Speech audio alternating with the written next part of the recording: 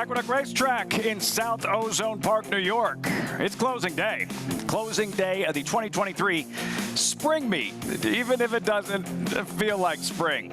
So how about one more 9-race program?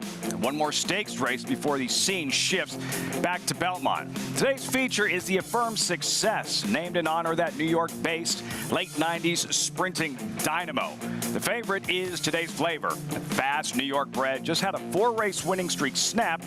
How will he respond? He does have Aqueduct's leading jockey in the saddle. As for Aqueduct's leading trainer, she's well represented with the second choice. His name is Sheriff Bianco, 5 years old, 19 career races, and he's never competed in a stakes race. That changes today. Weather has been relentless. That's right, thanks for visiting, but we'll be back. Closing day Aqueduct, live look there. No turf racing. Surprise, surprise. This is America's Day at the Races, brought to you in part by America's Best Racing. For the love of the race, visit americasbestracing.net today. Yes, a sloppy track for the Sunday program. Alongside New York Racing Association analyst Andy Serling, I'm Lafitte Pinkai. Didn't we just do this? You're right, we did. I'm gonna leave. Good point. I feel like we just said goodbye. I feel the same way, but it's nice to see you again. As always, good call and rivet. Great call and rivet yesterday. Source rivet, yeah. And they say April showers bring May flowers. An April deluge, in this case, it's going to bring us Belmont Park, so it'll be nice to get back to Belmont. It will be 10 months since we've been at Belmont Park, the longest period, really, of my racing life that I haven't been able to go to Belmont Park. This so isn't the longest period of your racing life? Of my These next 3 hours coming up? That's the second longest period, actually. Any time with you is the longest time. I've done this to make it seem like we'll be at Aqueduct for longer, actually. Yeah. And so I want to stretch it out. Today's feature is the Affirmed Success. Like, why Affirmed Success? Why is there a stakes race named after him? He was an amazing horse. I want to say he ran 43 times and 39 times ran a triple-digit buyer. Wow. A really amazing horse for Rick Schosberg. And it's funny, you mentioned today's flavor, who ran very well, but lost the Carter. Well, Affirmed Success won the Carter. And he was so good, he won Grade 1 with Richard Migliori on him.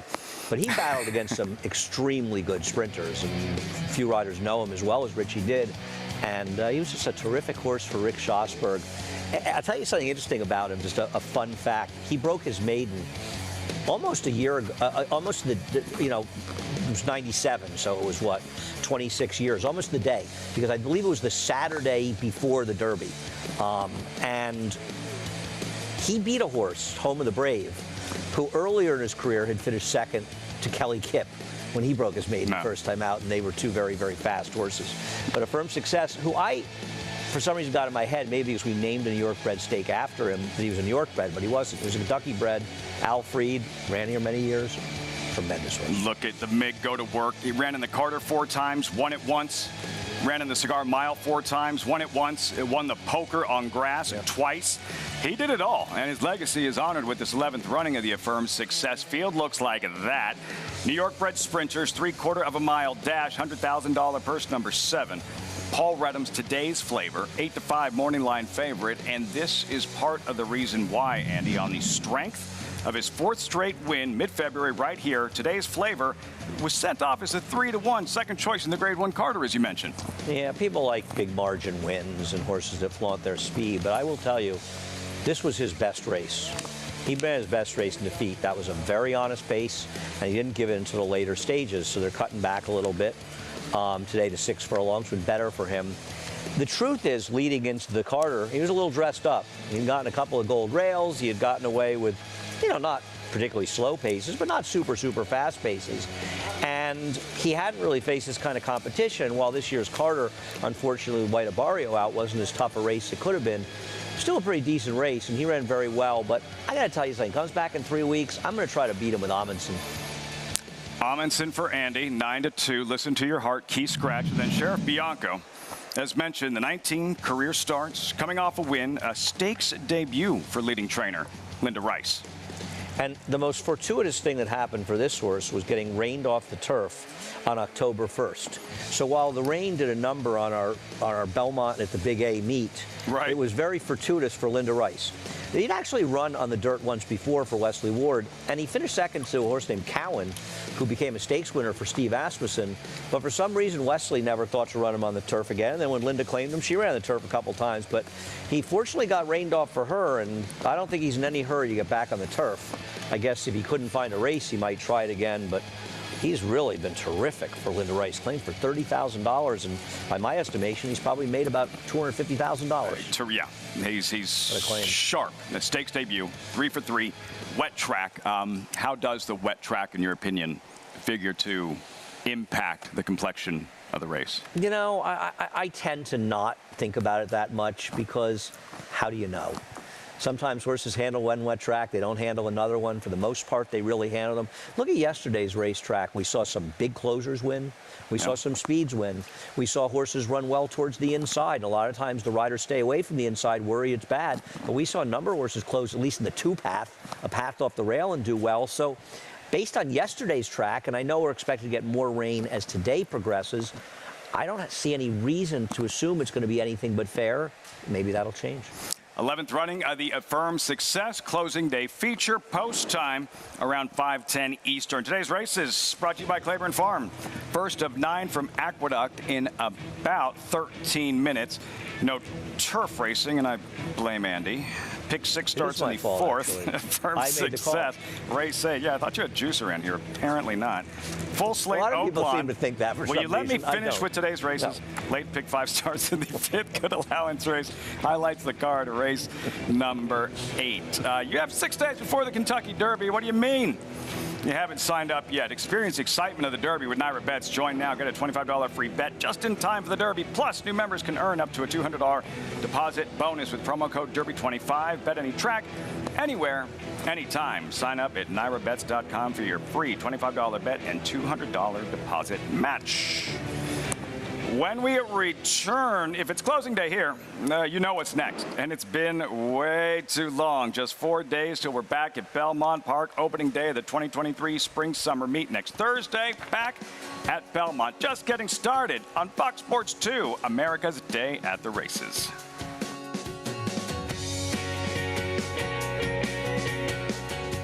Eclipse champion Blaine, a proven sire with over 15% lifetime stakes horses. His recent top runners include graded stakes winner and Kentucky Derby hopeful Litigate. Litigate going to go on to win it here. As well as Kentucky Oaks hopeful Wet Paint.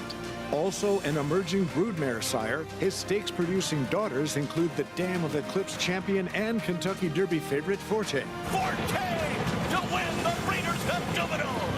Blaine, standing at Claiborne Farm.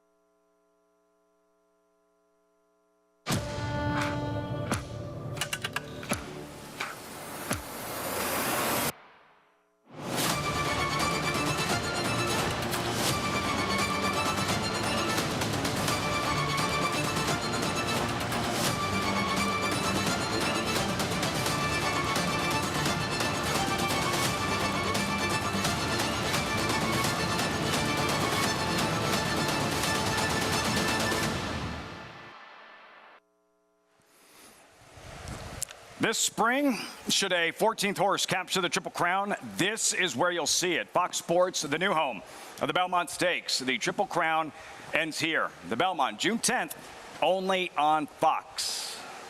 Rad Ortiz last year, Mo Donegal, second win of the Belmont Stakes. Those Rapoli colors, we'll see him in 6 days at Churchill Downs. Forte, the anticipated favorite. Mike Rapoli, Todd Pletcher, Rad Ortiz teaming up once again. Forte in the Derby, hoisting the hardware last year following that victory that meant so much to Queens native Mike Rapoli. So many reasons to be excited about the return of racing to Belmont, Andy, and so many big days to look forward to. No, I agree. It's we start off with a bang. You got the Ruffian on Saturday, but also the Westchester. And Westchester's coming up a terrific race. It was already been a good race. I wonder if Zandon's going to run there too after he scratched yesterday. I think the Fort Marcy race. Yeah, there's a whole bunch of the Fort Marcy will be coming up. The Sheepshead Bay. Elusive, I think that's Elusive Quality. Elusive Quality of the sprinters in the turf. The Sheepshead Bay going longer on the turf. Return of a horse for Chad Brown, higher power. A horse who's had trouble sort of staying on the racetrack, is very talented. But looking forward to those races. We've got our first Grade 1 of the year the next weekend with the Man of War coming up. So, yeah, a lot to look forward to getting back to Belmont. Excited to be back at Belmont Park. First things first, closing day here, spring meet Aqueduct race 1. Horses are in the Paddock compact field of 4 with the scratch. Good maiden race here, 6 furlong sprint. And even money favorite is somebody. I'll find it. Miss Solveig. Who'd you like in this one, Andy? Miss Solveig. All right. Pick the race 3-1. All right. Miss Solveig. Even money. We'll hear from Richard Migliore shortly. 7 minutes out till the opener. First of 9, closing day of the spring meet here at Aqueduct as the rain continues to fall. You're watching America's Day at the Races on Fox Sports 2.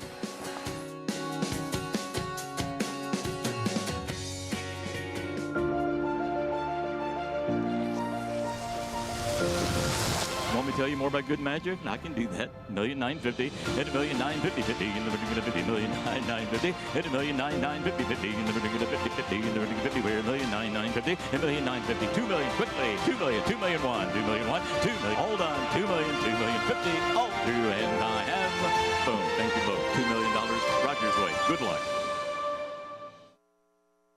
RaceLens is the most in-depth product in horse racing with unique features found nowhere else. True odds, predictive analysis, and pace projection. RaceLens. It will change the way you follow horse racing and take your game to the next level. The Cross Country Pick 5 combines the best racing from New York with top races from around the country in one bet. Find it in your track menu and play this weekend. Races and free PPs posted at NYRA.com/crosscountry. Introducing a stallion, as top class as they come. In 22 career starts, he won or placed in 12 graded stakes, competing in 15 Grade 1s, earning over $1.7 million. His undisputed speed is evidenced by 7 100-plus buyer speed figures, a 3-time Grade 1 winner, Raging Bull. This season at Oaklawn, we've got more of everything. More of the top thoroughbreds in the world. More days of live racing. And the largest purses in our history. All at a completely reimagined Oaklawn. Come be a part of this historic season at Arkansas's only casino resort.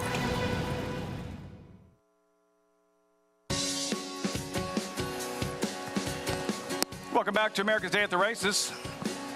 Horses in the paddock, riders up for the first of 9 on this closing day. Very breezy, not too cold. Rain's been falling, more expected. Outdoor sport, play the hand you're dealt. We have this group of maidens, just a field of 4. Andy just told us he likes Miss Solveig 6-5 with Javier Castellanos. You look at Wild Hawk and Kendrick Carmouche.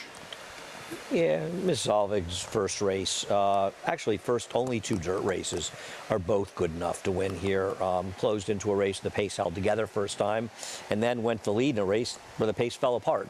So sort of the wrong side of the dynamics in both races, and ran well enough. Tried the turf last time. Bernardini's not really a very proficient turf sire, though the Dam had been a turf winner for Chad Brown and Klarovich. Nothing special, really, and she just may have found the right field, unless you're a fan of the firster for Sugar McGay, who's not really getting bet. Let's meet these fillies and mares. Maiden special weight, $80,000 purse, 6 furlong sprint. Miss Solveig at 6-5, the favorite. We'll start with Last Glimmer and Stuart Janney debuting homebred. Sort of much more of a turf pedigree. Tries the dirt here. Might be a dirt horse. Sugar horses often handle wet tracks, but the second Dam's a nice turf horse. Miss Solveig, Javier Castellano, fourth rider in as many starts. You could say a prep on the turf. Will turn out to be a prep for Phil Antonacci, and is the worst to beat. Wild Hawk, Kendrick Carmouche, revving him up, her up. Not impossible. I mean, her race down at Tampa was good enough to be competitive here. She's not out of it. Risk-free, 11, race Maiden in the money in 7 of those. But we saw this trainer, Eddie DeLuro, win a race here the other day with a horse who was 0 for quite a bunch and found the right field. And this horses run figures fast enough to win, so she's definitely a player. So that's the field, first of 9. Maidens, fillies, and mares. Post time, 3 minutes. We say hello to Jonathan Kinchin joining us from Saratoga. JK, first race of the show. Let's get this thing started right, shall we? Who are we going with in this opener? I mean, how do you bet this race? Compact field of 4 and a heavy odds-on favorite. Well, you know, I think there's a lot of ways you can play this race. I mean, depending on your opinion. So it's kind of a trick question. The way that I would recommend playing it, which is the way I like to play most of these situations, is pick 5s. I think that with some of the off-the-turf races, I think the pick 5, you can kind of narrow in some spots and make some really good decisions with these MTOs. In this first race, though, I got to have the 2 Last Glimmer. The reason is that these other horses that have run just haven't really done anything to wow me. None of them are overly fast early. None of them have run overly fast figures. None of them have had a bunch of trouble that you want to really get excited about betting back. And with the 2 Last Glimmer in this kind of smallish field, I have a feeling that this filly, although she might not be the swiftest away from the gate, a lot of Shug's horses aren't fast away from there when they're kind of just getting started. I think she'll still be connected enough. And I don't like to go too deep into pedigrees when it comes to off tracks, but when you're looking for some reasons to maybe support a horse making the first start, the mom, Gloaming, she only ran 1 time. But her mom, Vespers, she ran twice on an off track, and she won both of those races by a combined 20 lengths. Now, that doesn't mean that this horse is going to love the mud, but there is that whole thing, you know, her mother was a mudder or whatever it was. I just think that she's live in here, well-bred horse out of Uncle Mo in that Stuart Janney, Phipps line. You got to think that there's a lot of quality in that pedigree, and for a group that just doesn't really move me, give me the 2 Last Glimmer. Feeling good on the track, Last Glimmer, JK. We saw those colors in the Derby winner circle a decade ago. Stuart Janney with Orb winning on a day just like this. As we're joined by Richie Migliori. Richie, going to get your thoughts on this field, but also Affirmed success and the part you played in his career. I mean, yeah, he was really, really good, but everybody knows he wasn't nothing without his jockey. I think he did more to make jockeys than jockeys did to make him Lafitte. I did get him later in his career when maybe he wasn't quite as generous as he was when he was younger, and you had to demand it a little bit more, but he would come up with it in a big way. And for him to win the Carter at the age of 8 was quite a feat, and Rick Schosberg did an amazing, tremendous job. Horse only has longevity because of their conditioner, and Rick Schosberg really kept him in good form for many years. Let's talk these fillies here in the mud. We'll start with the 1, Risk-Free, making her 12 starts. She's had a lot of opportunities. I just loved how sharp she was in the paddock. Extremely focused, really on edge. I got a feeling with an apprentice, Jason Weyes, she's going to show some speed. There's a lot of standing water, particularly down on the rail. Probably the first 2 passes on the rail, you're seeing a real washout. So I'm sure a guy's going to be trying to avoid running through that water and be a little bit off the rail today. I think the rail was fine yesterday, but we have more standing water there where they're going to be running right through a puddle. The 2-horse Last Glimmer, very classy individual, first-timer for Shug. Looking at things, handling things extremely well, homebred for Stuart Janney. Also, maybe not as clued in as her rivals that have experience, and I think she'll be better for her racing. Just quickly getting back to Jonathan's take on pedigree. Well, I agree. I look for that stuff, too, if there's horses that have shown a proclivity for off tracks in the pedigree. But At the end of the day, Mrs. Marciano had 6 children. She only had 1 Rocky.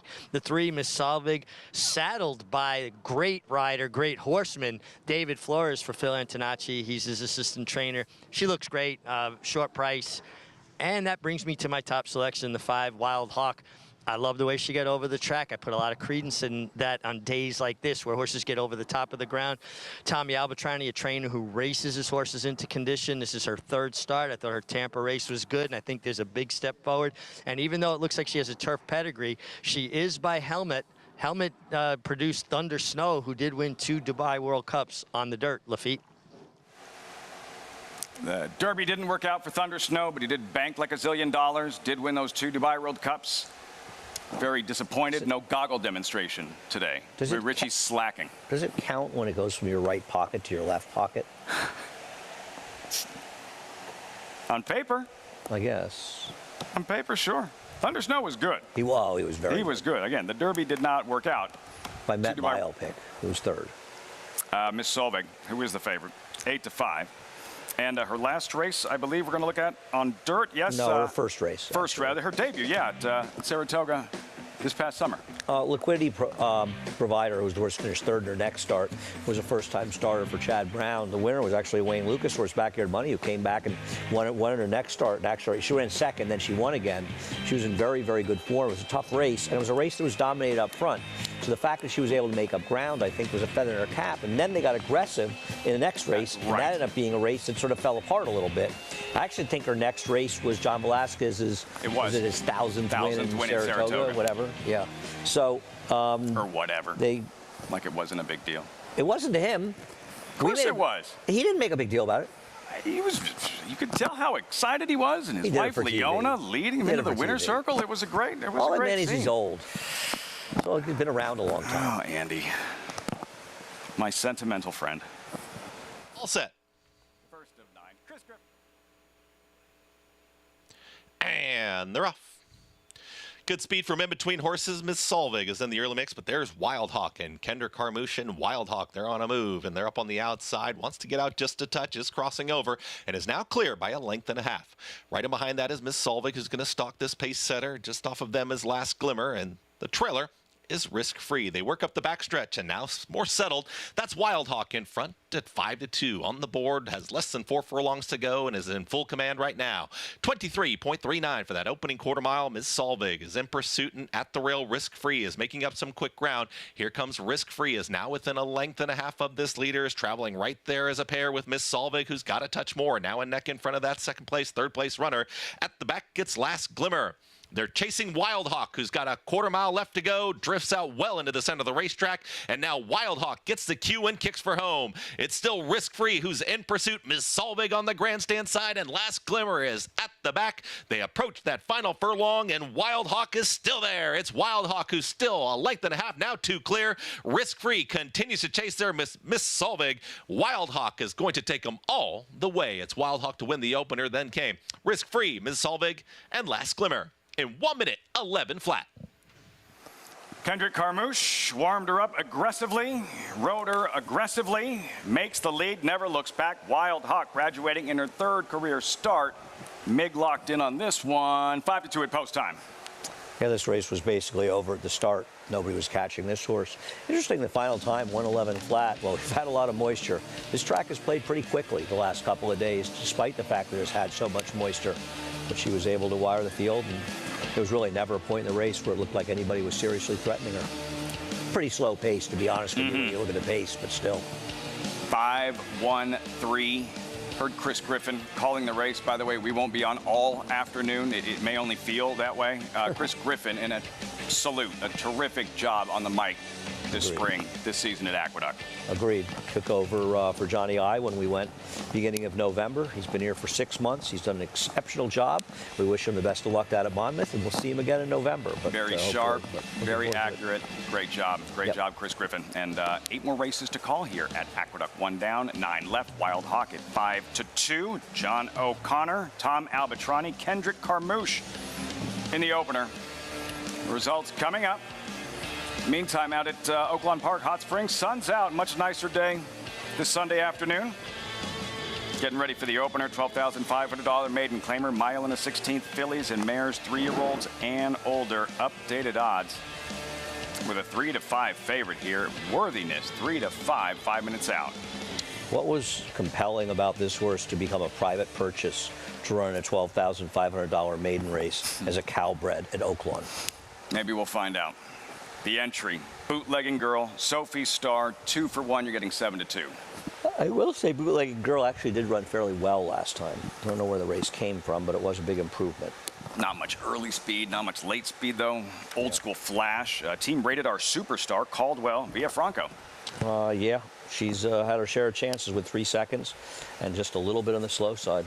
Alter Girl, 7th start of the meet. And once again, her fastest figure was last time, so that's probably a good sign for this Parky bred. Worthiness, the Southern California transplant, as you mentioned, now with Robertino Diodoro. As if the switch to Diodoro wasn't enough, she's a layover on figs. True Blue Girl. Gabe Sayas won yesterday's nightcap with a $25 horse. As she stretches out, she's a lay under at figs. Only 3 socks. Like, how many do you need? I guess that depends who you are.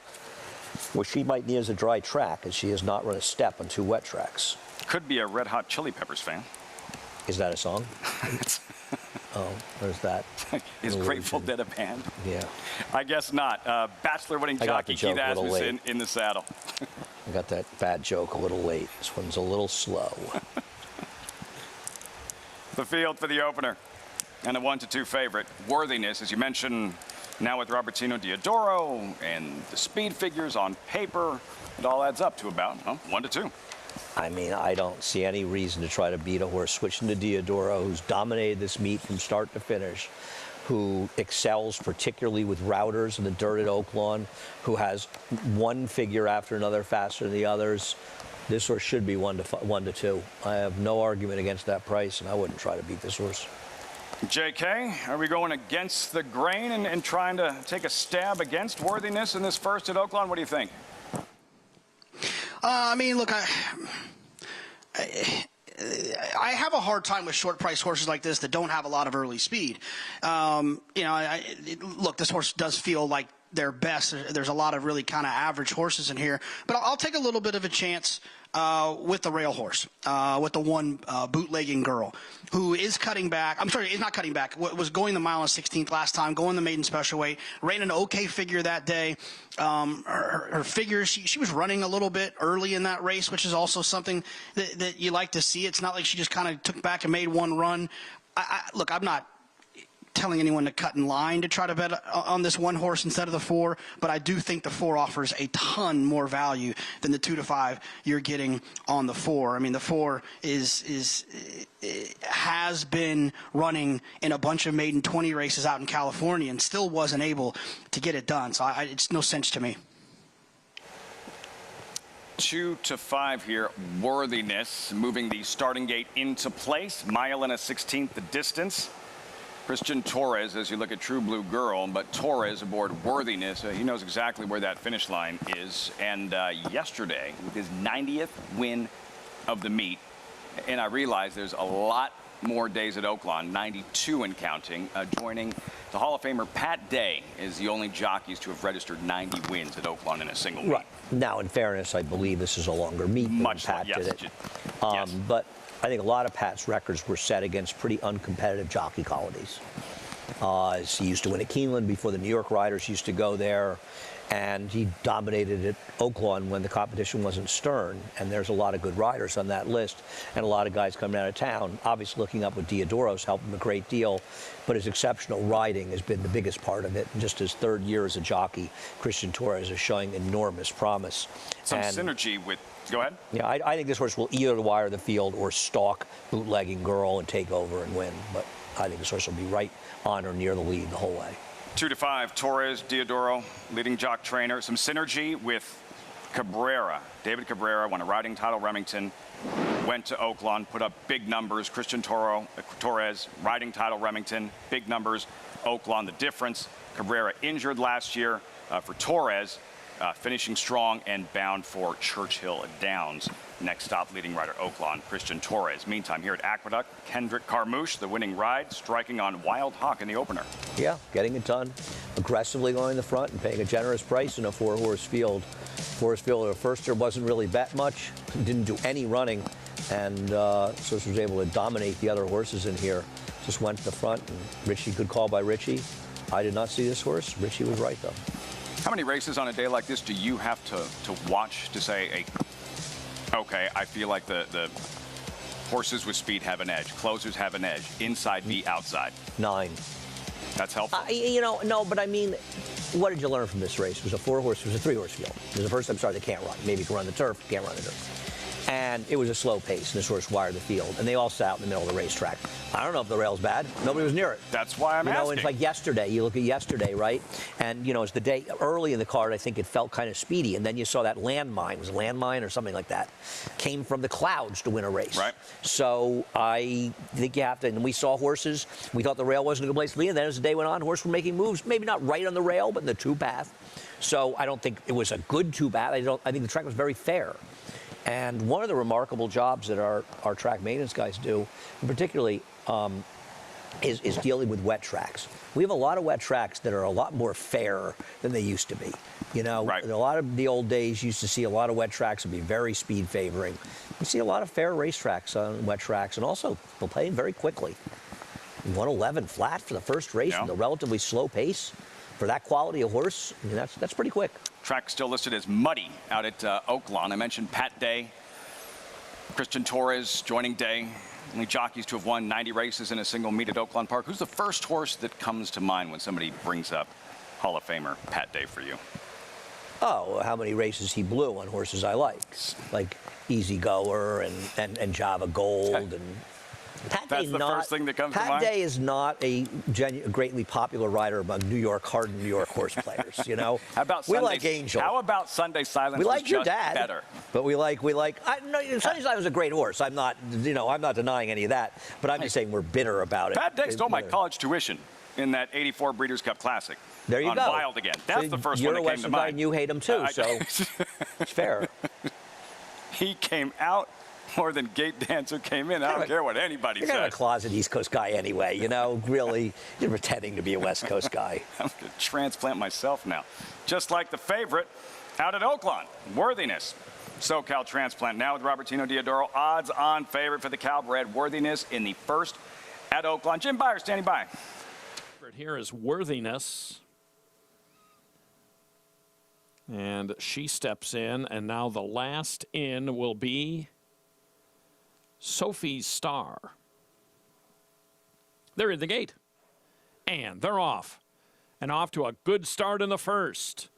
Old School Flash, and I Guess Not from the outside, and Bootlegging Girl right on the inside. They all move out quickly. Worthiness is only a length off of them at fourth in the red. Then True Blue Girl and Altar Girl, only 3 socks, is following 3 lengths behind them. And Sophie Star is trailing the field onto the backstretch. It's Bootlegging Girl with the lead here by a length. Old School Flash is chasing in second, and then to the inside comes Worthiness. And that favorite is third by a head. Right to the outside is I Guess Not. I Guess Not is racing in fourth here while about 3 wide. Followed by True Blue Girl in the lime green. Inside of her is Altar Girl. And then 2 lengths to only 3 socks. And another 3. And Sophie Star remains the trailer. They have a half mile to the finish. And off of the rail is Bootlegging Girl. Worthiness exploiting a gap on the inside. And Worthiness to engage Bootlegging Girl for the lead. An Old School Flash is 3 wide. And now it's a 3-pronged battle here. Followed 2.5 back by I Guess Not. Only 3 socks has moved to mid-pack from the outside. And then True Blue Girl, Altar Girl, and Sophie Star off the turn and into the stretch. And it's Worthiness. Christian Torres pushing on her a bit. The whip comes out right-handed. Only Three Socks is looming down the middle. Old School Flash in the white races in third. And then comes I Guess Not. They move down to the 16th pole. The pressure's on Worthiness. Here is Only Three Socks. And Louis Q and Only Three Socks is going to upset the favorite in the first. Only Three Socks draws off 2.5. Worthiness second. Then Old School Flash. And I Guess Not. Chili Pepper fans rejoice. Only Three Socks runs down the favorite Worthiness in the first at Oaklawn Park. What price at post time? Guessing a big one. This was it looks like 23 to 1. 23 to 1. This is a pitiful performance by the losing favorite, by the way. Car's Only Three Socks. I mean, the one thing, and listen, I would never bet this horse in a million years, but as we said in the post parade, first time on a dry track. Keen thoroughbreds for trainer Danny Pish. Louis Q, Louis Quinones, 23 to 1 upset in the opener Oakland. And I'm going to guess that Texas Chrome is the only son of Grasshopper standing at stud. What's Grasshopper's most noted performance? Second in the Travers to a Derby winner, right? Who was it? Almost got it. Street Sense. Street Sense, that's right. That was pretty good. You got recapping yesterday's stakes races.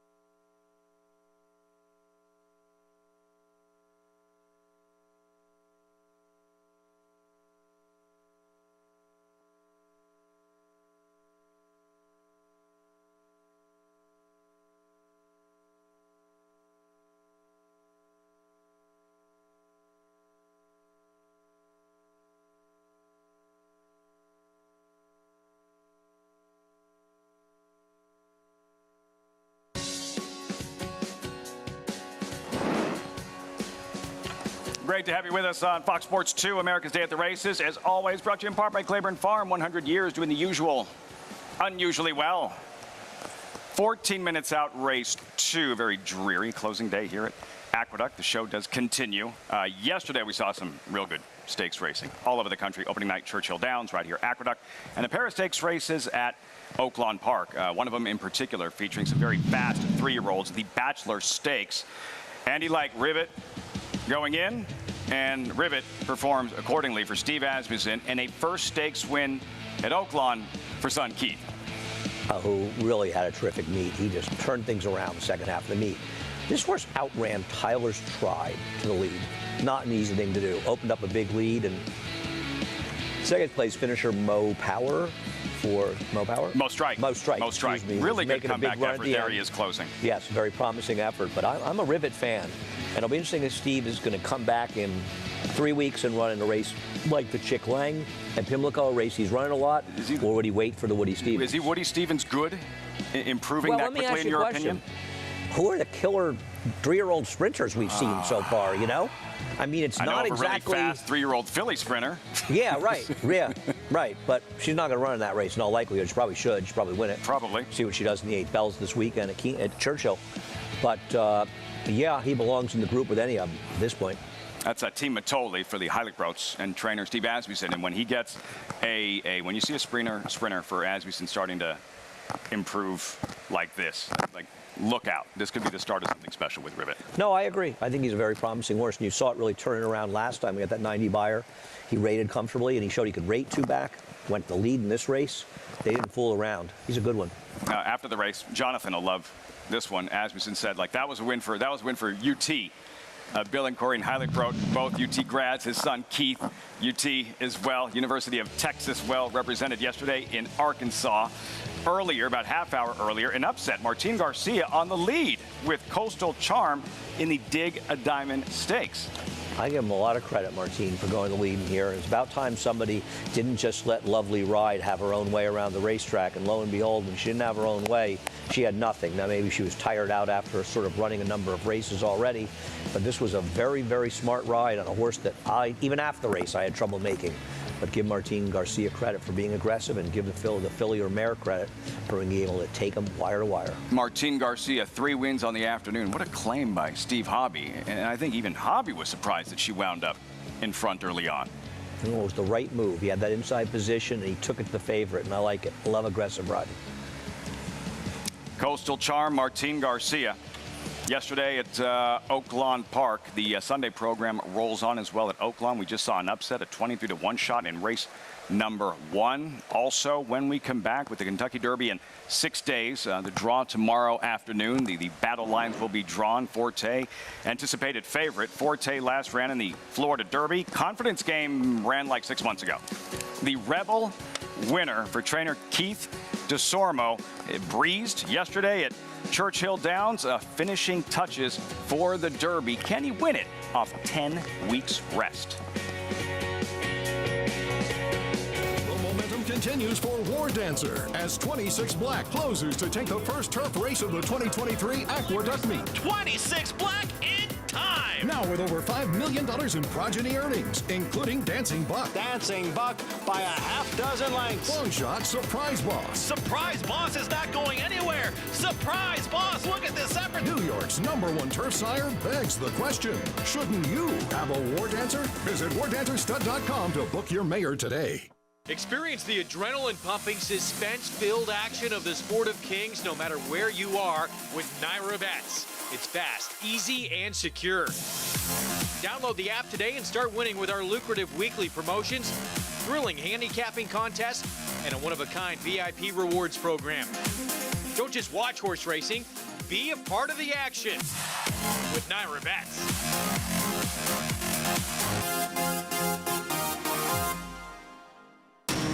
Every hair, every muscle, every contour, every pulse. In the juvenile. Essential quality has won. In the Belmont. Essential quality has won the Belmont Stakes.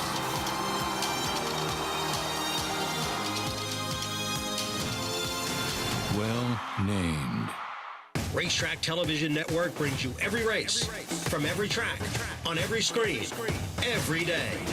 With monthly packages starting as low as $5, RTN gives you great value and access to more live HD streaming and race replays than anyone. Visit RTN.tv today to sign up and watch on almost any device, including Roku and Amazon Fire. RTN has packages that start at $5 per month.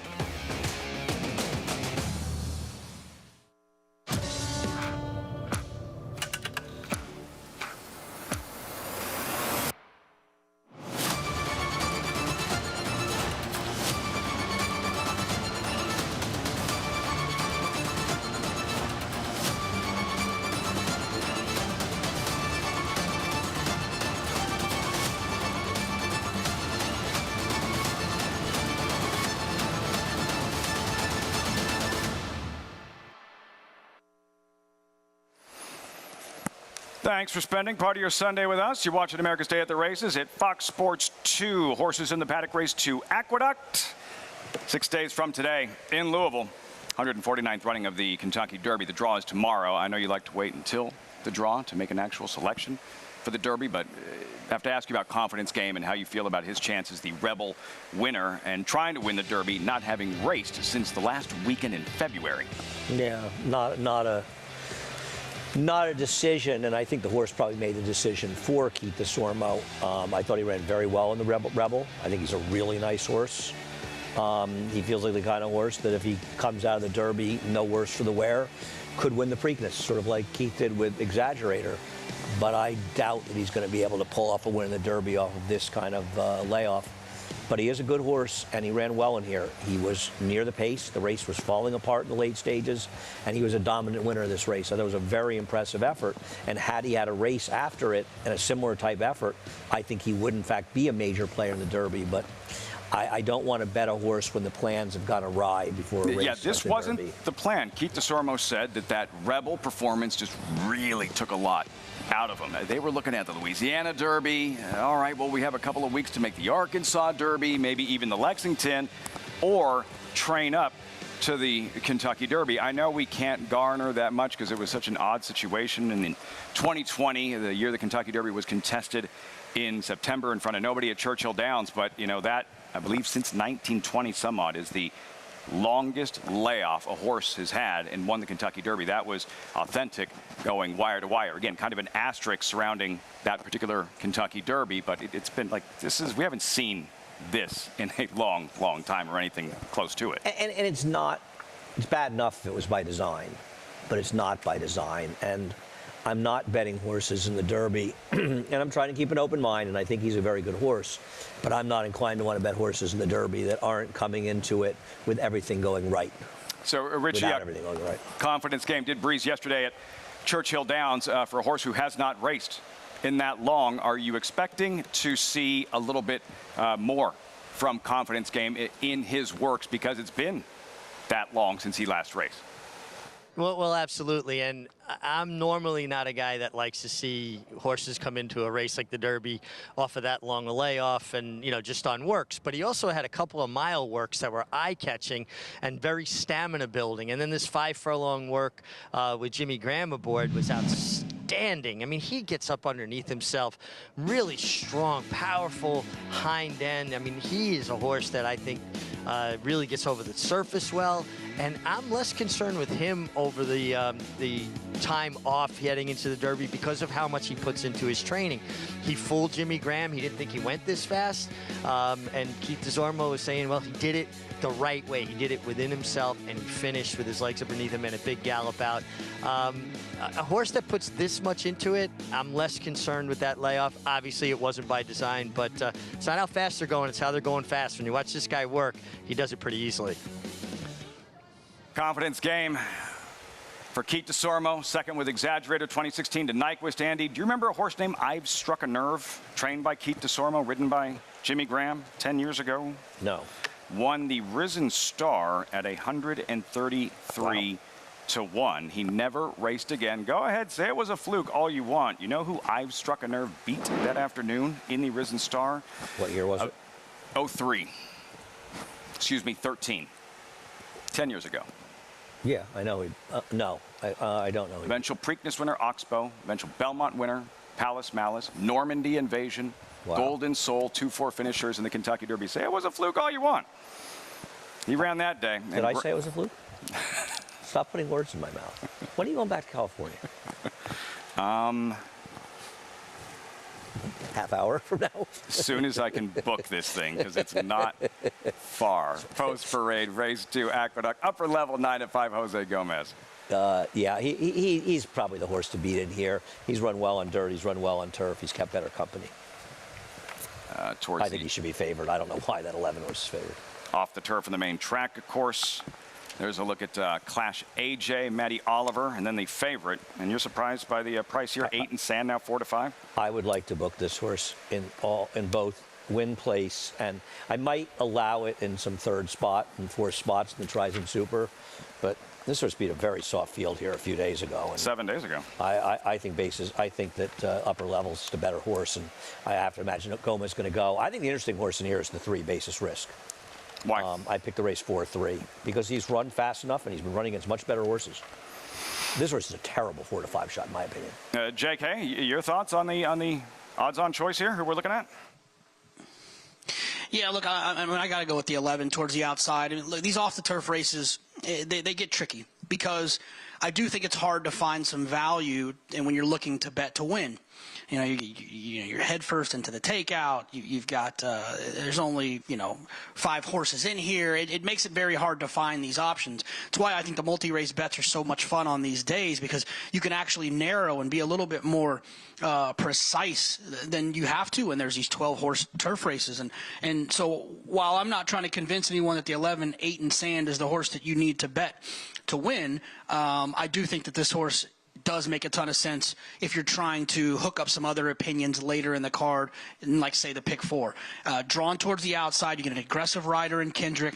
I understand the horse didn't beat much last time, but did do it on a muddy racetrack and earned what was one of the best figures of this horse's life, going in the right direction since switching barns. So drawn outside of the main competition, sure. The 4 Upper Level does have a race 3 back that makes this horse competitive, but comparing even money to 7-5 when I'm drawn outside with the horse that I think is better, give me the 11.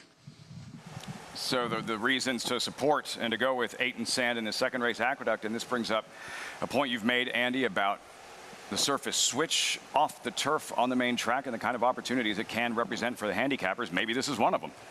I think it is. And I think one of the situations that occurs is when people get carried away because the horse is an MTO. And a horse like Upper Level, who's won on the turf, has run well enough on the dirt to win this race. And even Basis Risk, who's been running against much better horses, and I know it's low-profile connections. The kind of races that low-profile connections win, I think they're much more interesting horses. I mean, listen, I picked this race 4-3, 10, 11. That's how little I think of the 11. I think the 11. I know the 11 ran well enough to win this last time.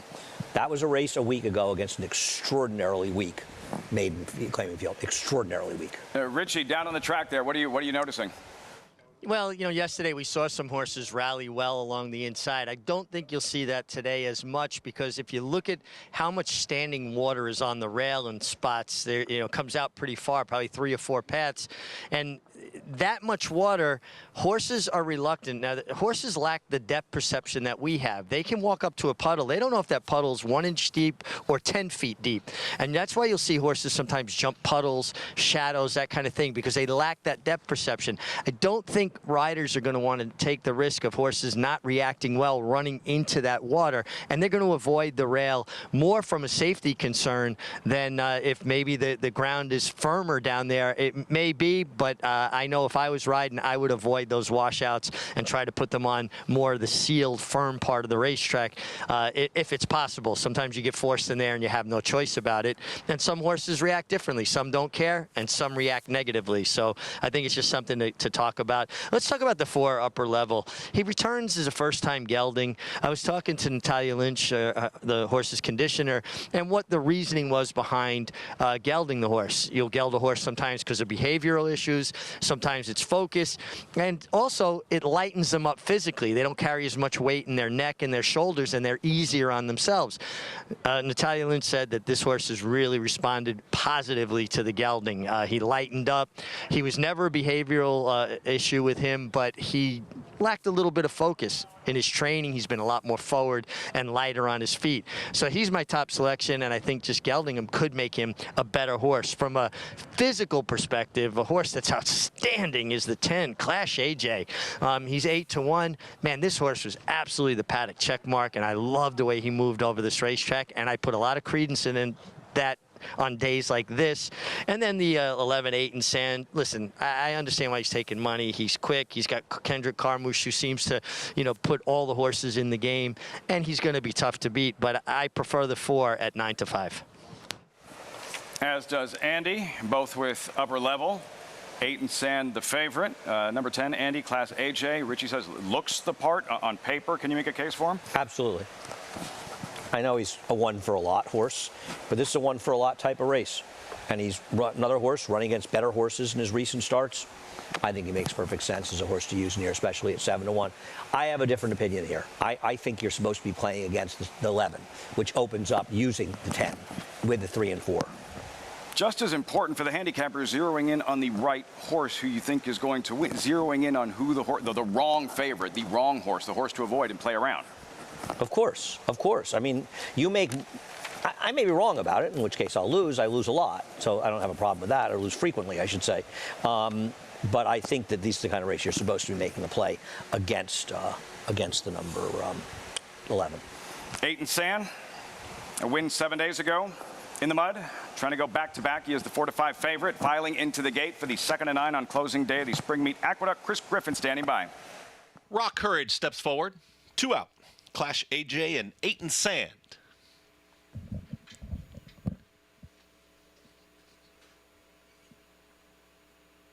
Here's 8 and Sand. Goes in. All set.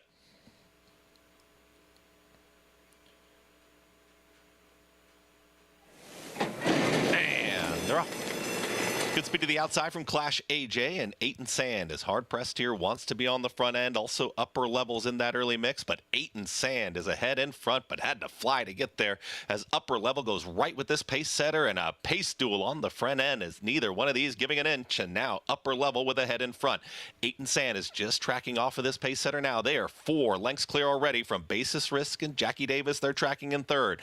Clash AJ broke on top, is towards the tail end of the field, second to last, and the trailer, Raw Courage, 22.36, and neither relenting here on the front end as 8 and Sand is the neck in front, trying to keep up his upper level. Here comes Clash AJ, had some pace to chase, and Clash AJ is on the move, is now within 4 lengths of the leaders as they approach a quarter mile left to go. 8 and Sand is trying to dispatch of upper level, who comes right back to the inside. They've been at it since they sprung the latch. Upper level is back in front. 8 and Sand back to second. Does Clash AJ have enough time? Is picking up mile ground on the grandstand side. It's upper level, who is now kicked on, is up by 3. Continuing to chase is Clash AJ, but running out of time. Upper level, hard-earned victory will get it done. It's upper level, then Clash AJ. Late run there, Basis Risk will get third. Over 8 and Sand, then Raw Courage. In 1 minute, 11 flat. 4:10 finish.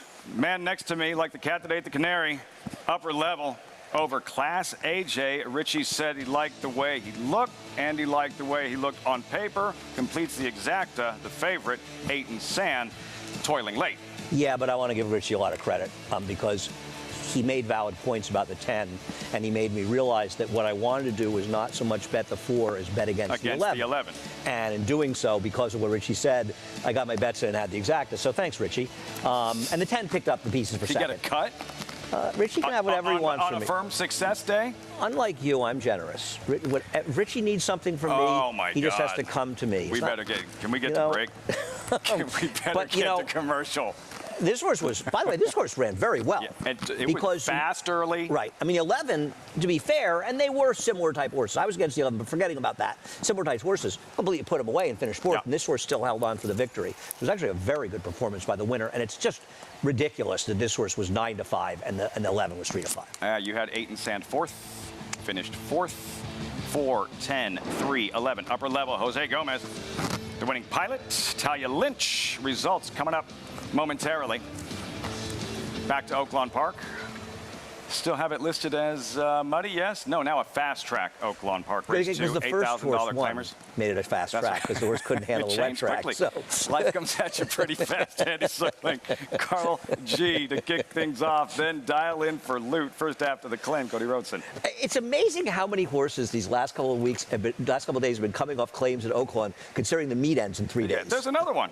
Right. Steve Asmussen, Trap Valley.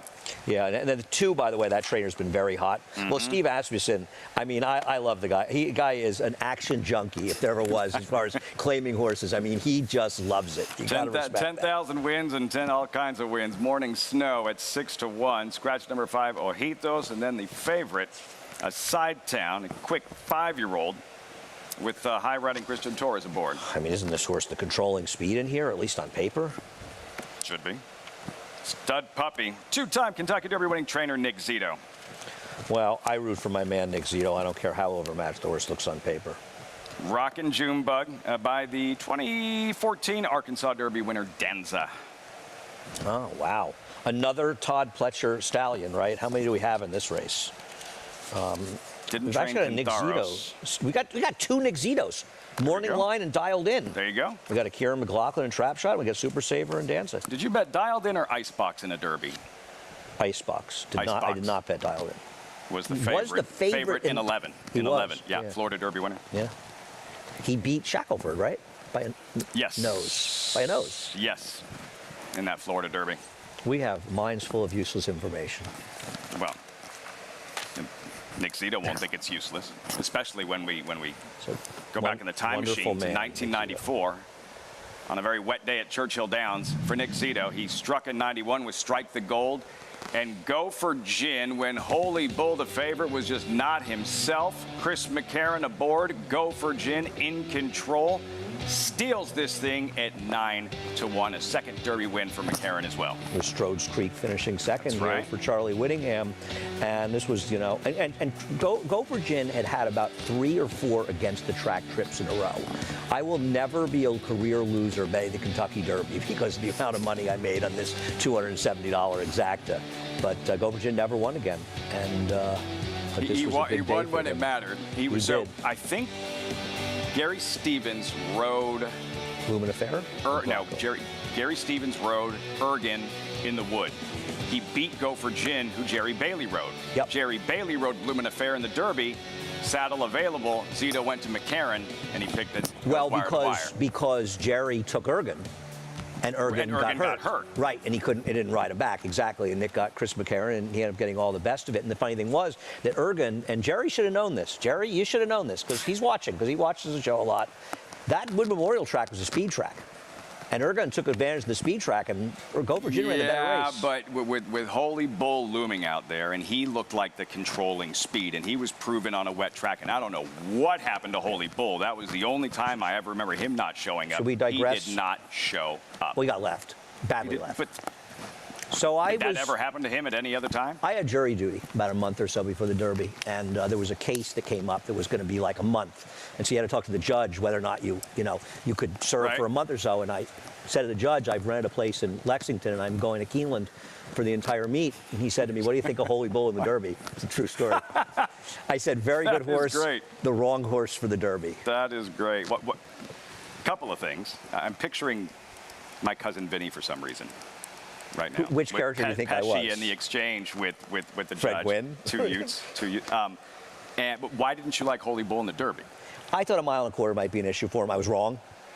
As it turned out, I thought it might be a bit of an issue. I thought there might be a lot of pace in that race.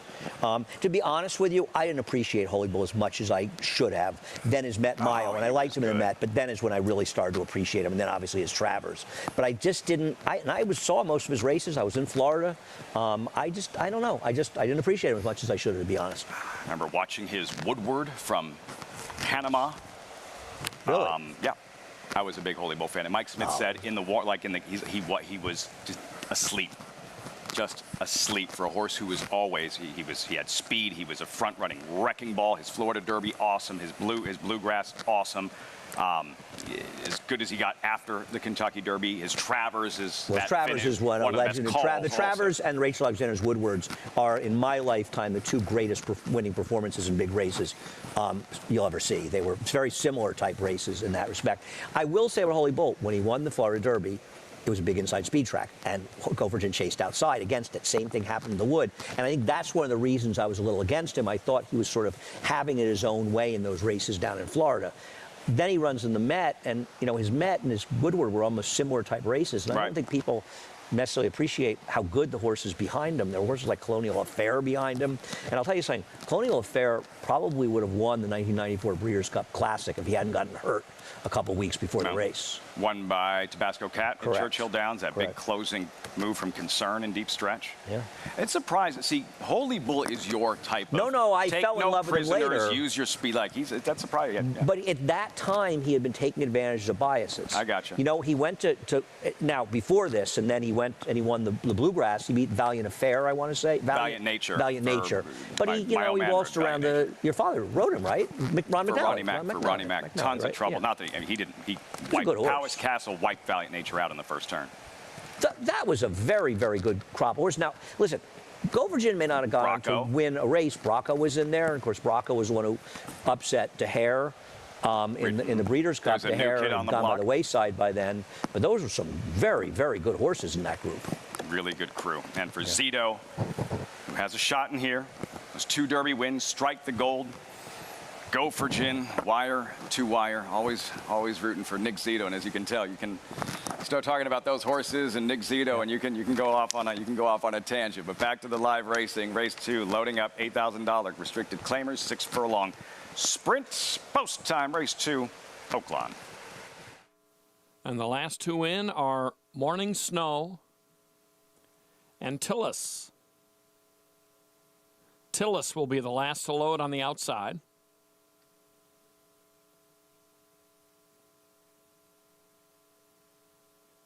They're in the gate. And they're off. Sidetown breaks on top. Rockin' Junebug is moving into second. Tillis is third. Morning Snow was away alertly in fourth. There goes Carl G up the inside. Dial in for Loot in the black and green. Alongside him is Trap Valley, and trailing the field is Stud Puppy as they move toward the far turn. Sidetown leads the way here by some 2 lengths. Tillis has found a spot on the inside. Rockin' Junebug is outside of him. The Junebug into second. Tillis on the inside third. Carl G is fourth. And Dial in for Loot races fifth. Relatively sorted out group as they come to the top of the stretch. Then Trap Valley, Stud Puppy toward the inside. And Morning Snow is trailing the field as they move off the turn.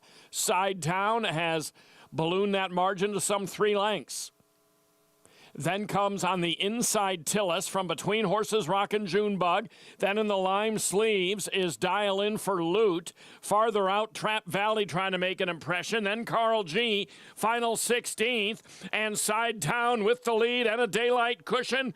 Trap Valley is finishing well to be second. Sidetown by nearly 3. Over Trap Valley, Dial in for Loot, and Stud Puppy fourth. You say something about him being the controlling speed on paper. We saw it on the track, Andy. Sidetown, another win. Christian Torres, 93 and counting.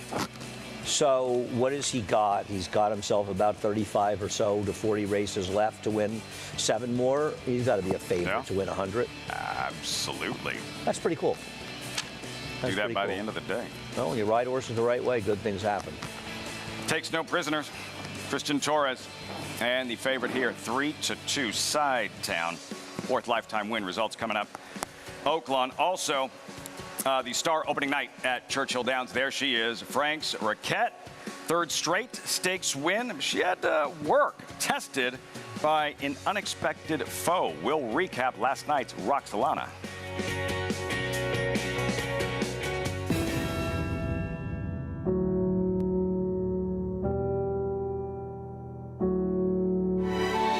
Independence Hall is hands down one of the most impressive horses I've ever seen physically. Independence Hall is pouring it on here in the Nashua Stakes, won by maybe a dozen lengths. Independence Hall wins the Hagyard Bayette.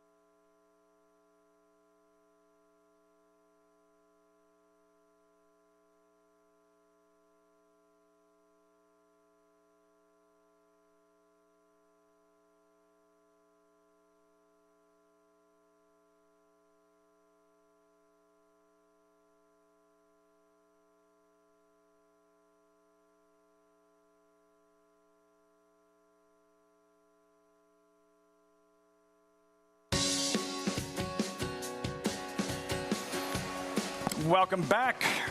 America's Day at the Races is always brought to you in part by America's Best Racing. For the love of the race, visit americasbestracing.net today.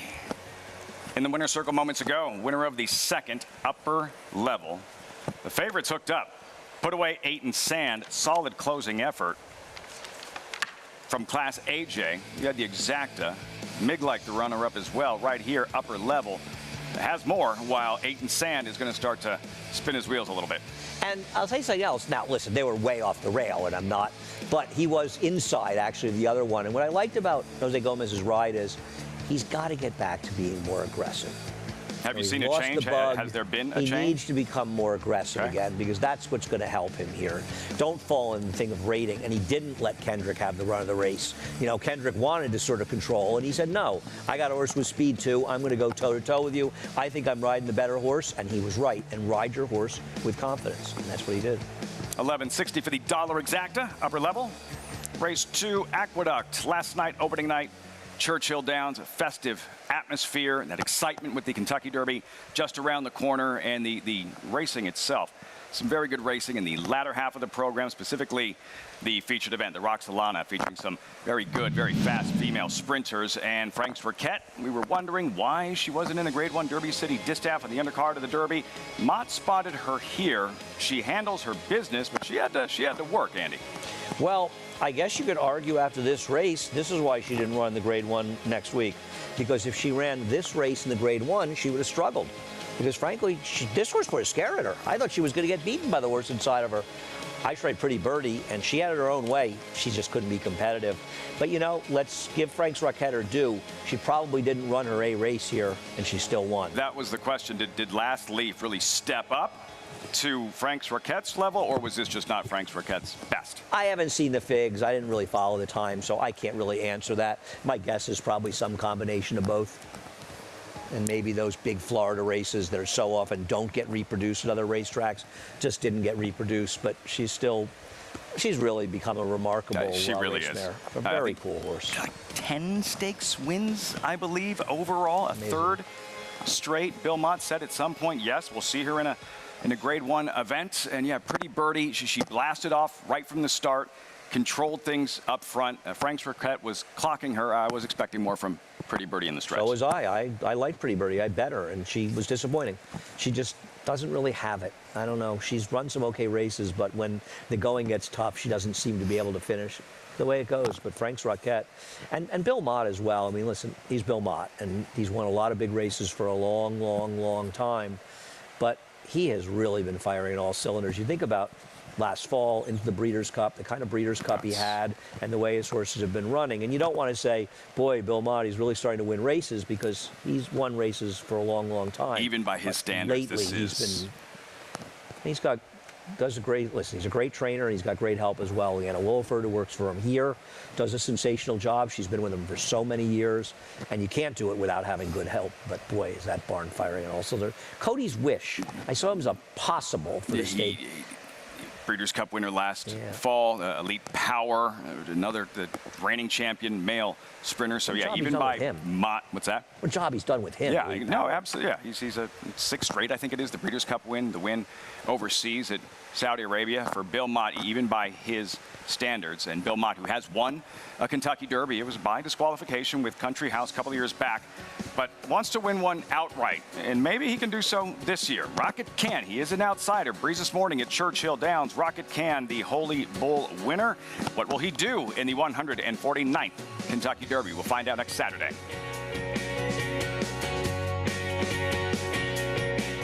Tonalist, a 4-time Grade 1 winner with 11 triple-digit buyers, including the Belmont Stakes and the Cigar Mile. He's already living up to his potential as a sire, with multiple graded stakes winners, including Grade 1 winner Country Grammar and Grade 2 winner Tonalist Shape, plus multiple 6-figure yearling and 2-year-old sales. Proven on the track, proven in the sales ring. Tonalist, standing at Lane's End. Would you believe that champions weren't measured by rings, but by a crown? That the history books were written on dirt? That the greatest of all time was a horse. He is moving like a tremendous machine. Experience the magic at this year's Belmont Stakes as we honor the 50th anniversary of Secretariat's legendary Triple Crown triumph. Join the celebration at Belmont Park on Saturday, June 10th. Tickets on sale now at BelmontStakes.com. 850, 75, 850, 75, 175. Proud 850,000. Thank you. Volatile in front by 2. Whitmore is down at the rail. Firenze Fire and Mind Control. It's Volatile in front as they pass the 16th hole. Volatile victorious in the Vanderbilt. 1 by 2 lengths. 850,000. Thank you. Tampa Bay Downs has a rich thoroughbred horse racing history in Florida dating back to 1926. Celebrities such as Babe Ruth, Jack Dempsey, and John Ringling all attended opening day.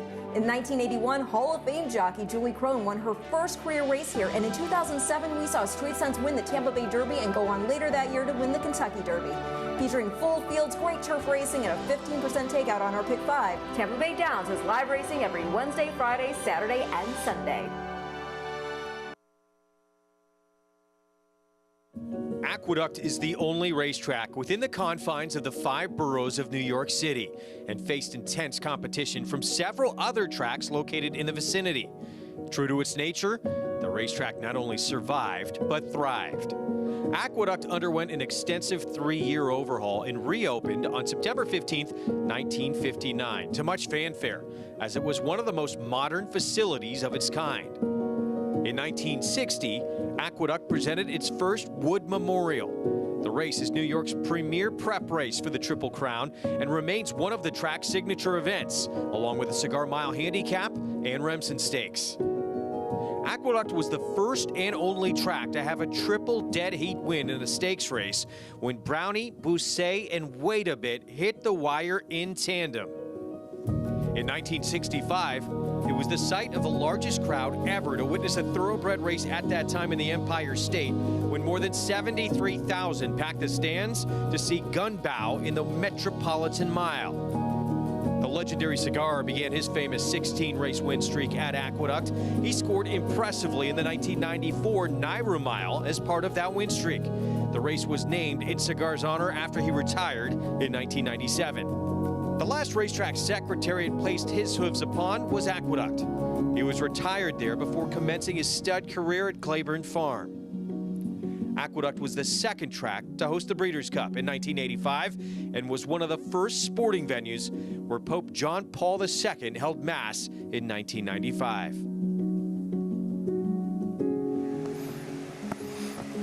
New York City's racetrack, Aqueduct. Andy, the first time I listened to that feature, there was so much reference that I was not aware of. Really? Historical significance and so many different things that had happened right here that I just was not aware of. Oh, I mean, if you go back in history, different times they ran here, they would come race here before we go to Saratoga in the 70s. There's a great picture downstairs of a tremendous photo between Foolish Pleasure, the previous year's Derby winner, beating Forgo, and Lord Ribot in the Suburban with a packed, apron and grandstand, and that's from, I think, 76, because 75 was Foolish Pleasure's Derby. And there's a big picture downstairs. That was Aqueduct in July, 4th of July. Amazing. That second Breeders' Cup, that was referenced back when the Breeders' Cup was single day, 7 races. Tasso beating Stormcat. Lucas had a couple of wins. Life's Magic comes to mind. The England's Super Filly Pebbles in the Breeders' Cup turf, Proud Truth in the Classic, and those images from that very windy autumn afternoon here back in '85. And who was Life's Magic's stablemate? Lady Secret. Correct. Yeah. Ran in that Distaff, and she came back next year, won the Distaff Santa Anita Horse of the Year. Yeah. Proud Truth. There was a outside is where you wanted to be on the main track, where Tasso was, where Proud Truth was on that afternoon. I love Stormcat. I was okay. I'm sure you took it well. We had a dog. We had 2 dogs. My sister had a dog named Tasso. Really? Yeah. That's great. Yeah. Love that. First Breeders' Cup win. All happened right here. And the great horses that were in that very paddock. Windy. And now at Aqueduct, rainy. It has arrived. We have the sloppy track. You're looking at Bill Mott's representative in this upcoming 3rd race for L&J Foxwoods here at Aqueduct. The current favorite towards the outside, 3-5. I'm trying to find the race. Let's shift gears to Rocket Can, Belmont's Derby runner, who won the Holy Bull. What do you make of Rocket Can, Andy, as a Derby contender? He probably can't. I thought he got a little bit exposed in the Arkansas Derby, where he didn't run particularly well that day. And listen, he ran a respectable second behind Forte. If you like him, and once again, I am not doing a deep dive on these horses until I get the PPs tomorrow. If you like him, you're saying he had improved a little bit, and he's trained by Belmont, who can get him to improve a little bit more, and he can run better. But he's going to have to get better to beat a number of horses in this race. Mott with Gifted. Riders up, Junior Alvarado. Mott Alvarado last night, Churchill Downs, winning the Roxolana with Frank's Raquette. Blinkers on Rocket Can. Statistically, historically, I don't know what the number's up to now. It was like 0 for 30 some odd when Palace Malice went blinkers on for Todd Pletcher. Historically, blinkers on, blinkers off in the Derby just has not worked. Blinkers on, Rocket Can. They're often desperate moves, and not the race you want to be desperate. This is an interesting race, just to switch a little bit for the 13 Gifted. Gifted was second to a horse named Randomized last time, who was a Chad Brown-Klarovich runner who's making her second start. Her first start's in Saratoga. She got a 92 buyer and a figure that other figure makers I know thought could have been a little higher, not lower. We're gonna watch that race, but first, post-parade, Kaylee's Pride, who took a lot of money in her first 2 races on dirt. Yeah, the problem is she's running against horses that are just better. I mean, she lost to a horse, Aniston, who, while related to a fine actress, is not a fine racehorse. Touche. Last of 6 in her debut at 43-1. Scratch numbers 5, 6, 7, 8, 9. In case you probably guessed, off the turf on the main track for this one, there is the favorite, Gifted, L&J Foxwood, Junior Alvarado, Belmont. Randomized, who's probably going to show up in a race like the Acorn, and might be the best turnout based on that race to be as good a 3-year-old filly as there is in the country. Strength of schedule. Let's see what she does. Strength of schedule. Ocean Gateway, first of 2, well, the second of 2, entered main track only. Her numbers are fast enough to compete with the races that Gifted ran before last time, but I'm curious to see what Gifted does based on that last effort. But Ocean Gateway is clearly the second likeliest winner. Strong second choice, Ocean Gateway, no question about the favorite. Gifted, her most recent, as you mentioned, was right here, March 31st. She's the 6-5 favorite on that afternoon, but as you mentioned, new match for the highly regarded Randomized, who just ran away from her in deep stretch. Randomized is an exciting filly, and potentially, I mean, listen, she won a maiden race. The landscape is strewn with horses that were impressive in maiden wins that never went on and duplicated them. On the other hand, it's also strewn with horses that run races like this and go back and win grade 1s. So I won't be surprised when that's the case with her. And it's not as though she doesn't have good races. 3 back, she finished just 2 lengths behind Balpool. Balpool was pretty impressive, getting an 84 buyer, winning the off-the-turf Memories of Silver. She ran an 83 in her prior race. So she's run against other good horses. Randomized, obviously, very, very good. And the thing about it was Gifted didn't just suck up for second here. She fought Randomized the whole way, so she actually did dirty work as well. So it wasn't one of these cases where Randomized just sort of destroyed the field and she clunked up for second. She fought her tooth and nail. Some heavy lifting, Richie, for Gifted. And the best news, no Randomized to deal with on this afternoon. No, and I think she fell into the, obviously, short field, but the right bunch. Quickly, guys, just want to get back to that Breeders' Cup you were talking about here at Aqueduct. Tasso coming well wide of Stormcat, and Stormcat had the propensity to ease himself up or pull up when he hit the front. And I actually rode Stormcat a year later in the fall at the Meadowlands, and Jonathan Shepard said to me, Richard, I want you to stop him leaving the gate. This is going 6 furlongs against some hard-hitting sprinters over at the Meadowlands. I said, stop him. I'll just break quietly. Well, he was running off with me the first 1/8 of a mile because I didn't stop him leaving the gate. He wound up winning, but I should have listened to Jonathan Shepard. He knew his horse better than I did. Anyway, let's get to these horses here. We'll talk about the 4 Touche. Not that I like her as a win candidate or anything. I just thought it was an interesting point. She has her tail tied up, and that's a real old school thing. We talked about it a little bit yesterday, where they'll tie a horse's tail up so it's not free flowing, because the wisdom years ago, the old school horsemen thought horses picked up too much mud in their tail, can gain up to to 5-6 pounds of mud in their tail, and they felt like it slowed them down. Her tail is actually tied up with vet wrap and tape. And personally, I just feel like horses are more comfortable when their tail is free and a little more natural. I wanted to pick the 12-horse Ocean Gateway because she did get the Paddock check mark just from a physical perspective, but she's a big, raw-boned kind of filly. But she doesn't have as much natural speed as the 13 Gifted, and I just think Gifted's got a big advantage in that respect. Now, I'm not saying that speed is better, but on a day like this, yeah, I'd like to keep a little more kickback out of their face, and if I can get a horse comfortable in the bridle, balanced into my hands, I just think it's an advantage. So Gifted at a very short price looks too formidable for me, guys. You can't see it on camera. Andy's ponytail tied up real tight today. Yeah. You know, I'm not a ponytail guy. I don't have a lot to work with anyway, but I've never been a ponytail guy. No, you know, nobody knows it, JK, but he has that, you know, that John Clayton thing going. Jonathan. Andy Serling, that ponytail that our viewers can't see. I mean, I got to be honest with you. I feel like everything about Andy's life would improve if he were to get a ponytail. I just feel like it would just make him a better horse player. I feel like it would make him happier. His social life would likely skyrocket with a ponytail. So it's all I can think about is Andy with a ponytail. I guess I got to talk about this race. I think the 13 Gifted is probably going to win this race. I do understand that the 12 Ocean Getaway is kind of an interesting alternative. And if you look at Ocean Getaway's last race, Gifted's last 2 races are better than that race. It's very hard for me to overcome. And the important thing that you heard Richie say is that Ocean Getaway is a big horse. I've never loved to hear big horse on sloppy racetracks. Feels like it's just a little bit harder, sinking into the ground a little bit. Look, this is a situation where I couldn't bet this race to win. Whether I was playing the 13 or the 12. I think if you're trying to play the 12 here, you're probably not getting a good enough number at 8-5 on what this horse's odds really are to win this race. This, to me, is a multi-race bet, an exacta bet. If you like the 12, play the exacta 12-13. If you like the 13, play the exacta 13-12. You got to try to do something other than just bet to win here because the odds just don't really work in your favor. I like the 13 to cross the wire first. Answer to all your problems, Andy. All you've been missing all this time. Jonathan, it might solve some of my problems, but nothing solving all of my problems. I appreciate seriously that you think that any one thing could solve all of my myriad of problems. But, you know, listen, I'm willing to. I was thinking of Perks of a Wallflower. Ponytail Derek, I believe, is the boyfriend of that movie. Ponytail Andy. That's it.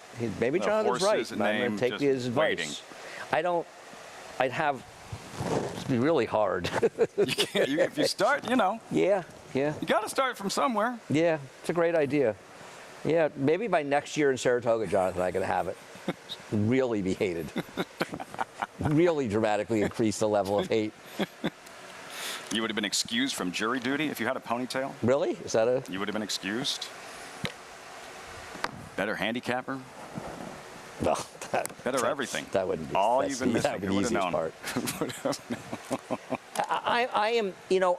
I don't think the 12. I don't think the 12 is without a chance in here because the one thing to remember about Gifted is the last race is the only really good race. She's been just sort of okay before her last race. So the question is, did she take that step forward? And I'm not going to be shocked if the 12 beats her in here. She has had her share of chances at short prices. So I don't think it's a one-horse race. L&J Foxwoods Gifted. Alvarado Mott won the Roxolana last night. Churchill Downs. Frank's Raquette. Alvarado pictured aboard the favorite. Ready to step forward. Gifted. Favorite at post time. Race 3. Aqueduct. Chris Griffin standing by. Touche. Just backs out of there.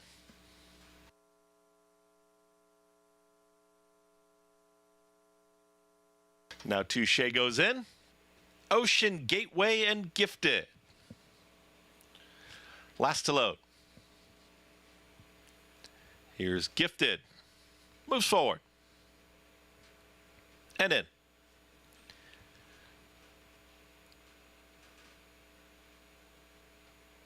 All set. And they're off. Gifted breaks well from the outside draw. Also, it's going to be Ocean Gateway in that early mix with Touche, who's going to hold that rail position. These three into that first turn as Kaylee's Pride will be the one who takes back, and there are three across the racetrack. Gifted's got company. It's Ocean Gateway, who's in between horses, is now tracking to the second spot, and tightly at the rail, that's going to be Touche. They're all trying to hold their ground, but here goes Gifted, and now Ocean Gateway. They're going to press on with Gifted ahead in front as they work to the backstretch. It's Gifted, who's now a neck in front, 24 seconds flat for that opening quarter mile. At 2 to 5, it's Gifted, who will take him to the backstretch with Junior Alvarado as well out into the center of the racetrack. A tight hold here on Ocean Gateway, who's tracking in second.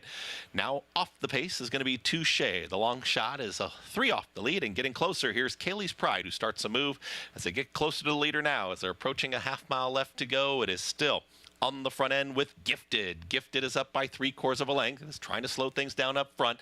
49 seconds flat for that half mile time. They approach a half mile left to go and less than a half mile to go now as Gifted now turns on the pressure up front. Ocean Gateway is saving ground to the inside, has got the rail opening, is going to make a move. Kaylee's Pride is all in here from third, starts to make up some mild ground, is with the 2 of the lead, and tailing off is Touche. Gifted is still there, 1:14 and 3 for 3/4. Ocean Gateway is continuing to chase to the inside. It's Gifted to the outside as they reach a quarter mile left to go. Plenty of room for Ocean Gateway if good enough. And here comes Ocean Gateway, who now pounces on this leader.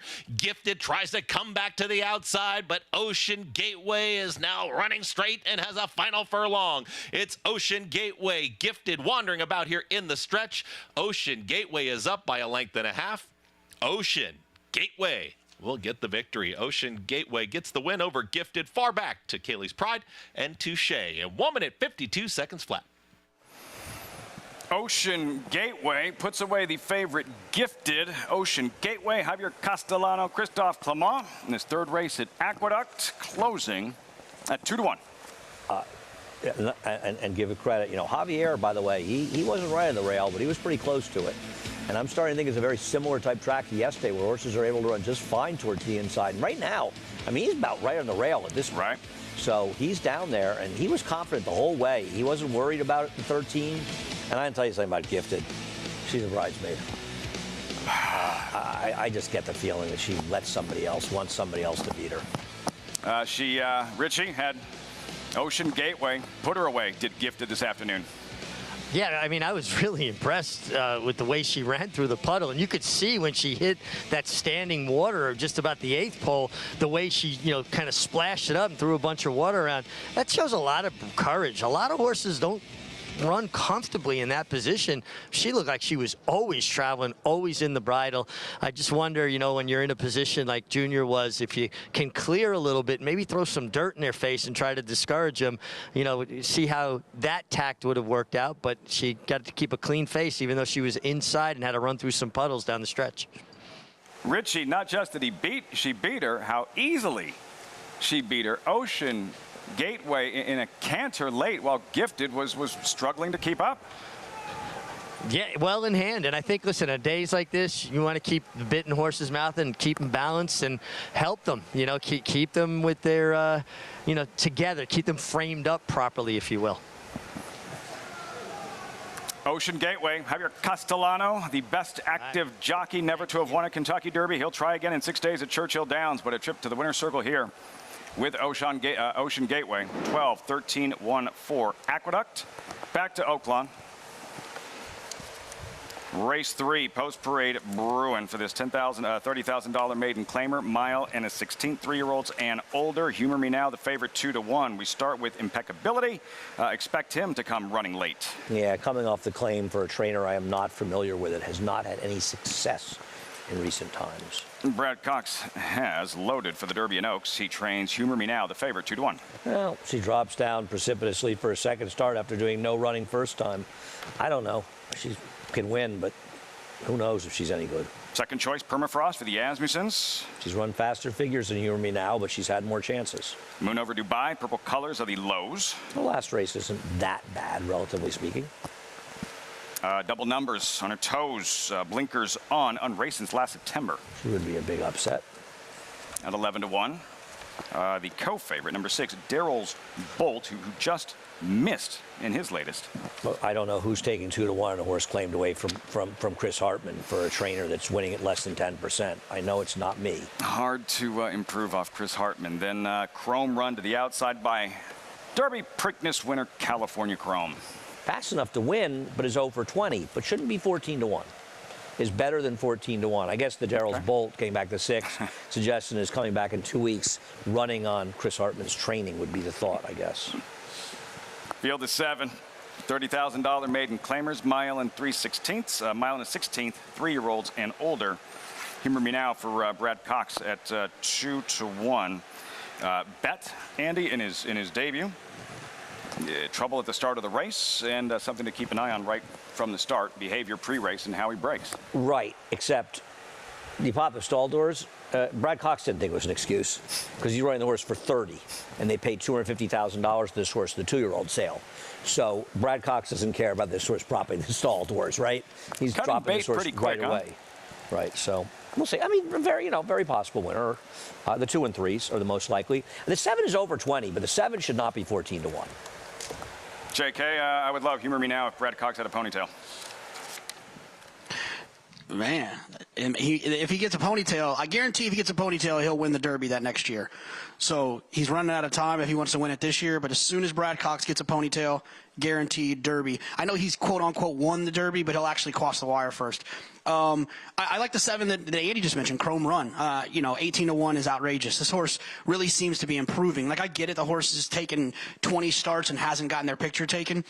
But the horse ran his best race, in my opinion, last time from a speed figure standpoint, so was traveling in the right direction. And if you look at that speed figure, depending on what figures you look at, man, it's really right in the same arena as the 2 Humor Me Now and the 3 Permafrost. So I'm not saying this horse is going to win. I'm just saying this is a wonderful horse to use in your trifectas. You thought he was too big a price as well? No. Run. There's no argument against. There are over 20s that you can bet on, and this horse at 18-1 is bettable at this price. See how it all unfolds. Humor Me Now, favorite at post time for Brad Cox, all set for the 3rd, live from Oaklawn. Daryl's Bolt, and that leaves just Chrome Run. Face starter Bill Knott. They're in the gate, and they're off. Moon Over Dubai and Permafrost are the first to show. Double Numbers is right with them in 3rd. Daryl's Bolt 4th, and then Humor Me Now in the red, moving up on the inside into 4th. That puts Daryl's Bolt back into 5th. Then comes Chrome Run, and Impeccability is trailing the field midway around the clubhouse turn. It's Keith Asmussen and Permafrost. But up on the outside, there goes Humor Me Now. And now Humor Me Now and Isaac Castillo are going to take over a short lead here. And right to the inside, Permafrost responds. And those two are matching up the backstretch. And 2.5 lengths to the good of Moon Over Dubai, Chrome Run on the outside, and Daryl's Bolt, who is saving ground up the backstretch. Then comes Double Numbers, and it is a tremendously far back distance to Impeccability. Past the half-mile marker, Permafrost on the inside, and Humor Me Now on the outside. They're continuing to slug it out up front. Chrome Run is 3rd, Moon Over Dubai 4th, Daryl's Bolt being scrubbed on to keep up on the inside. And then it's Double Numbers and still well back to Impeccability as they come to the final quarter mile. It's Humor Me Now on the outside going to a short lead. Permafrost on the inside, though, and they continue to volley for the lead. Chrome Run, Daryl's Bolt toward the inside, Moon Over Dubai maintain that next flight as Humor Me Now takes over here through the final furlong. He's on his inside lead, but he has drawn well clear. And in start number 2, Humor Me Now is going to gallop home and win it by a huge margin. Impeccability from well off the pace for 2nd. And then Daryl's Bolt and Permafrost. How many claims in for Humor Me Now, who runs away and hides in this 3rd race at Oaklawn for Brad Cox? Isaac Castillo, the winning pilot. 3.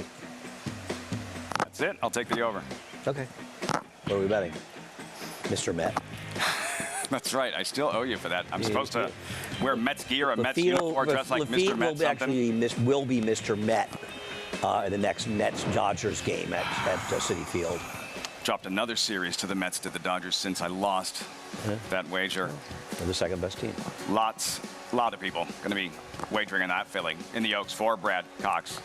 Wet paint, sensational in the fantasy, likely morning line favorite for next Friday's Run for the Lilies.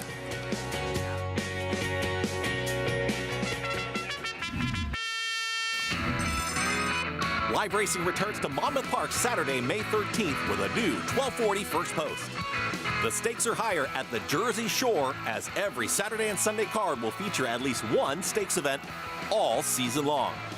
Win early and often with our Win Early Pick 5. Joining us on site, be sure to lock in your odds with fixed odds wagering at Monmouth Park Racetrack.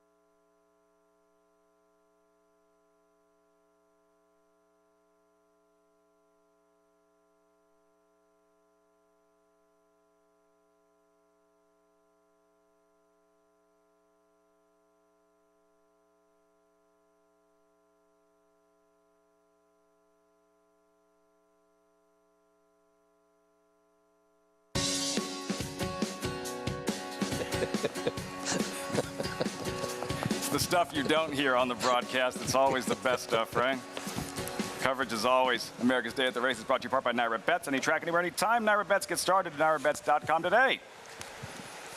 Javier Castellano with a fist pump and the winning ride, Ocean Gateway. Way too much for Gifted in the end. He was very confident the whole way, and he was confident for a reason. And I'm wishing him good luck with Mage in the Derby. He's lightly raced, but he's good. Deep closer. He's coming into his own. Well, he's a deep closer because he can't get out of the gate. The problems with the gate. I was talking about that with Javier yesterday. And Javier is a very good gate rider.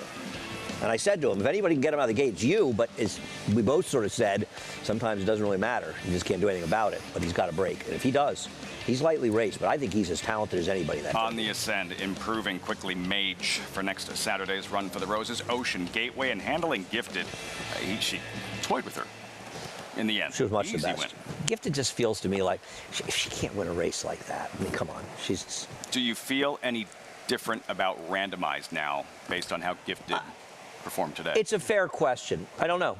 I don't know for sure how to answer it. You know, I think part of it is that Gifted is a bit of a bridesmaid, but I think you can't feel better about her. Right. I think if Gifted won by 10, they might have moved her up, but she did run a very fast race. But so Ocean fair question. Gateway, the fastest 3-year-old filly in that third race. Aqueduct, who will be the best 3-year-old filly the first Friday in May. The Run for the Lilies and the Kentucky Oaks Snapshot. Wet paint. It's incredible how narratives can change. I think the sentiment was that she looked like a vulnerable favorite just in the fantasy, and now she looks like a likely morning line favorite for the Kentucky Oaks based on the strength of her fantasy win and proving that she wasn't some mud freak.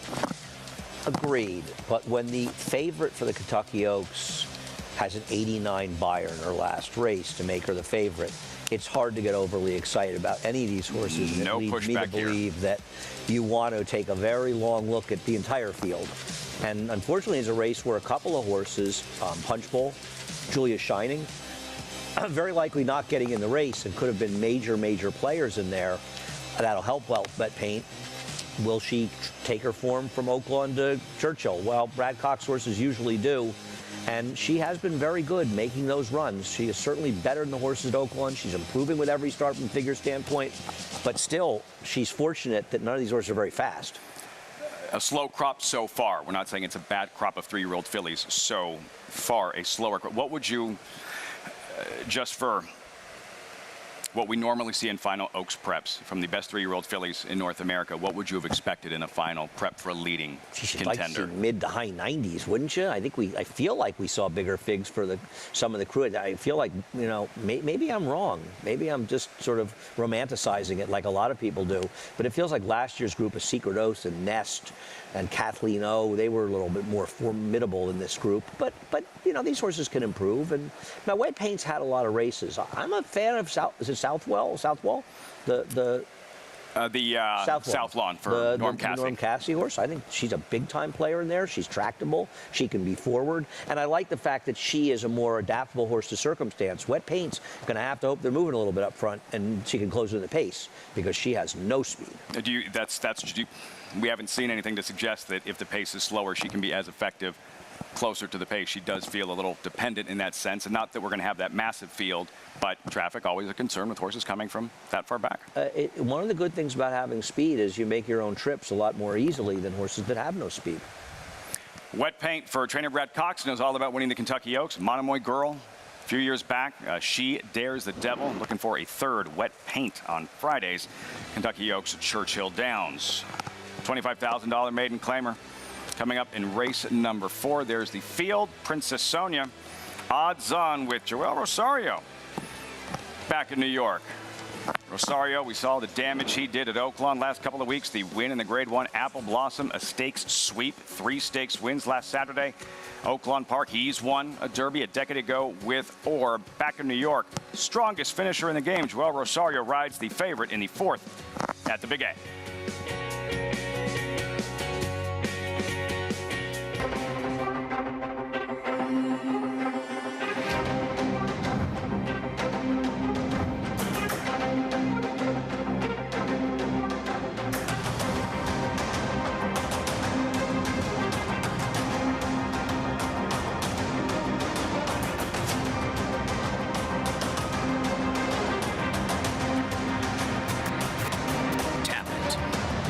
Standing at Gainesway. This season at Oaklawn, we've got more of everything. More of the top thoroughbreds in the world. More days of live racing. And the largest purses in our history. All at a completely reimagined Oaklawn. Come be a part of this historic season at Arkansas's only casino resort. They're off in the hopeful.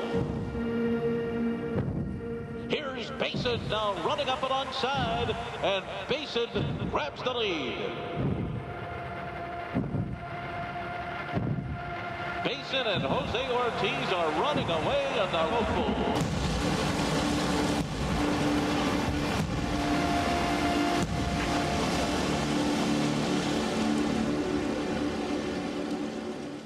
Racetrack Television Network brings you every race, from every track, on every screen, every day. With monthly packages starting as low as $5, RTN gives you great value and access to more live HD streaming and race replays than anyone. Visit RTN.tv today to sign up and watch on almost any device, including Roku and Amazon Fire. RTN has packages that start at $5 per month.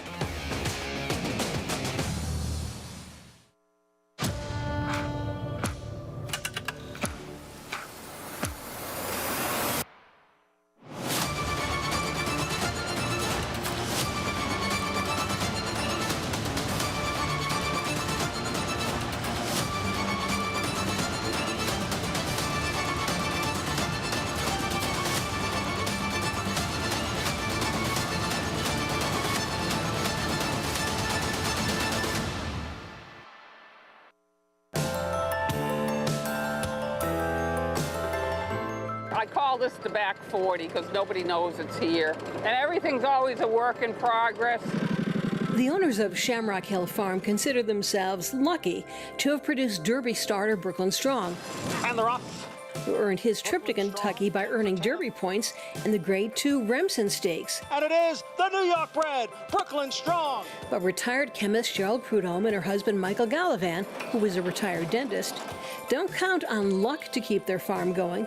They develop systems for everything and are guided by one philosophy. The horses come first. Actually, all the animals on this farm come first, and then it's the people.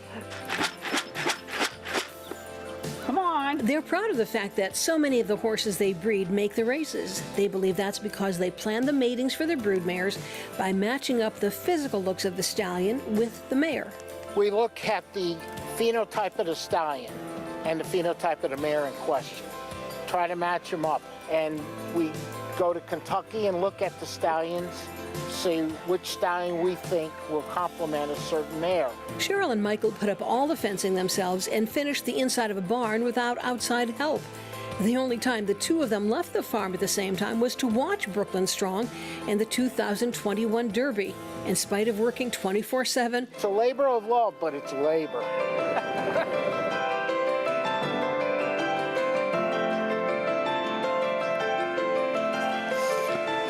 Great stuff. The strength of New York breeding. For more information, visit nybreds.com. New York Breds in the fourth, $25,000 maiden claimer, 6.5 furlong sprint. Any suggestions, strong opinions? I like advice? the favorite, so I have nothing clever to say. I found a funny stat for George Weaver and Iris Jackson, number 4. And it's a two-part stat. He's 0 for 16 at Naira with first-time starters in maiden claiming races. But he's 5 for 27 overall with maiden claiming first-time starters and dirt sprints as well, which means he's 5 for 11 outside of Naira, but 0 for 16 here. So there is an element of randomness, but he's just not been able to win with a firster in a maiden claiming race. And it says to me that a lot of the ones he's running are fairly weak. Now, he has found the right field for a fairly weak first-time starter, and I'm certainly not suggesting this horse can't win. I just thought it was a fascinating stat, especially for a barn like George Weaver's that win. They're a very good outfit. No, Ryan, that is strange. Yeah. And see if that trend, that streak ends. Weaver hoping so with Iris Jackson, the first-time starter, pictured at 5-2. JK, what'd you make of this fourth race at Aqueduct? Who graduates in 8 minutes? Yeah, I mean, look, I think the 6 Princess Sonia is the most likely winner. It's a horse who has shown some tactical speed, which I think is very important on racetracks like this. Also very important when you're facing horses of this caliber. I think that being forward is a huge advantage. Charlie Baker, I don't think I need to introduce anyone that follows New York racing. He can absolutely get one home, get one going in the right direction. This horse has always taken a little bit of money outside of that second start. I just think that this is probably the best horse in the race. I wouldn't lean on this horse. Definitely not a horse I could single by any means, but a horse that I think is interesting. The other one that I thought made a little bit of sense on the inside was the one, Mrs. Bell. Maybe she can kind of try to figure it out. She ran okay last time. The race kind of fell apart. She was stuck down on the inside, maybe not exactly where you wanted to be. And I thought she was okay, but I mean, it's just looking through this field, there's no one else that really kind of gets you going outside of the 6 Princess Sonia. So I thought she was the most likely winner, a horse that I would definitely have if I was playing the pick 6. 4-5, Princess Sonia, Mrs. Bell, there she is. Go ahead. I just want to expand something on Princess Sonia. I know she's a heavy favorite. She ran off on Dylan Davis, 2 back, trying to go 7 furlongs. She just ran away from the field. Nope, this crazy lead, setting a wicked fast pace for this level of horse. So she collapsed. Big lead turning for home. So I felt like Dylan sort of overcompensated next time and maybe was a little unaggressive with her. She wants to run in the front end. Maybe she just have to try to find a way to get her to not run off. We'll see if Joel Rosario can have more luck in this field. It's a very, very... not a very strong field. She's like right out of gas. Yep. Just out of gas. Built that big lead, that big cushion, but evaporating in a hurry and eventually having to settle for a 3rd place finish. It's 6.5 today. That was 7. It's not 6. I think the 5 is too big a price at 9-1. This is kind of a wise guy outfit, and the horse did take a huge step forward last time out. So I would use that horse as a backup if I was looking for one, especially if you wanted to take a shot and just pitch the first-time starter. Does her best running from off the pace. You know, Princess Sonia is quick. How does the pace look on paper? I think Princess Sonia, and I don't think Joel Rosario is going to fool around, especially with a lower-level horse like this. You don't fool around. You just go. You don't try to get cute with them. You don't try to get them to be a horse they're not. You let her roll. 3-5 currently. Post parade for the 4th. New York breds, $25,000 maiden claimer, 6.5 furlongs in the slop. JK just referenced Mrs. Bell. There she is, emerging from the paddock. Maddie Oliver aboard by the 2005 defeated Kentucky Derby favorite Bellamy Road. She's over 10. She's run figures that make her enough of a player. We're keeping you awake. You are. I couldn't sleep last night. I was so excited about being with you. But the trainer who trains this horse, Wine Goddess, as well, has not had any success in New York in a long, long time. 10-race maiden, Wine Goddess, then the first-time starter. Can Weaver end that losing streak with first-time starters in New York? I don't know. I didn't hear anything about this firster from George Weaver's biggest fan, Jonathan Kinchin. Something's up with that. Silence speaks volumes. Yep. LaChance, Andy gives her a shot in here. Then the favorite, Princess Sonia. Joel Rosario taking over, lightly raced 5-year-old mare. Nice to see Joel back. Nice to see a lot of the riders back. Of course, they'll go to Kentucky for the Derby races, but we'll see a lot of them back in town, other than Luis Saez, who I think is staying at Churchill. And Saez bound for Churchill. Here's My Gorgeous on the outside, off the board in 7 straight. Tough to make a case for. Longest shot on the board. Yeah, a little bit on the slow side, even for these. Sire was a horse of the year, Jockey Club Gold Cup winner, Mine Shaft, My Gorgeous, outsider, the favorite. Princess Sonia at 1-2 as we welcome Maggie Wolfendale to the show. Maggie out there braving the elements. What are these fillies and mares showing you 4 minutes out? Lafitte, I bring the rain whenever I go anywhere, I feel like. Luckily, I have been well equipped over the years, spending winters here in New York. But let's take a look at that first-time starter for George Weaver, Iris Jackson. Now, she is a big, bulky filly. She is 4. And a lot of times when you get to 4 and you haven't made a start, well, there's some issues holding you back. And I can kind of see why, because she is such a big, heavy filly. And often those types, they don't get over this type of racetrack either. While I respect her, and like George's horses always look very healthy and well turned out, there's the fitness aspect where many of these have starts that she just doesn't look quite as fit as them, the racetrack, and the fact that she is getting such a late start. So it kind of just funnels you into Princess Sonia. She is taking another hit as far as the odds are concerned at 1-2. Last time, as Andy referenced, it was a tentative ride, and she was just kind of in tight the whole way. But when she finally got clear of other horses, she did idle a bit. And I'm wondering if she expended too much energy, too, against Dylan Davis, against his restraint. And so now Joel Rosario's aboard. It's a drop-in class. It's an easier field. She looks far better than what she did in those 2 races off of that extended layoff back in November and December. I thought she looked really weak behind. She has strengthened up tenfold, much the horse to beat. One I want to maybe sneak in here underneath is the outside runner. I know she hasn't done much running whatsoever, but I like the looks of My Gorgeous for getting on this wet track. She's a bit of a slighter frame filly, very narrow feet. She might enjoy this very, very wet going that we have here today, Lafitte. At a big price, 23-1, My Gorgeous. Trying to pull off a massive upset. All of our handicappers on Princess Sonia, 3-5. You reference LaChance number 5, while Princess Sonia figures to dictate up front. LaChance does her best running from off the pace, as we saw in her mid-April race, in closing the gap on the leaders, and in the end, going to miss by about half length. Yeah, and listen, she at least showed up and ran a little bit here. It's the best race she ever ran from a speed figure standpoint, and this is kind of a wise guy outfit, this Richie's World Stables. They're the same ones that Juan Vasquez had horses for them in the past. Juan Vasquez not allowed to have horses here. I mean, they've had some putovers. Now, usually they get bet. This one's not taking much money, but I don't want to completely dismiss one of their runners. She was 33-1 on that afternoon. Yep, and she did improve enough that I thought, I don't know why she's 8-1, but I guess they're only betting 2. The firster and the 6. Iris Jackson, the first-time starter, will be pausing momentarily, welcoming in a new audience. Still have the featured event coming up, the Affirmed Success. Very good New York-based sprinter in the late 90s. I think he was 4th in the Breeders' Cup Turf Mile. In the mile. Sound right? Yeah. In the mile. Two-time, just the versatility. Just the twice? Two-time poker winner. Again, ran in the Cigar Mile and the Grade 1 Carter combined 8 times. Won each of them once. Unbelievable.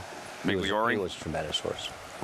Richie, who rode Affirmed Success. That's the closing day feature of the spring meet. Take a deep breath. Welcome in a new audience as we've just reached post time at Aqueduct.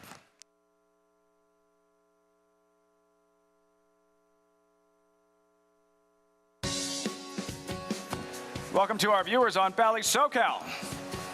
Gorgeous spring afternoon. South Ozone Park, New York. The rain has not stopped for a couple of days alongside Andy Serling. I'm Lafitte Pinkai. It's closing day of the spring meet. We still have the featured event coming up, the Affirmed Success, but no time to mess around. They're at the gate for the 4th. Yep, going the heavy favorite here. Now 3-5 with Princess Sonia, who's going to probably try to wire the field. If she's not in front early, that could be a problem. You went with Princess Sonia here, the odds-on favorite. Right out, 3-5. Little backup with the 5. Chalk Eating Weasel. Expected front runner at the gate for this 4th race. Pick 6 gets started. Race number 5. Affirmed Success is the 8th. Princess Sonia, number 6, 3-5. Go ahead. And keep in mind, the Pick 6 starts here. It's mandatory payout. They're being this last day of the meet. There can be no carryovers in Pick 5s, Pick 6s anywhere, so they have to all be paid out. With the smaller fields, it's not likely there will be a carry. They'll probably get it anyway, but just to let people know, no carryovers on closing day. And the sequence is there. I know that they're at the gate here. We're not going to be on the entire program. Anybody later on you're really locked in on, excited about? Excited about? I'm going to take a goofy shot with Lay the Groundwork in the 6. I like Silly Key, the 1. Silly Key in the 7. That's the horse I like. And I like the 1 in the last race. The 1, Nolo Contesto. He beat the, in the last race. Nolo Contesto. No. Silly Key and Nolo Contesto are my 2. That sequence about to get underway. The mandatory payout, closing day. Affirmed Success, race number 8, and all starts right here at the gate for this 4th race. Moving into line, there goes Mrs. Bell, Maddie Oliver, number 6, Princess Sonia, the favorite, with Joel Rosario, odds on 3-5. Time for the Pick 6. Chris Griffin standing by. Post time, race 4, Aqueduct.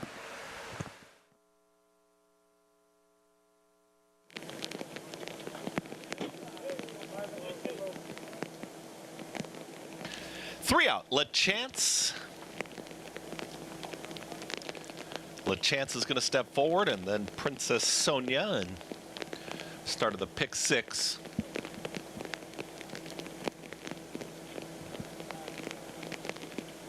Mandatory payout in this Pick 6. Princess Sonia and My Gorgeous to the outside. My Gorgeous, last to load. Steps forward, is in. All set.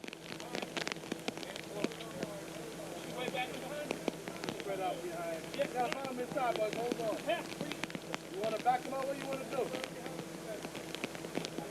Back him out, half a step. Back your one out, boys. Back your one out.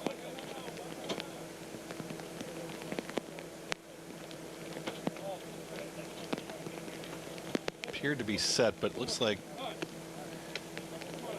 trouble to the inside. Just backed out Mrs. Bell, who's now gone back in. And they're off. Speed towards the outside here from My Gorgeous. There's Mrs. Bell in the early mix, and the pink sleeves is Princess Sonia. Princess Sonia now kicks it up, is up by a length and a half. It's going to be My Gorgeous up on the outside to take second. In between horses moving forward is Iris Jackson, but no room right now. Is trying to muscle on through to the outside of Mrs. Bell, who's back to 4th. LaChance is out in the center of the racetrack in 5th, and at the back is Wine Goddess. They're chasing Princess Sonia, who broke on top. Princess Sonia went 22-4, unopposed on the front end, and is 2.5 lengths clear. Down towards the inside, it's Iris Jackson, who's looking to challenge with My Gorgeous. They travel as a pair and start to move in closer, but in hand is the favorite and the leader. It's Princess Sonia, who's still 2 clear. Right to the outside, that's My Gorgeous, who's now a neck in front of Iris Jackson, who starts to get encouraged here from the 3rd spot. Wine Goddess is trying to rally on here from the back of the pack with LaChance and Mrs. Bell. Still in hand as they reach the top of the stretch. A very confident Joel Rosario, and Princess Sonia is now 3 in front. It's Princess Sonia doing it on her own. Iris Jackson starts to pick up some momentum, and now Princess Sonia's got a worthy challenger. Iris Jackson is coming up on the outside, and Iris Jackson is pushed on by. Iris Jackson is now up by a full length. Iris Jackson striding away. Iris Jackson will get the score. It's Iris Jackson over Princess Sonia. Tight here for third. It's going to be a photo between Wine Goddess to the outside of Mrs. Bell in 1 minute 18 and 3. So he was due. We can omit that trainer stat.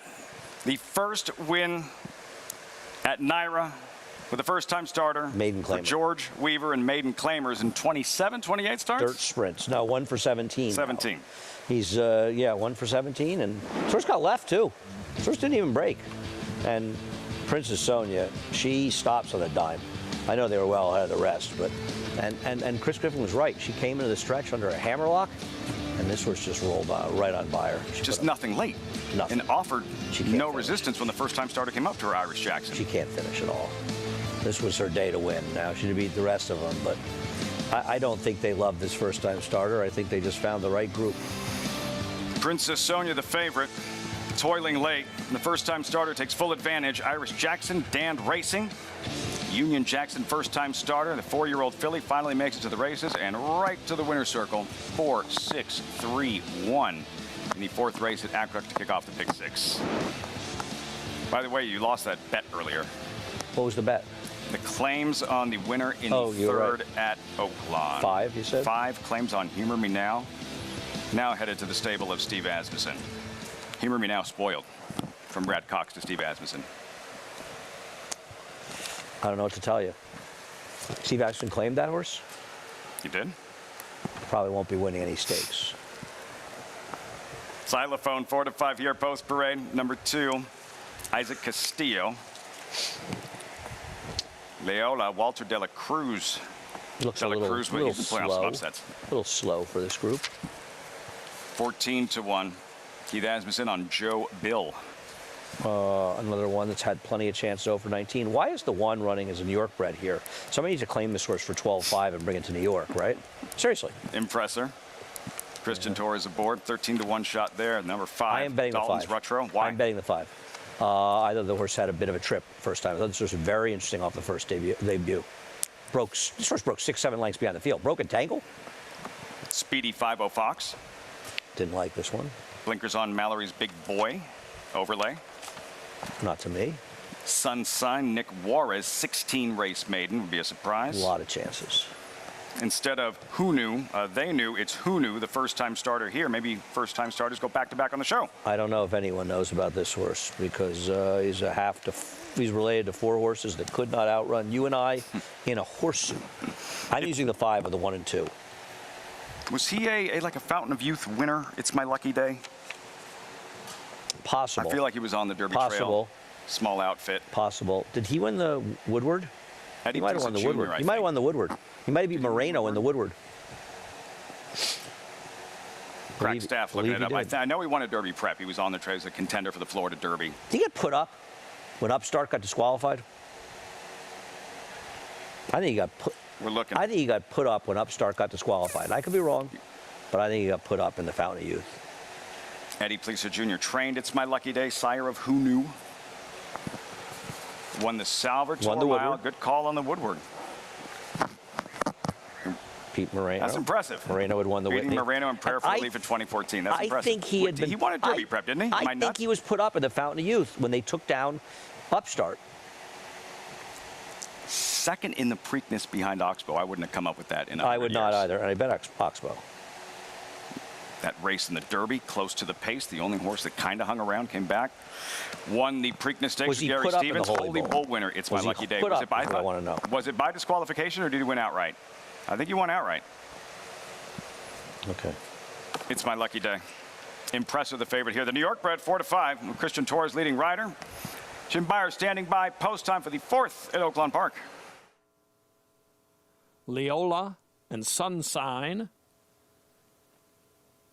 Joe Bill. The outside runner is Who Knew. They're in the gate. And they're off. And breaking inward was Impressor. He was steadied sharply in the initial strides and is well back in the group as 5-0 Fox sprints off, heads over toward the inside, but not all the way. Leola is moving up to take over the lead. Past 5-0 Fox, Dalton's Rutrow, Joe Bill, and Impressor gaining right up the inside in the white blinkers. And then way on the outside, it's Mallory's Big Boy, followed by El Jamar, and a huge gulf back to Sunshine and Who Knew. Around the turn here, and it is crowded up front. Joe Bill and Leola head and ahead. Dalton's Rutrow with them. 5-0 Fox is in that barrage as well. Impressor's going to take his shot right on the inside, it looks like, as they come to the top of the stretch. Then El Jamar, Mallory's Big Boy, the far outside. The rail opens up for Impressor. And Impressor comes through on the inside. El Jamar, a big factor on the outside. Then Joe Bill, Leola, Dalton's Rutrow, and 5-0 Fox, Impressor, and El Jamar. And a late bid from Who Knew on the far outside. Impressor with the lead late. And a Maiden no more. He takes it 3/4 of a length to El Jamar. Who Knew finished third and Leola fourth. The favorite deserved that one. Impressor having to dig deep, hold off El Jamar from the start, inside post. Not the way they drew it up on the chalkboard here, Andy.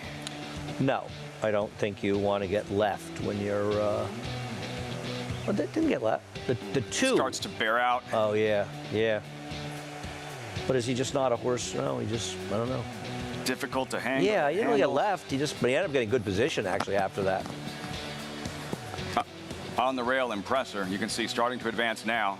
Saving ground inside. Torres asks for his best. He responds. A big run here from El Jamar, but Impressor digs deep. And the first-time starter, Who Knew, by It's My Lucky Day, completing the trifecta at a big price, the first-time starter. Yeah, yeah. Getting third, making your try with the two favorites.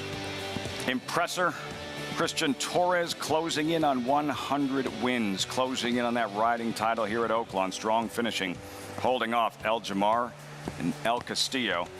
Impressor, the favorite there. Race number 4, Oaklawn Park. We've been singing his praises for months because of his riding, the numbers he's been putting up. But yeah, Christian Torres, bright future, and on to Churchill Downs after this. May have 100 by the end of today. He might get there. Live mounts, and for Diodoro, another training title on the horizon. Trains the winner of the 4th race there at Oaklawn, the favorite. Rough start, Impressor, difficult to handle. Christian Torres got him straightened out, saved ground, goes on to victory. Impressor in the 4th at Oaklawn. Results when we come back.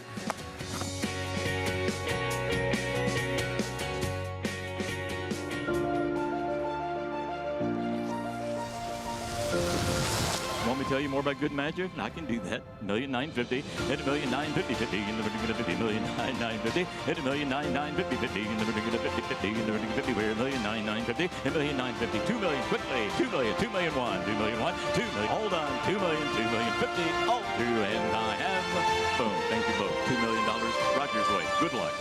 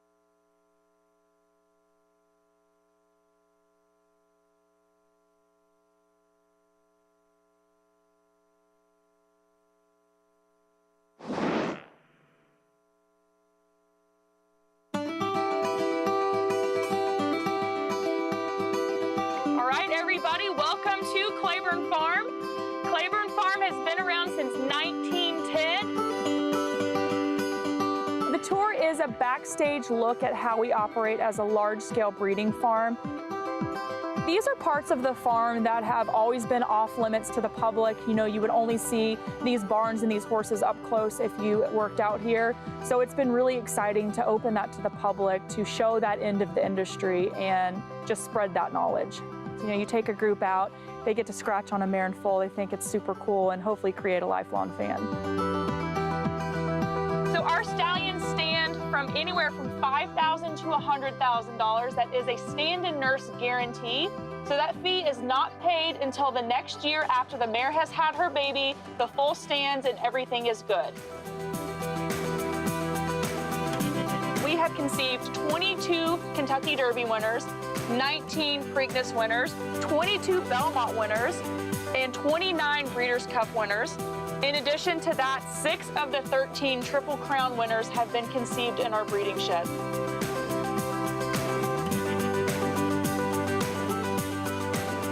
So I'm always excited to, you know, spread the knowledge that I've had, share this passion for the breeding industry that I've had basically my entire life, and just spread the wealth. Basically, all of our tours are sold out. That's just absolutely fantastic. Sometimes we'll try to sneak in 1 or 2 extra people onto the trolley. It's a yearling colt field. Actually, this field is home of 2013 Kentucky Derby winner Orb, as well as Breeders' Cup Classic winner Flame. The cemetery is extremely popular. It's on both types of tours that we offer, so the trolley tour and the walking tour. People travel from all over the world to see Secretariat's grave. So it's really exciting to see people's reaction to seeing that. Secretariat, the 1973 Triple Crown winner. I just want to thank everybody for coming on this tour. This is a tour that we've been really excited about. We're really excited to open up this side of the operation to the public. I think Claiborne is just absolutely iconic when it comes to horse racing. I don't think you can think of horse racing without thinking of Secretariat and Claiborne Farm.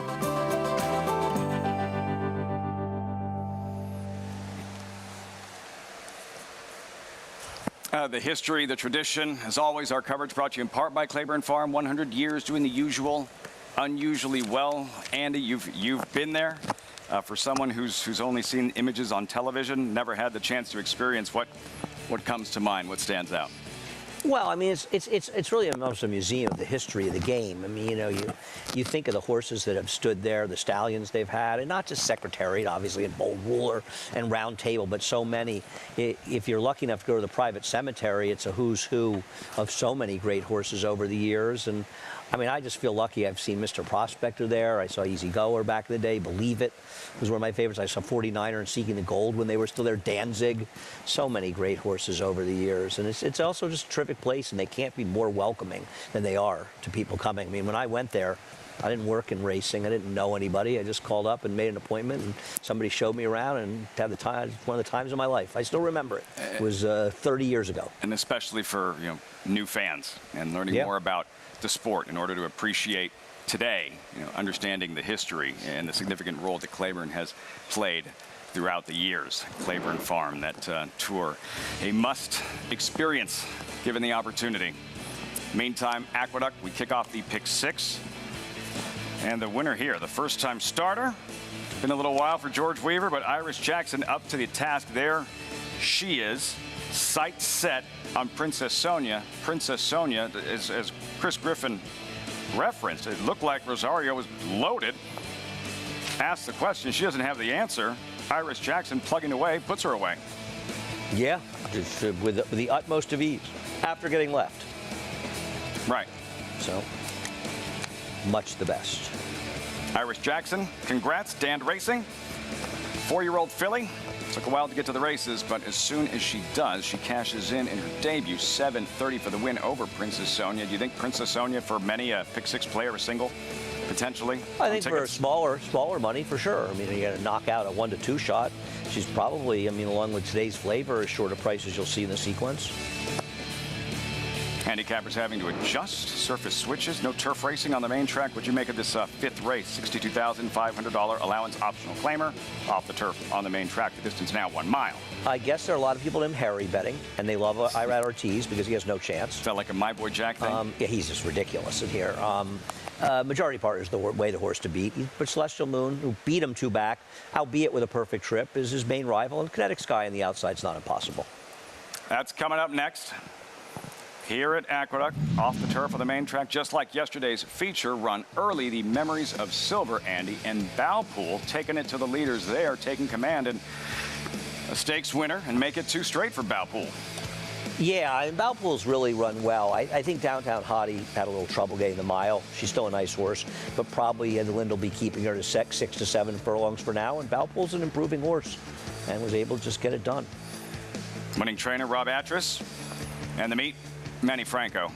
He's riding the favorite in the feature. A little bit later on, the Affirmed Success. But Franco, as we discussed yesterday, and how well he is going right now as we get set to shift back to Belmont Park, Saratoga looming, and how just the improvement we've seen. Aggressive, confident, and paying dividends. And the confidence is important because obviously a lot of the riders have already started to come back, and he still dominated Aqueduct, but it's going to be tougher at Belmont, and he's not going to win at the same rate that he's been winning. But I think that Manny is showing that he belongs, his name belongs every bit as much as any other rider in the circuit. That surprised me most last year when you mentioned that he had ridden more winners for Chad Brown than any other jockey. Yeah. That caught me off guard. Yeah, and that's helped his confidence, helped his win total, but also helped his confidence. I think it's shown a lot of other people. If Chad Brown thinks this guy can ride his good horses, I'm going to use him as well, and it's paid off because he's riding with great confidence and great skill. Dominated this spring, though it doesn't look like spring. Closing day, the spring meet here at Aqueduct. Manny Franco, but he doesn't ride the favorite in this upcoming 5th race. Majority Partner to be ridden by Kendrick Carmouche, looking for a second win on the program. The 5th from the Big A in 10 minutes. You're watching America's Day at the Races on Fox Sports 2. Sire Sensation Gunrunner is the sire of 6 first crop Grade 1 winners. God-eyed, and he's going to win the hopeful. Renko Zulu wins the Breeders' Cup Juvenile Fillies, And Cyberknife has won that has the... Society is going to win the Cotillion. And ta-da! They win the Bathurst, Pennsylvania Derby. Early voting comes inside and wins it. He wins the Preakness. Horse of the Year, Gunrunner, standing at 3 chimneys. Experience the adrenaline-pumping, suspense-filled action of the Sport of Kings no matter where you are with Naira Bets. It's fast, easy, and secure.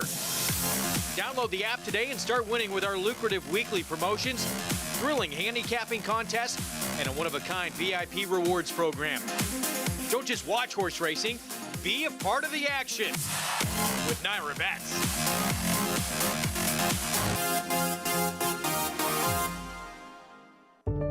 Whatever you use to predict future stallion success, breathe slowly and gaze at the desert's first great championship race. Curlin won it. So did Street Cry, Arrogate, and now, in a time even faster than Arrogate's, Mystic Guide. The cold hard fact is, after this, he was rated the best horse in the world. Mystic Guide. New to Darley.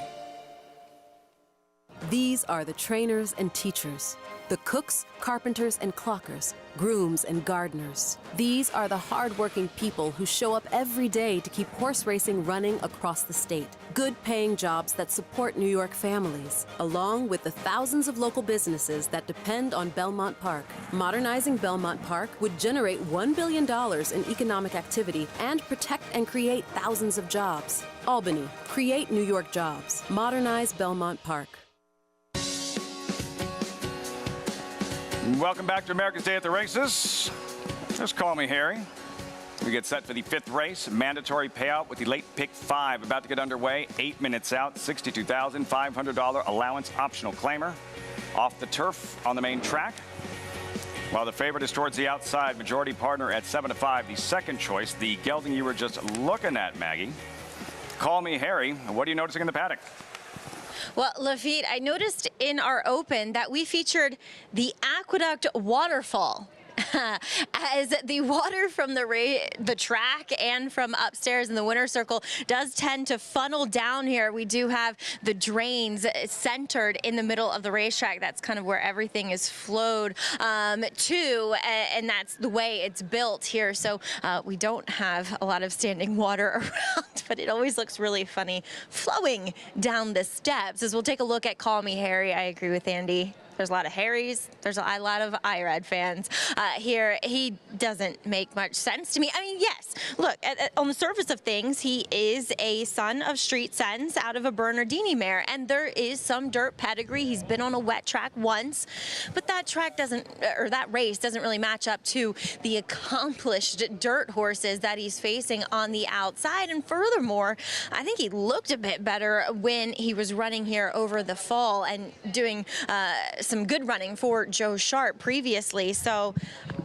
I'll be surprised if he is able to pull off the minor upset. As we'll move on to some of the more logical contenders. Number 9, Celestial Moon. Both of his wins have come on wet tracks. And it was funny talking to Leanna Williford, Belmont's a longtime assistant here in New York. And they said they ran him on the turf for those first 2 times because he just had a lot of knee action. His movement suggested turf, but on the flip side, he was working very well in the dirt. So it's kind of like that happy medium when you have the sealed racetrack. He just looks like a horse that should relish the going yet again today. The turn back helps a lot. I was suspect of him getting 9 furlongs around the 2 turns last time out, and he gets the right circumstances today. But he's going to have to face a very informed New York bred by the name Majority Partner right to his outside. He was sharp again last time, or I should say again this time he's sharp, which was something that was lacking a little bit in the prelims when he had first come back off of the bench. Now, he won those races, but he is getting better, and he's feisty here in the paddock. His coat's finally turned and gone the right way. He's going to be tough in here, Lafitte, and he'll be looking for a forward and prominent position from the outside. On the muscle, aggressive Kendrick Carmouche, forwardly placed runner. It all adds up to a 7-5 favorite. Yeah, I mean, Call Me Harry can show some speed, so perhaps he'll be a rival to his inside a little bit early. I doubt they're going too fast. Celestial Moon will probably be sitting, I don't know, 3rd behind them, 3rd or 4th, along with Kinetic Sky, who's not impossible. And 24 Mama won't be that far out of it either, I suppose. But Majority Partner is the controlling speed. There is Call Me Harry and Irad Ortiz in the saddle, 5-2. I don't blame him for taking a shot, try to get 3rd or 4th, see if he can run on the dirt, but I blame people for betting him. 24 Mamba and Make the Rider, leading rider Manny Franco. Yeah, listen, he ran a respectable second to a horse that came back and ran very well in his next start, but he'd have to improve a lot to be effective here, especially stretching out. Second in his last pair. 24 Mamba, Celestial Moon, Belmont, Junior Alvarado. He's coming down a bit in price, and he probably should. He's okay. Winning the slop 2 races back, currently 3-1. Then Majority Partner, leading trainer Linda Rice. Yeah, he got 2-1 last time. He was controlling speed. We'll see if he can control on the front end again. He's been raging form for Linda Rice. And on the outside, Kinetic Sky for Tom Morley. Javier Castellano looking for a second win in the afternoon. He's got that one big figure on the go back. Can he ever run back to it? We'll see if he can do it for Tom Morley off the claim. At a price 6-1, the field off the turf of the main track, 1 mile. This 5th race at Aqueduct, mandatory payout in the late pick 5. JK, what do you think? Yeah, look, I mean, Majority Partner makes a ton of sense. A horse that, you know, I'd ask you if you were thinking straight, if you didn't use this horse in your pick 6, pick 5 if you're playing a pick 5 here. But I don't think it's that simple. I don't think it's just as easy as, oh, Majority Partner has to win. Majority Partner ran fast last time, but if you look at Majority Partner's previous races, the 9 Celestial Moon is right there in the mix based off what Celestial Moon did last time. Celestial Moon's also kind of lightly raced, you know, has had a couple races as a 4-year-old, is kind of trending in the right direction, seems to be improving. Has won on an off track before. I think that I'd have to have this horse. I'd want to have this horse in the mix in whatever I was doing. And you're getting a nice little price at 3-1 because I think a lot of people are looking at that other MTO Majority Partner and looking at that last speed figure and thinking, oh, this is a foregone conclusion. I don't think it's that simple. And I'll even go one more. I don't think it's as simple as leaving out the 6 Call Me Harry. I hate trying to like lean on short price turf horses and off the turf situations, but this is a classy one. This is one that's been running pretty good numbers, has some fast turf numbers, and it's one of those situations where, in my opinion, if Junior Alvarado or Kendrick kind of, I don't know a better way to say it, just kind of jack around and don't really take the race to the rest of the field, and they invite the 6, Call Me Harry, and I've seen significantly worse turf horses run by me in an off-the-turf race. I haven't. Call Me Harry. Maggie didn't sound sold, but does have the presence of a red Ortiz. 3-1. We're looking at Celestial Moon. And here's the thing, Celestial Moon 3-1, majority partner of the favorite. However, when they met on a sloppy track for Celestial Moon 2 starts back, Celestial Moon getting the best of majority partner. But he got an exceptional ride and trip to do it, and the pace was hot. I think majority partner ran the better race. If majority partner can get away with a slightly less taxing early pace, then he will probably turn the tables. But it doesn't mean that Celestial Moon can't beat him. And he did it before, and he's not that slow. He can put himself in the game. I want to say something about Call Me Harry. Shoot. There is a world where every horse can win every race, and there is a world where Call Me Harry can win. And if he was 12-1 here and you wanted to make a case for betting him, I wouldn't agree with you, but I'd say at least you're getting 12-1. If you could bet or book him at 3-1, you want to book as much money as you possibly can, because even if he goes up to 4-1 or something, he comes up, he's nowhere close to 20% to win this race. He's probably about 5 to 10% to win it. It's not impossible. Nothing's impossible at the racetrack. But at 3-1, he's a massive book, not a massive bet. Is this simply another example of a mistake? Yeah. Some handicappers are making, treating this as if it was still on grass? Yes, 2 things. One is the Irad Ortiz factor. They can't get away from it. If you weren't betting him at Keeneland, you might still have some money left over. But after his 76-cent ROI for every $2 bet at Keeneland over the meet, he broke a few people.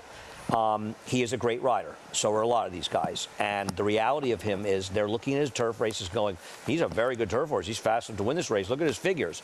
But people aren't as surface sensitive as they should be. And surface is as important a factor as there is in the game. Speaking of surfaces, Maggie, there's a long shot in Royal Tryst. 4-time winner on wet tracks, number 2 at 15-1. Yeah, I mean, Lafitte, you said it.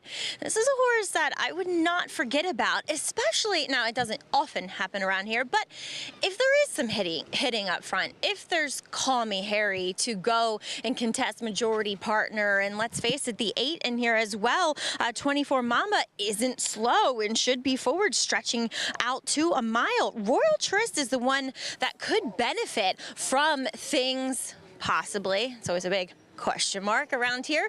Unraveling, he looks good. He's very healthy, carrying his condition incredibly well, and I just think he might be a bit better given the circumstances than what he might look on paper. The argument could be made that he's also just a closing sprinter, but again, I can't get over the fact that he is one that seems to maybe handle a wet track better than some other foes in here. But I landed on number 9 in here, Celestial Moon, because I don't think he is a horse that wants to do his running up front. I think last time he was just kind of fallen into that position, going the 2 turn 9 furlong, and today he's likely to get that target out in front of him to close into.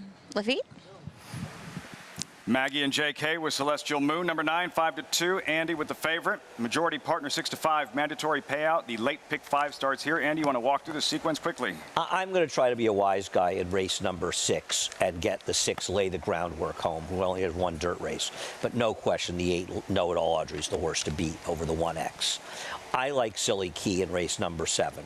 I respect Unique Unions who can win, but I like the 1 Silly Key. That's where I'm betting today. All right. I'm going to try to beat today's flavor. It's not going to be easy with Amundsen. And in the 9th race, I like the 1 Nolo Contesto, and I would also use the 2 and 6 Mach 1 and Big Venezuela as backups. To wind down, close out this spring Aqueduct meet. Late pick 5 starts here. The mandatory payout, race number 5. They're at the gate. Chris Griffin standing by.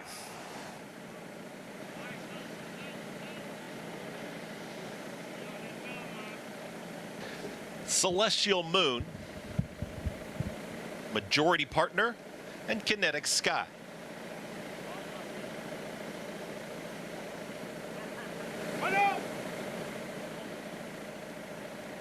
Kinetic Sky goes in. All set.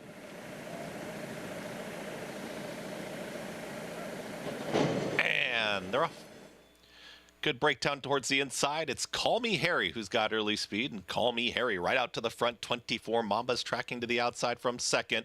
Also in the early mix is going to be Majority Partner. Kinetic Sky is going to take off of them, is back in the 4th spot, now drops about a length and a half off the leaders, as Majority Partner is going to press on, is up by a neck now on the center of the racetrack as they come out of the chute.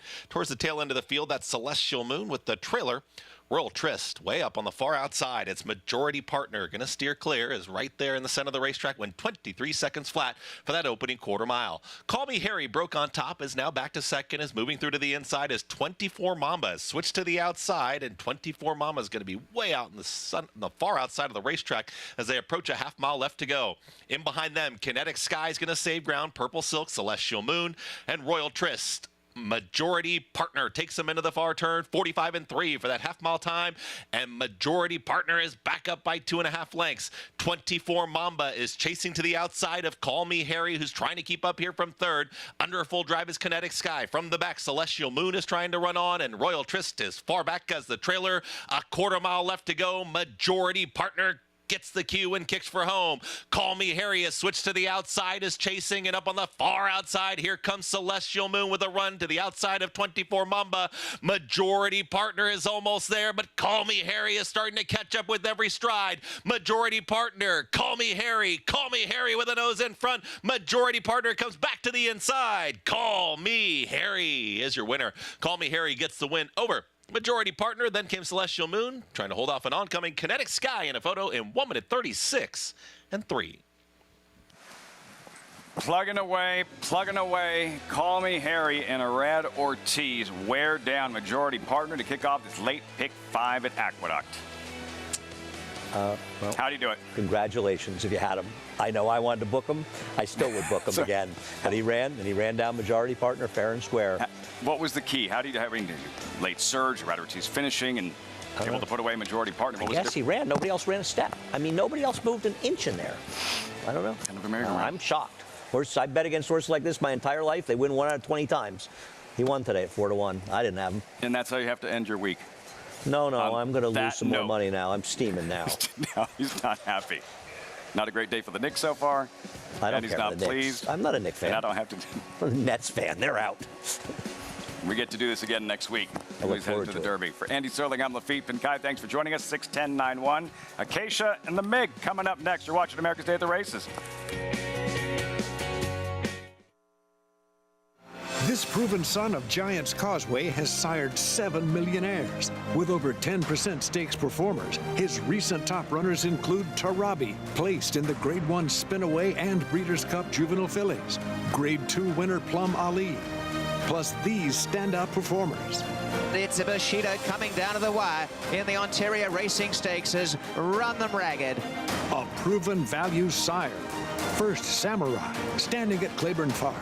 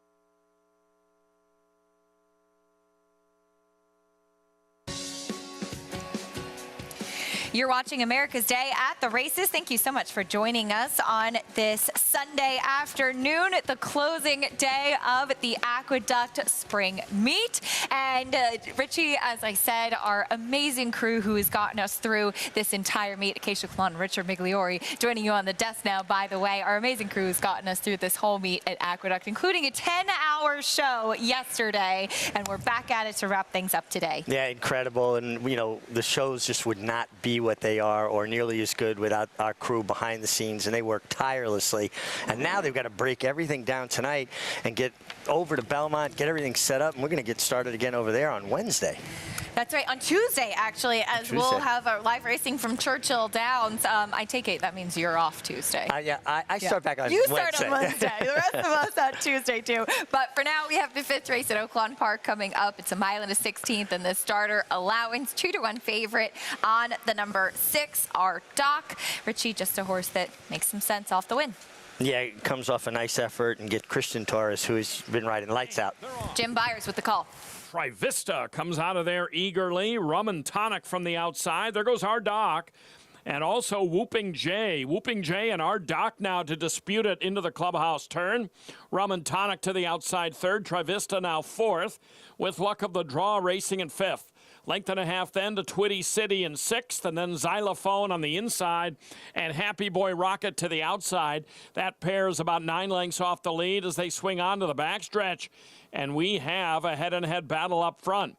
Whooping J on the outside by a head. Our Doc is going to relent on the inside here and settle second up the backstretch. Then it's about 3 lengths. And the gray is Rum and Tonic. And Rum and Tonic racing in 3rd by a neck. Then Trivista on the inside. And Luck of the Draw splits those two. And then it's about nearly 5 lengths back to Happy Boy Rocket.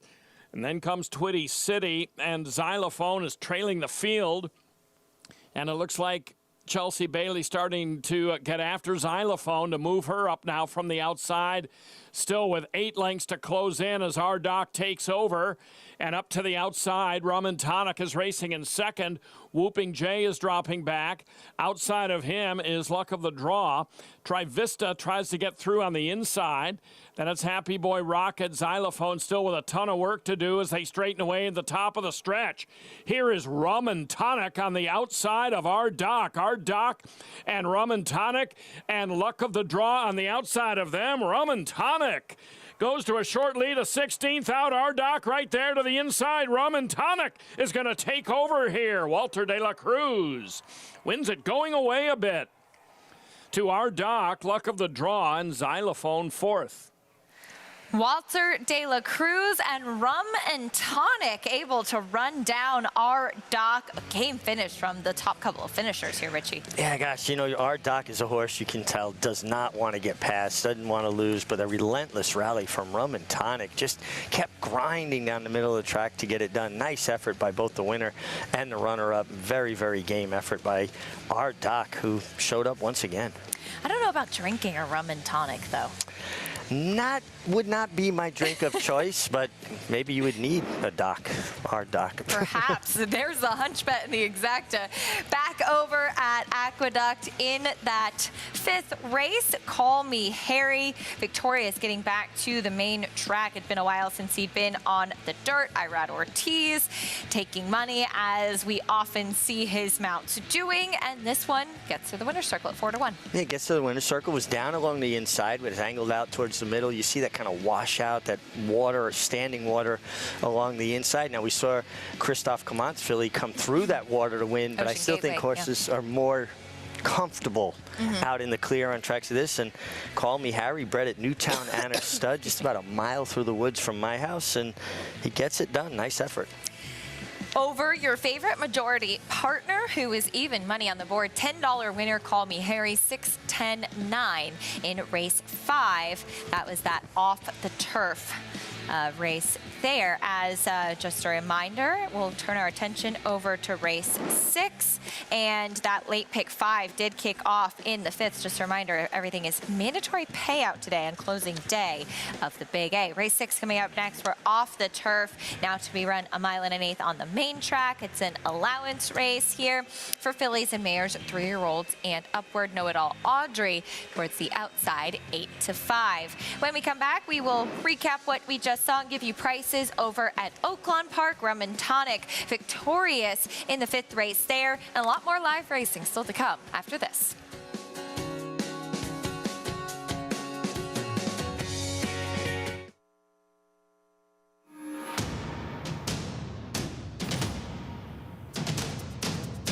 Drain the Clock will win and win by as much as he wants. He'll win by 6 in the end. It is Drain the Clock who will bound home the winner in the Bayshore. Drain the Clock, Jackie's Warrior, a terrific finish in the Woody Stevens that goes to Drain the Clock by a head. On a perfect day, there is no finer place in all of sports. Nerves, excitement, and anticipation. Than beautiful, truly stunning.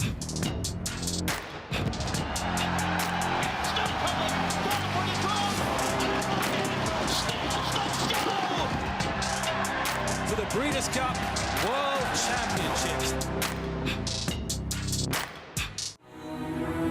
This season at Oaklawn, we've got more of everything.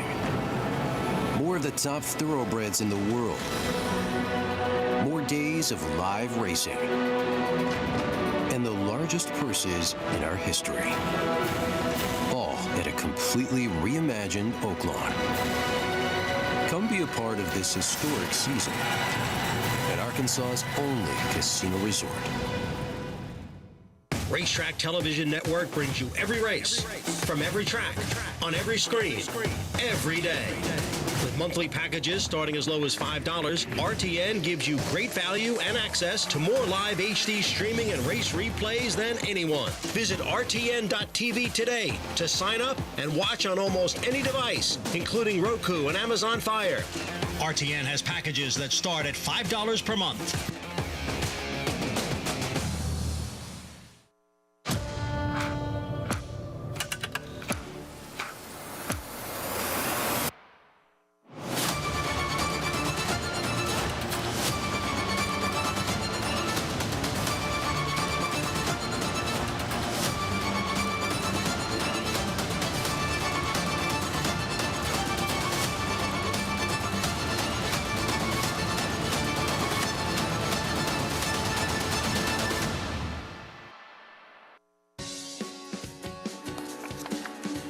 Welcome back to America's Day at the Races, brought to you by Naira Bets. You can bet any track, anywhere, anytime. Get started at nairabets.com today. At Oaklawn Park, Rum and Tonic, victorious game on the outside to get the win over your favorite RDoc. Yeah, relentless rally from Rum and Tonic. Really pretty gray horse by Unified. And it looked at one point like RDoc might fend him off, but that relentless grinding style got him in the end. This is the perfect definition of what we call a horse that's a grinder, doing exactly that, able to get by your favorite who was digging in gamely. RDoc and Christian Torres left to settle for second. 10-6 and the 2. Luck of the draw, a distant third behind those two. But Rum and Tonic victorious. That gray by Unified, as Richie mentioned, $12 winner. 10-6-2 in the 5th at Oaklawn Park. There's all the prices there. Nice little return there. If you had the pick 5, over 4,000 for that early pick 5 at Oaklawn Park. More live racing to come from Oaklawn in a moment. But first, the racing industry did learn some sad news today as we found out that 2011 Horse of the Year, Havre de Grace, unfortunately passed away, delivering her Into Mischief colt as we take a look back at her 2011 Woodward Stakes. And Richie, a mare who just really captured so many hearts, so much excitement on the racetrack. Turned out to be a nice broodmare as well, as she was sold to Mandy Pope's broodmare band, and one that just absolutely dazzled us throughout her career. She really did, taking on males here, wound up Horse of the Year, and just showed up every time, earned over $2.5 million. And, you know, this was the year after I retired. I remember being a fan again, just a fan, not as involved, in watching her and being enthralled by her exploits on the racetrack. And it's been fun watching her produce. And now we'll look forward to her Into Mischief colt, who unfortunately lost his mom a bit too soon. I'm sure that they've got a nurse mare filling in at this point, but it'll be interesting to see what he does on the racetrack. 9 for 16 lifetime. Our condolences to Mandy Pope and the whole team that was looking after Grace. A true loss for a 16-year-old mare who, as you said, what she did on the racetrack, and to be named Horse of the Year in 2011 for a mare, for a female to do that, is a tremendous accomplishment. It really is a tremendous accomplishment. Not many have done it over the years, and you would think that she, at some point, her name's got to be bandied about for the Hall of Fame. Absolutely. For all that she accomplished. Absolutely. Those impressive Grade 1 victories. Of course, that Grade 1 Woodward that we just took a look at, as she was dominant over mares. Sad day to learn of her passing, but as Richie said, hopefully we will get a chance to see her Into Mischief colt rallying her banner on the racetrack in his future. The late pick 4, closing day at Aqueduct. Coming up next, horses are in the paddock. We'll talk a little bit more about it. Main track only runner Know It All Audrey has the speed and is currently your favorite.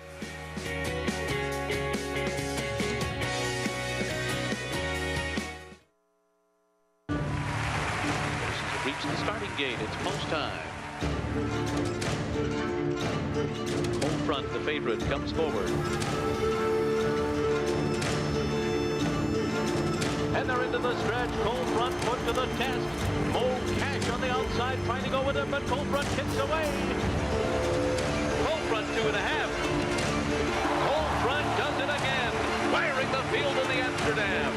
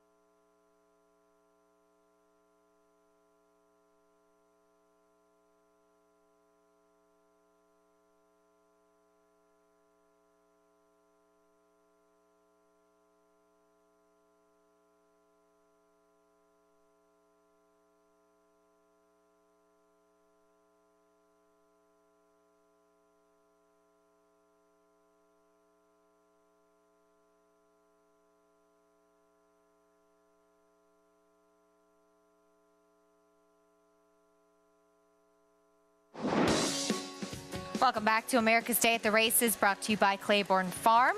100 years of doing the usual, unusually well. Race 6 coming up at Aqueduct, off the turf, 1 mile and an eighth.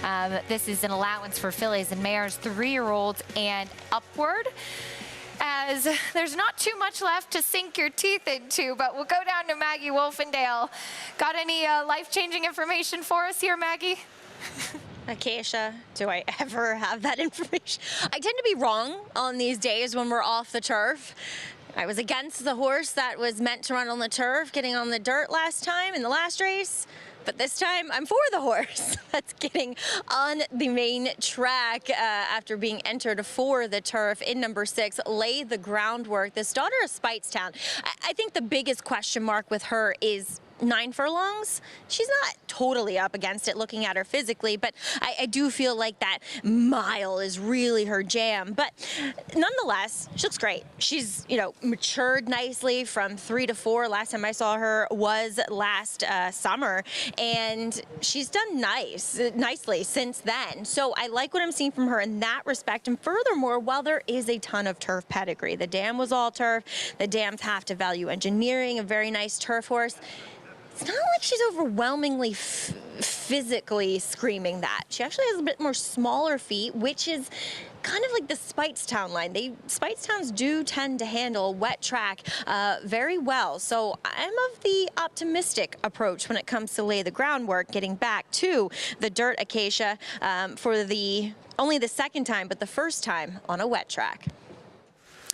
All right, Maggie, thank you. We'll see how she handles it 3 to 1. And I disagree with Maggie, by the way. I think she does give life-changing information. And we, of course, value her opinion. 3 to 1 on Lay the Groundwork. I read Ortiz will have the call as Javier Castellano will take the ride on Suspended Campaign, the 1X getting in off the main track only list. But taking a look at Lay the Groundwork, as Maggie had touched on, she is by Speightstown, and she's run well in both turf and synthetic. And she did actually start her career out on the main track, and obviously she's come a long way since then. We'll see how she handles it today. Yeah, but it's, different circumstances and, running over a sealed track. There's a lot of standing water on the racetrack, but they got a good tight seal on it. And you see horses tending to run a bit more over the top of the ground. So maybe she'll handle this better than she would a regular fast track. And her first race on a fast track at Gulfstream going 6 furlongs wasn't bad. She showed some interest in there. I mean, she was beaten 6 lengths, but she kind of ran evenly throughout. Such a pretty filly, too. And the distance, as you mentioned, will be a bit of a question. To the number 8, Know It All Audrey, currently your favorite, was just beaten going the mile and an eighth last time out. And I think given her early speed, given that last race that we take a look at, I think that's in large part why we see her as such a short price. Suspended Campaign was 3rd in this race, where Know It All Audrey was beaten just ahead behind Spiked. Yeah, but boy, Know It All Audrey had everything her own way. She did. She got to walk on the lead, 3/4 and 15. No excuses. She got run down. Now, she did beat Suspended Campaign 2.5 lengths, but she was well back. And this was also a time when the inside was not being kind to runners. And I think Suspended Campaign would have been closer if she wasn't trying to rally along the inside. Yeah, she was not in the most advantageous part of the racetrack. Suspended Campaign tried 9 furlongs back in January as well. She finished 3rd, elevated to 2nd through a DQ of the winner that day. So Suspended Campaign, the 1X in here, she's 0 for 5 at the distance, but has run a couple of races hitting the board in it. And I think your point of where she was on the racetrack last time is well taken as to how she might be able to potentially turn things around today. Yeah, and they're both coming back on short rest, right? Not 9 days, basically a quick turnaround. And we've seen, both outfits be successful with this move in the past. Do you think the 9 to a T coming out of sprints is going to apply pressure? Because she's more of a closing type sprinting. But going a mile and an eighth, do you think maybe she's going to be sharper and show more speed? She might be. I've noticed watching her last couple of races, she's totally outfooted at the break. And you could see, Dylan Davis last time, he was really trying to kind of niggle her along out of the gate. And, you tell me from a rider's perspective, when you have a horse that has been sprinting, and Trevor McCarthy will have the mount on this mare, and she's outfooted early on, you're going to see a lot more speed from those pure sprinting types, typically a better gate speed. They almost kind of naturally get into a little bit of a better rhythm when they're going longer. Well, they don't have to dig in and run hard right from the start to find their position. They can get up underneath the rider a little bit more naturally. But if you look at the fractions that she was chasing, two back especially, 22-1, 45-1. And again, we're not going to see that today. No, they're going to go a half and 49 and change 50. So we're talking about 3 to 4.5 seconds slower than what she's been facing. I got a feeling to a T, who is not the handiest away from the starting gate normally, is going to be very forward. The speed, as would be expected, will likely be the 8 Know It All Audrey. We'll see how it plays out. We'll start off the post parade with the horse breaking to the outside, the 1X suspended campaign. I don't think a lot separates her and the favorite Know It All Audrey, and I think she rallied on the worst part of the track last time. Maggie had some interesting things to say about the 6, Lay the Groundward. Yeah, it'll be interesting to see if that translates now to the main track. And another one that if she takes to the track, could she lay up a little closer under IRAD? Here's your even money favorite now, Know It All Audrey. Listen, she's honest, she's hickory, she shows up, she did everything but win last time, but gosh, she's such a short price, comparatively speaking, to other horses that I don't think are that far away from her. And the number 9, To a T, stretching out. Will she apply some pressure? I have to think that this filly, now most of the family, you see sprinters in there. You're not seeing horses that go long, generally speaking. I think on the stretch out, she's going to be forward. Even money on Know It All Audrey. Jonathan Kinchin still with us. JK, do you feel like Know It All Audrey, you can trust her as that even money price might suggest? You know, I think you can.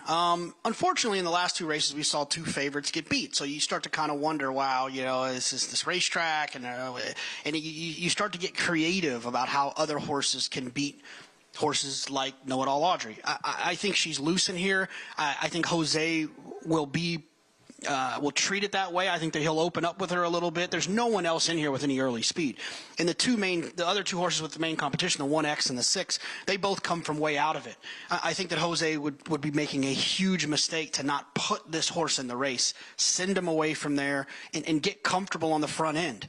And if you go too fast and get beat, you go too fast and get beat. But you don't want to go too slow and get run by. I think that Jose will be aggressive, and I think Know It All Audrey will get her picture taken.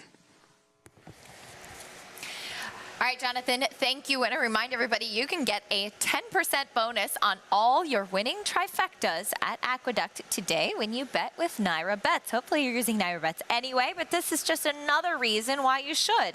This bonus is available to new and existing players, and there's no minimum bet. All you have to do is opt in at nairabets.com. Race 6 off the turf. We're dealing with that sloppy main track. Know It All Audrey, even money. The 9, To a T. Richie bringing up some interesting points as she will stretch out in distance. And the pedigree is much more sprint. Physically, she would likely lend herself to be more of a sprinter, but I think the pace that you bring up, and particularly Richie, in such a short field, that can really change the dynamic of a race. Yeah, I just think coming out of very sharp-paced sprints, she's going to be maybe not on the lead, but certainly forward. And I think she could apply some pressure to Know It All Audrey. One thing that's problematic with To a T is 3 wins, 9 seconds. You know, she seems to be a little bit herd-bound, where she's content to run with horses as opposed to running by horses. Sometimes those kind of horses, though, when I was riding, I'd love to put those horses on the lead out of the gate, because you could ride them hard, and when they hit the front, they wouldn't be rank. They would actually pull up and wait on their competition. And psychologically, it gives you an edge, because other riders go, man, he's riding so hard, he can't have anything left. But those kind of horses allow you to do that. You can turn them on, and they're going to switch back off. To a T, 7-2. Maggie, your thoughts on her navigating the 9 furlongs today? Yeah, I have the same question marks you do, Acacia. She is just more of a broad and stocky, short-backed mare in here that I question the 9 furlongs, but I kind of get it, too, for the fact that she doesn't get out of the gate well, and a lot of times when you add more distance, which equals a slower pace early, you get to be a little bit more forward. Okay, that's fine, but I just don't think it really, at the end of the day, she's going to be able to complete the 9 furlongs faster than her competition, as number 8, Know It All Audrey, is your favorite. She was beaten by a nice horse, I think, last time in Spike. She did get the run of the race, I think, where, you know, it was a track in which you didn't necessarily want to be down on the inside, and Dylan did a good job of keeping her a little bit more outward. She ran great, and she's in fantastic form, and it shows with her physically. So I'm not against her at all. I just wanted to take a little bit of a wild card in number 6, Lay the Groundwork. And, you know, Richie talking about, yeah, be forward with these types of horses when it comes to a T. I didn't necessarily see that sort of intention, though, from her warm-up. All right, Maggie, thank you. Interesting stuff there. We'll see how it plays out. But the horse we know does have early speed and has shown it going 9 furlongs before is Know It All Audrey. Richie, from a riding perspective, if you would expound on what Jonathan was touching on in not wanting to go too slow or too fast on the front end. Yeah, I think it's a great point Jonathan made. You know, riding a horse on the lead is not going to the lead and going as slow as you possibly can. There's an art to it. If you create an advantage with a soft pace, at some point, use that advantage. Start spreading the field. Ask your horse to kick on a little bit early.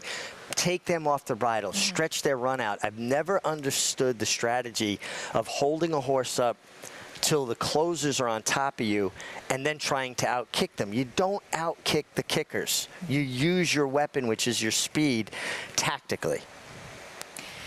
Know It All Audrey, 3-5. We'll see what jockey Jose Ortiz does with her. Richie, you like the 1X suspended campaign as a top pick, trying to turn the tables on Know It All Audrey today. Yeah, I just think she rallied in the wrong part of the track last time against Know It All Audrey. I think it would have been closer. You're getting 3-1 as opposed to 3-5. I like her draw outside. I like the fact that Javier Castellano had that experience with her. And a rider of that caliber tends to ride a horse better the second time. And I'm just not convinced that Know It All Audrey lays over this field to warrant 3-5 against 3-1. Suspended campaign, I think, is going to get a decent trip. And I think she stays the 9 furlongs maybe a little bit better. And her last win came on a sloppy track.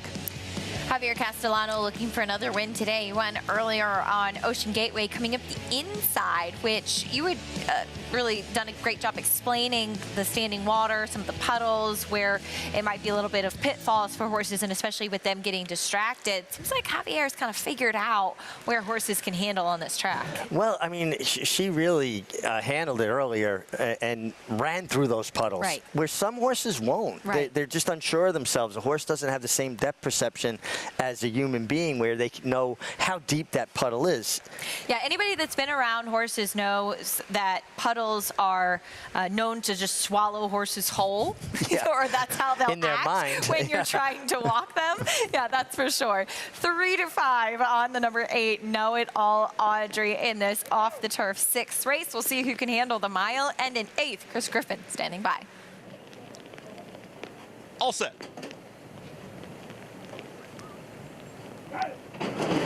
And they're off. Lay the Groundwork has early speed, and so it is Know It All Audrey. It's going to be Know It All Audrey who's quickest. We'll take him into that first turn. 2 Tia settling off of them, drifts out into the 3 path, is in the 3rd spot, and the early trailer, Suspended Campaign, as they work around the turn, and on the front end, it's Know It All Audrey.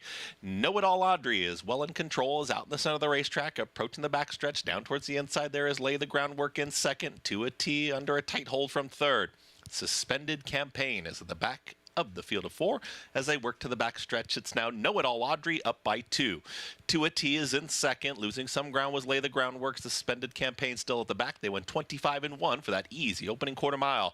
Know It All Audrey going to try and take them all the way, is up by 3 now. It's 2 still there with Lay the Groundwork, and in between horses, Suspended Campaign starts to get the hurry up from the back end of the field, is still 4 off the leader. Know It All Audrey, she's had it her own way, and Know It All Audrey approaches a half-mile left to go, went 50-1 for that half-mile time, and is widening this margin. 2 is fully extended here towards the outside from Lay the Groundwork as they start to move closer as a pair, but Know It All Audrey is still in hand. It's Know It All Audrey, they're catching up quickly. 2 is trying to spring it upset up on the outside, and here comes 2 is ready to challenge Know It All Audrey, who lets it back out though, and now Know It All Audrey's back up by a length and a half.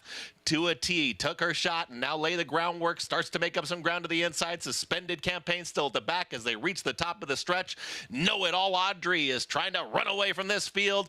In for the fight is Lay the Groundwork out in the center of the racetrack, and 2 Suspended Campaign. It is Know It All Audrey who's still 3.5 in front as they approach the 16th pole. Still chasing is Lay the Groundwork, but Know It All Audrey had that easy tempo early, relishing the off-going, and Know It All Audrey will take them all the way.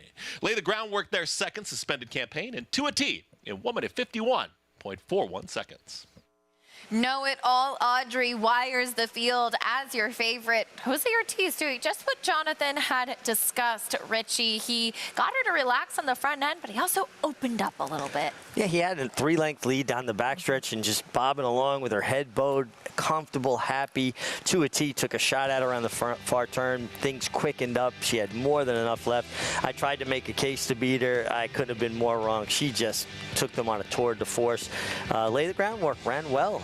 The Mark Hennig trainee and Maggie gave this horse high marks. She ran well, just came up second best to a much the best winner in Know-It-All Audrey.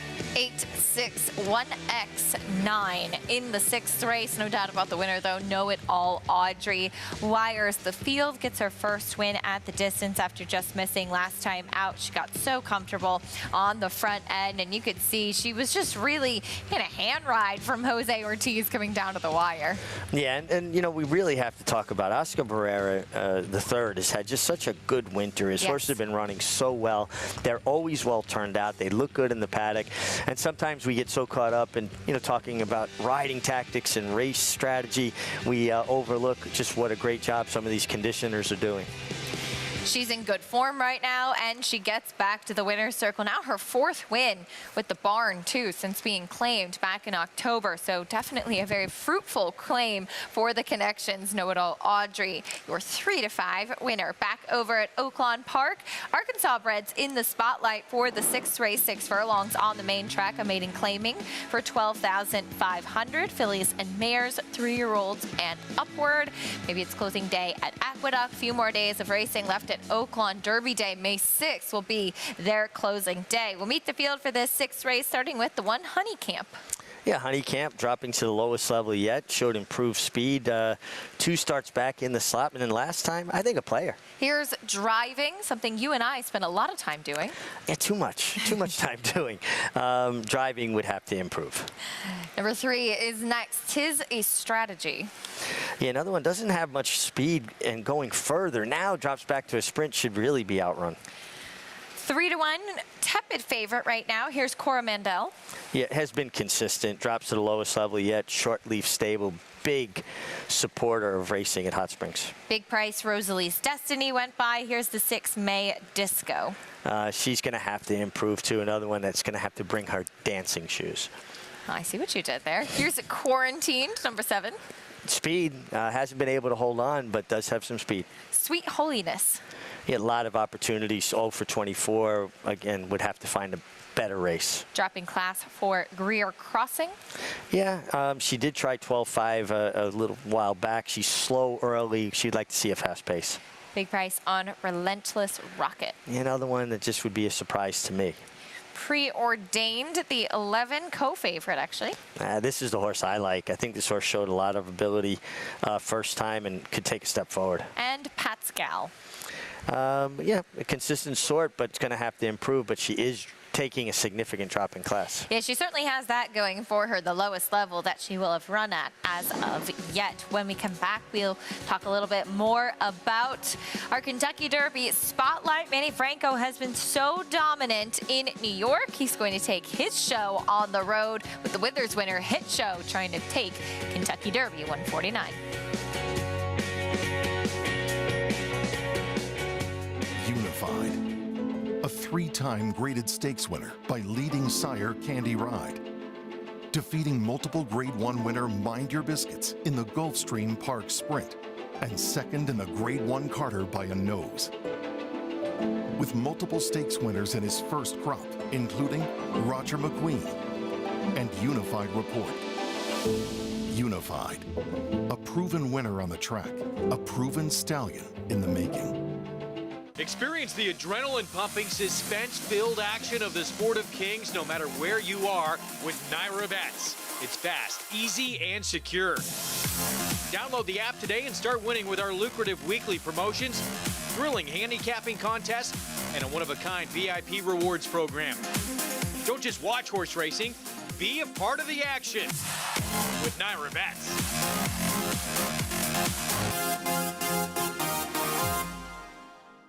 The momentum continues for War Dancer as 26 Black closes to take the first turf race of the 2023 Aqueduct meet. 26 Black in time. Now with over $5 million in progeny earnings, including Dancing Buck. Dancing Buck by a half dozen lengths. Long shot Surprise Boss. Surprise Boss is not going anywhere. Surprise Boss, look at this effort. New York's #1 turf sire begs the question, shouldn't you have a War Dancer? Visit wardancerstud.com to book your mayor today.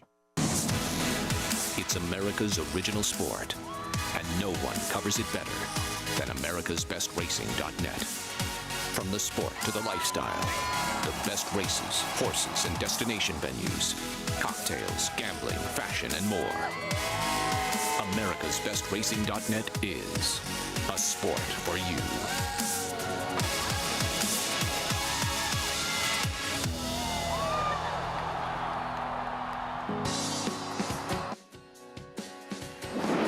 You're watching America's Day at the Races, brought to you by America's Best Racing. For the love of the race, visit americasbestracing.net. Today, we turn our attention to the 7th race at Aqueduct, scheduled main track race. But before we do that, we owe you prices from the 6th. I got too excited to go on to the 7th race.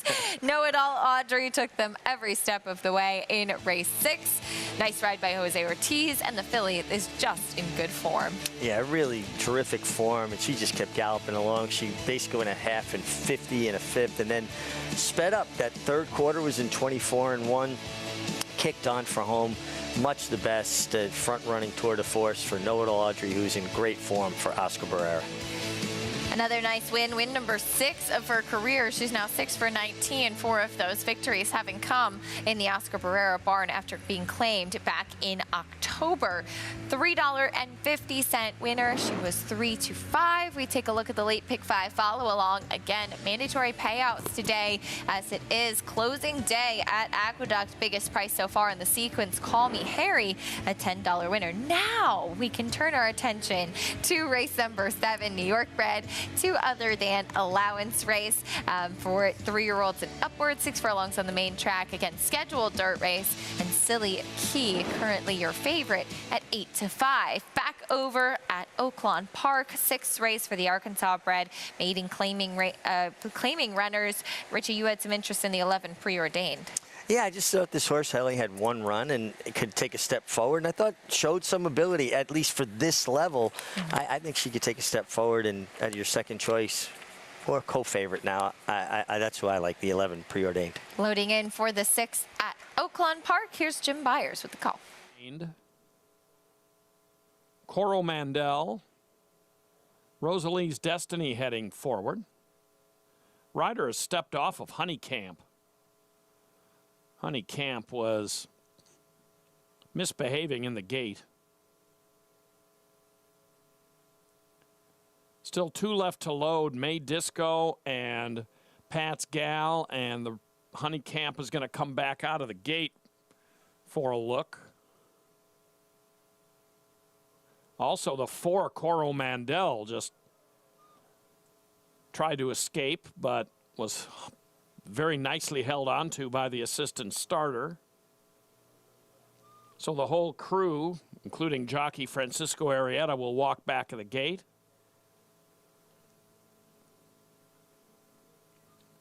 Honeycamp is back in.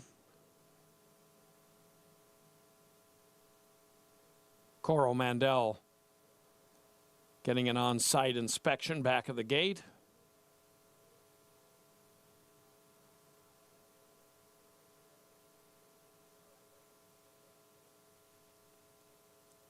Arrieta being re-legged up.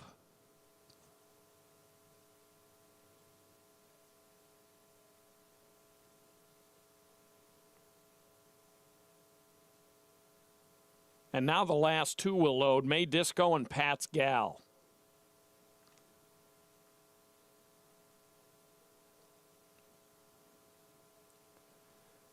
May Disco saw all that, and now she's reluctant to load.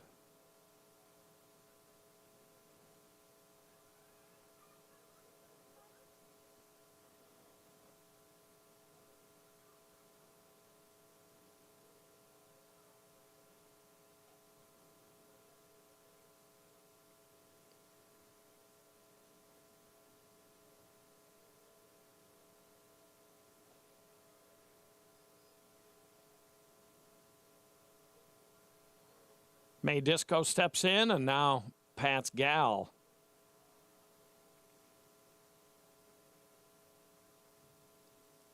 They're in the gate. And they're off.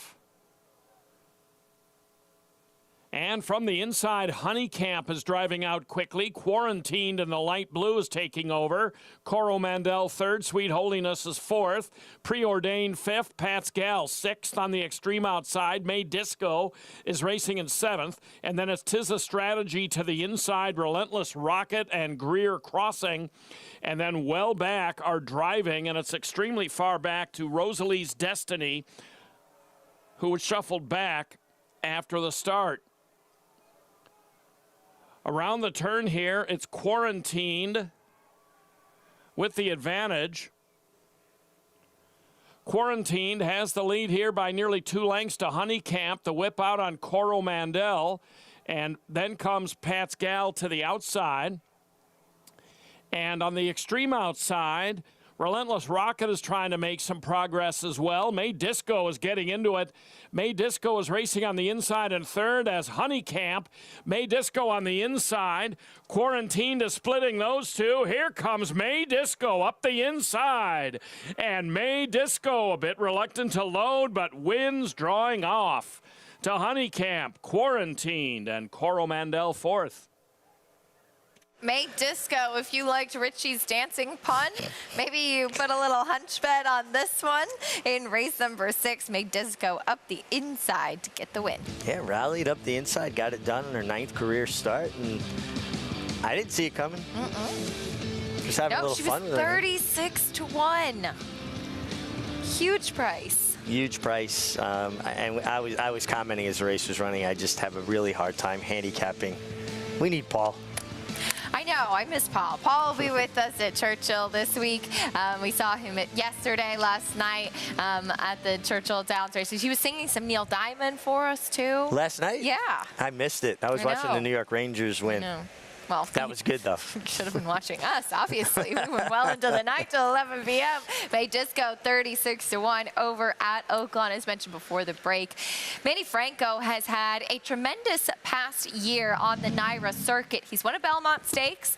He was second with Tis the Law in the Kentucky Derby back in 2020. In that very odd year we had, he's leading rider right now, and he's looking to use that forward momentum to propel him onto the Kentucky Derby. His mount will be Hit Show for trainer Brad Cox, the Withers winner.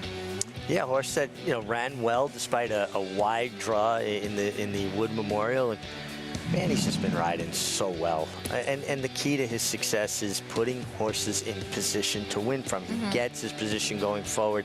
And physically, he's so strong. He's one of the strongest finishers in the country right now. I put him up there right alongside or just within calling distance of Joel Rosario, the way they finish on horses, and gets a lot of run from horses, and his confidence level is soaring, and he's got a live horse, a live mount in the Kentucky Derby. Hopefully he gets a good post position draw. It's become less of a factor. I still think it's a factor in a 20-horse field since they've made that starting gate where they have one continuous gate as opposed to 2 gates. We're taking a look at his most recent work in company with verifying fellow Brad Cox trainee. They've been consistent workmates, and Hit Show is the gray to the outside. I remember Maggie speaking to Manny Franco the other day in the previous work also with verifying, and he said that's just typically how this horse is. You really kind of have to keep him to his task, and then he finishes really, really well. Well, the thing you got to remember too, verifying has a bit more natural speed in the afternoon, so those horses are always going to be a little bit more in the bridle early in their works. But look at the gallop out on Hit Show. I mean, he just continued, and that's what's impressive about this. He didn't, get to the wire and he was all in. He continued on out, and going a mile and a quarter, you want to see that. He seems like a horse that's probably much better when he does get to work with company. A lot of horses are that way. They just are more focused. They have competition. Think about, having a sparring partner, right? Boxers, they can work out all they want, but they get more out of sparring with somebody. And workouts are a lot like that. You're not trying to beat your workmate. You're not trying to knock out your sparring partner. You're trying to get a certain physical fitness out of it and work on styles and get the horse honed for the moment so that they are the best race day. You don't want them the best in sparring. You want them best race day.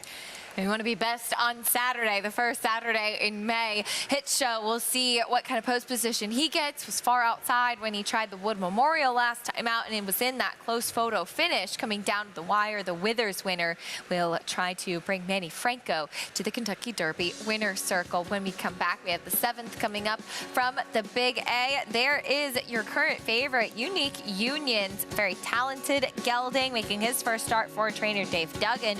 We'll talk more about him and the rest of the field after this on America's Day at the Races.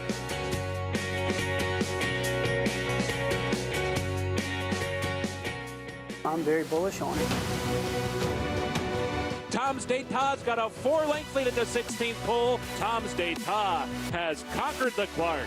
Your best horses of the last 10 or 15 years are not consistently as fast as this horse. It's total domination for Tom's Dayta. He's a beautifully balanced horse and a really good mover, and he's just full of class.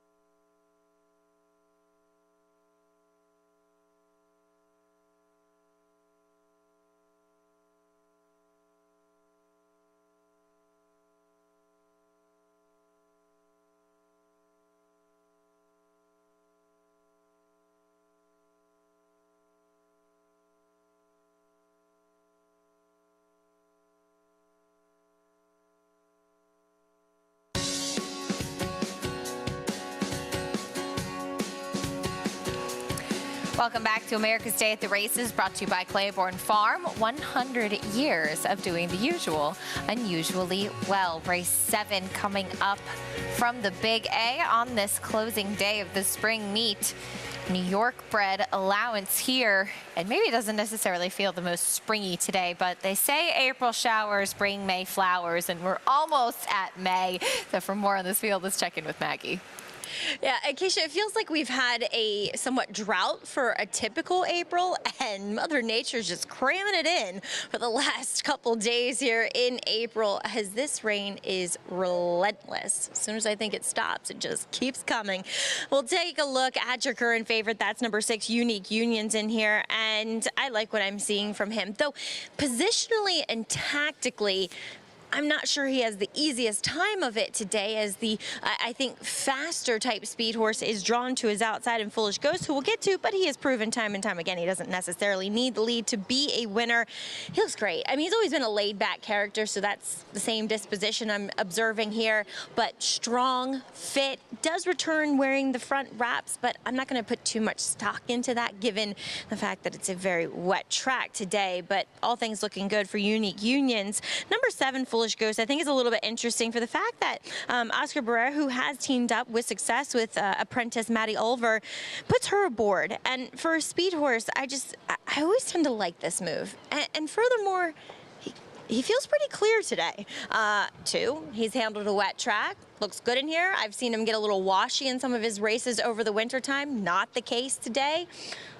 I would be a little afraid that Foolish Ghost could be able to pull off the upset by wiring this field, Acacia. All right, Maggie, thank you. We'll see how the pace does play out. And Richie, as you were mentioning to me, and Maggie was touching on Foolish Ghost, we know that he's going to go. He has that early speed, and apprentice Matty Olver has been good with putting speed horses on the lead and getting them to reserve a little bit. And this horse will be tested for class in here today, but he could make things difficult for your current favorite. Well, and particularly a horse that's coming off of a layoff. Unique Unions hasn't run since November. He's got a very solid work tab. Dave Duggan, who's taken over training duties from Rick Schosberg, is not a trainer that breezes his horses fast. So when you see a horse that's breezing 47, 46, like Unique Unions is doing, he's doing it because he's talented, not because he's being asked to do it. If anything, they're probably trying to slow him down. He's just that quick, and maybe now as a 4-year-old, he's just matured, and you're going to see the best of Unique Unions. But as a speed type, and he's shown he can win from just off the pace, he's going to have to run more of the race. It's a little harder for those types to win off the bench because it's not like a horse that sits and makes one run. They maybe don't have to be quite as fit. Taking a look at the 4 Thrill of It, who ran a gaudy Beyer speed figure last time out of an 88. That was in the first level allowance. We're stepping up to the next level, and this can really be a big jump sometimes. And also, and maybe it was by virtue of the fact that he was gelded, he came back off of a layoff, but this was a race that was totally different from anything we'd ever seen from him. Yeah, but, you know, the time off, the gelding, growing up some, right? 3 to 4. We talk about that often. This is a horse that was purchased for $1,000 at OBS by Tanya Terranova, John's wife. He's earned $116,000, and maybe it was also a matter of him just getting back to sprinting. Maybe that's what he wanted to do all along. And sometimes you're experimenting, and you got to find out what a horse's strengths are. I'm surprised he's 7-1. I don't think that was just an illusion in the last race. Yeah, it could have been those factors that we touched on with the gelding, with the layoff, with him coming back and showing that he's grown up quite a bit, now back as a 4-year-old. The number 2, Brew Pub, will be stepping up off the claim for Rudy Rodriguez. He ran a nice Beyer speed figure last time out. That was on a wet track as well back in March. And we'll take a look at him actually from last September. A while ago, last time he was at this level, so to speak, and he was sprinting behind Battle Station on the main track at the Belmont at Aqueduct meet. Yeah, and he came up second best here, and Battle Station actually was entered in this race and scratched early. But this is also something that we've seen from Brew Pub, accumulating a lot of seconds, right? 8 second-place finishes in his career. Yeah, and now, listen, he changes trainers, claimed by Rudy Rodriguez. Now, Rudy didn't have a great meet. His horses were running well, though, right? A lot of seconds, a lot of thirds. A trainer can only get horses prepared. Then he's got to turn the keys to the car over to the rider, right? So when horses are hitting the board and not winning, you know, the trainer may be perceived in a slump, but his horses are still performing. We'll see if Brew Pub can get the win. Jockey Junior Alvarado gets a leg up. He had a busy night last night, rode Frank's Rockette to victory in the Roxolana at Churchill Downs, and back riding in New York today. Well, we saw it yesterday, too. Irad and Jose Ortiz worked their prospective Derby mounts in the morning, jumped on a private plane, were here in time to ride the card. Junior at Churchill Downs last night, back in time this morning to ride the card. The glamorous life of a jockey. People, it's not easy. It's constant, and if you don't ride, you don't get paid. It's not like other sports where you got a contract with a team and, oh, you know, you got a hangnail, you can't perform. You've got to play hurt sometimes. And as you said, it's not always glamorous, but these guys are so tough, and especially with the weather too, back to ride, and you've got to follow the horses. Absolutely. We'll meet the rest of the field for this New York Red Allowance, kicking things off with the 1 Silly Key. Consistent, has the right style for potentially the way this race shapes up, has run well and off going. 5-2, second choice now. Here's the 2 Brew Pub, who we were just talking about with Junior Alvarado. Yeah, first time off the claim. Sometimes horses really respond to a different training system. No indictment on the former connections, just something a little different that agrees with the horse.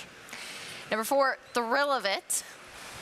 A major player. I loved his last race, and I don't think that was just something we can discount. Here's the 5, First Deputy trying to get back to the winner's circle. Another one that would love to see things heat up on the front end and come with a late run.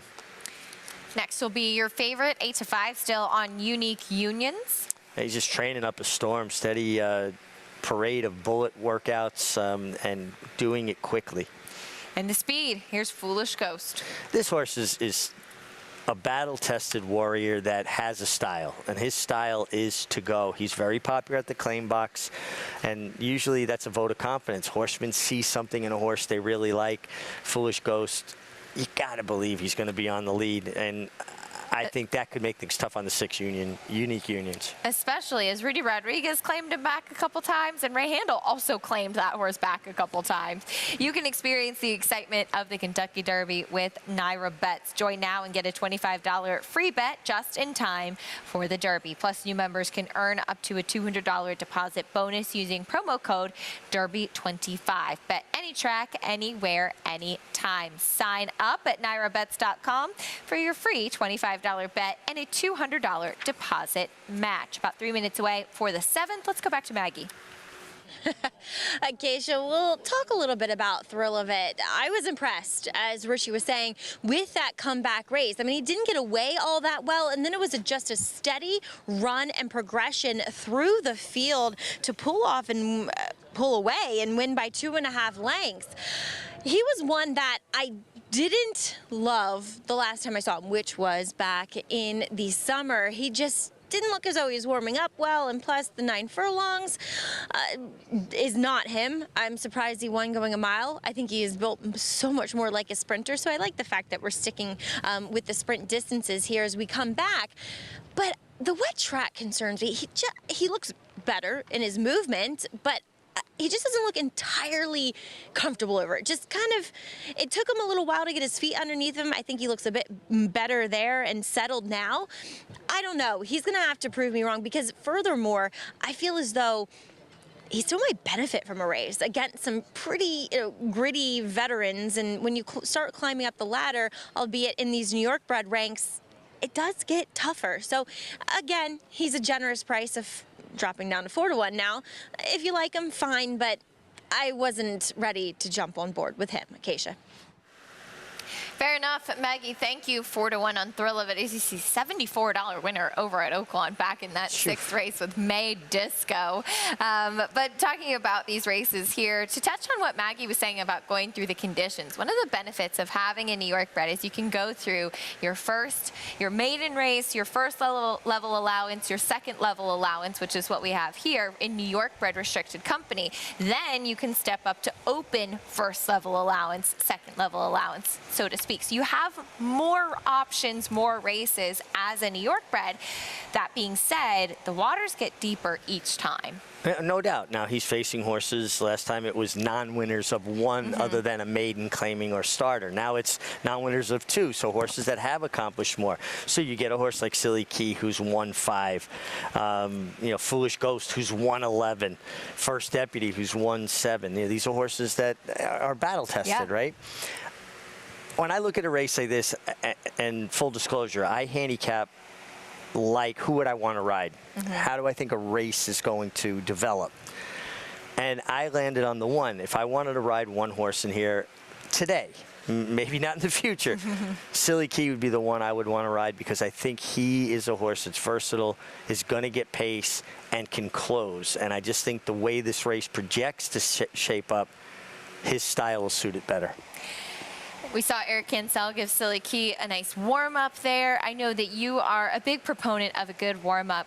When you have a track like this, do you find that you can kind of feel how a horse is getting over the track when you take them away from the pony? Oh, definitely. And when a horse is getting over a sealed track, you can almost count the beats as they hit the ground, and you could hear it. It's a brap, brap, brap.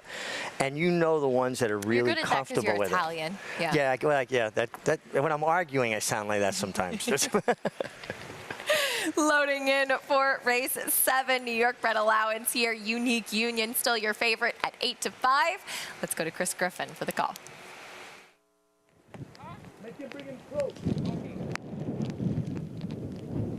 Waiting on Thrill of It. Front of the gate open here for Thrill of It. Stepping forward. There's First Deputy, Unique Unions, and Foolish Ghost will be last to load. Here's Foolish Ghost.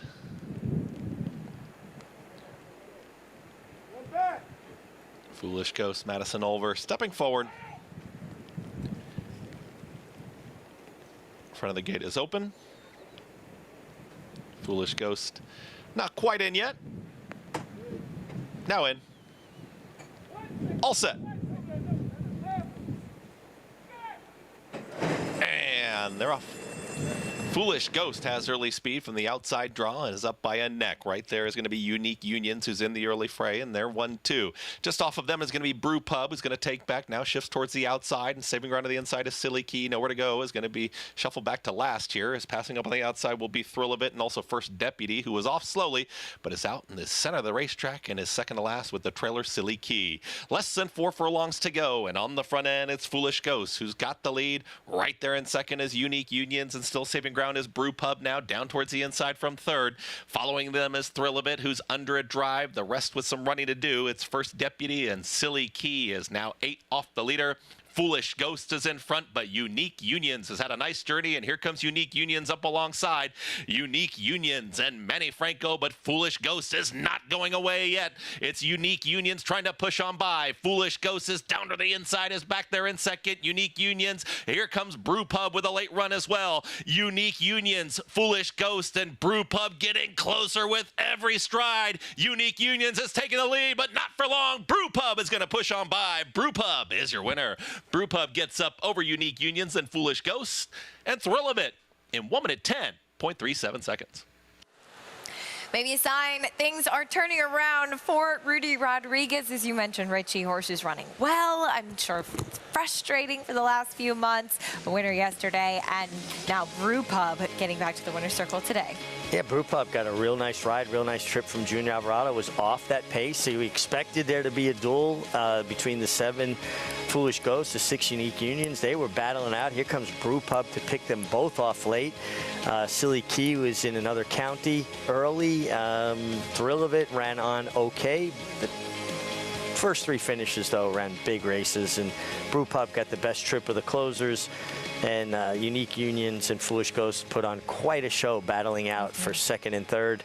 Got to think Unique Unions will be better for the race under his belt, and hopefully gets in a position where he's doesn't have to deal with the likes of a Foolish Ghost early.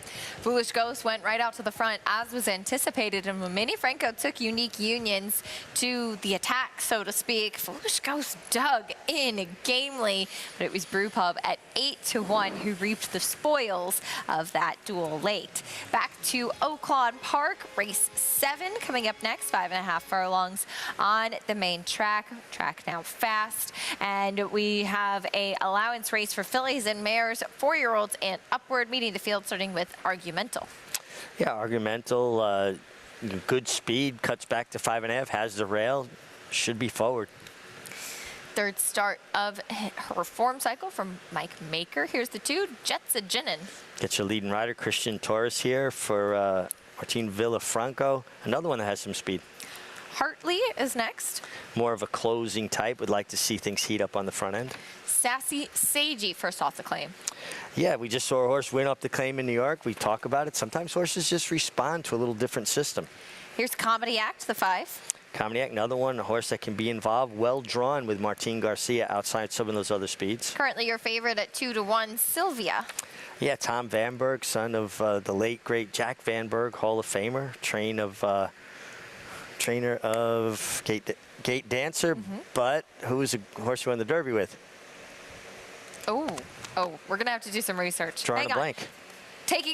No, now it's going to drive me crazy. Taking charge at Desi went by. Here's the 8 off-ramp. Off-ramp, more of a closing type. Would like to see things go fast. Chris McCarron rode the horse. This is going to drive me crazy. Ali Sheba, thank you very much. Ali Sheba. How could I not come up with Ali Sheba? Took us a while in the truck for them to help us out, too. No, I'm just kidding. 2-1 on the number 6, Sylvia at Oaklawn Park. Clearly, Richie and I need to get our brains organized. We're going to recap the stakes. Yesterday, we saw at Oaklawn Park some really nice performances for some promising horses who could have a big year going forward. We'll talk more about it after this on America's Day at the Races.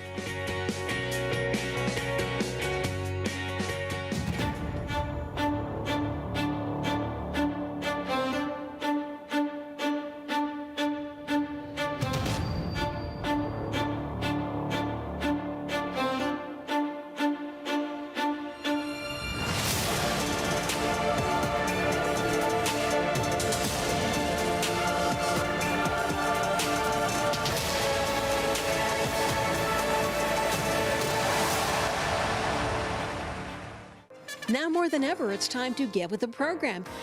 When shopping for your next race prospect, consider that New York breds start with an advantage. Our New York breds run for serious green. At Saratoga Race Meet, New York bred maidens run for up to $88,000. New York bred allowance horses run for up to $100,000. And New York bred owners can collect awards of up to $20,000 per horse per race. So get back with the program. Seriously. Good magic in a good-looking performance. Cruises home in the Haskell Invitational. And it's a vintage performance by Vino Rosso in the Breeders' Cup Classic. Nest, much the best. Elite Power on the far outside, and Elite Power gets up to win the sprint. On the outside, it's Malachi coming to the wire. Who's it gonna be?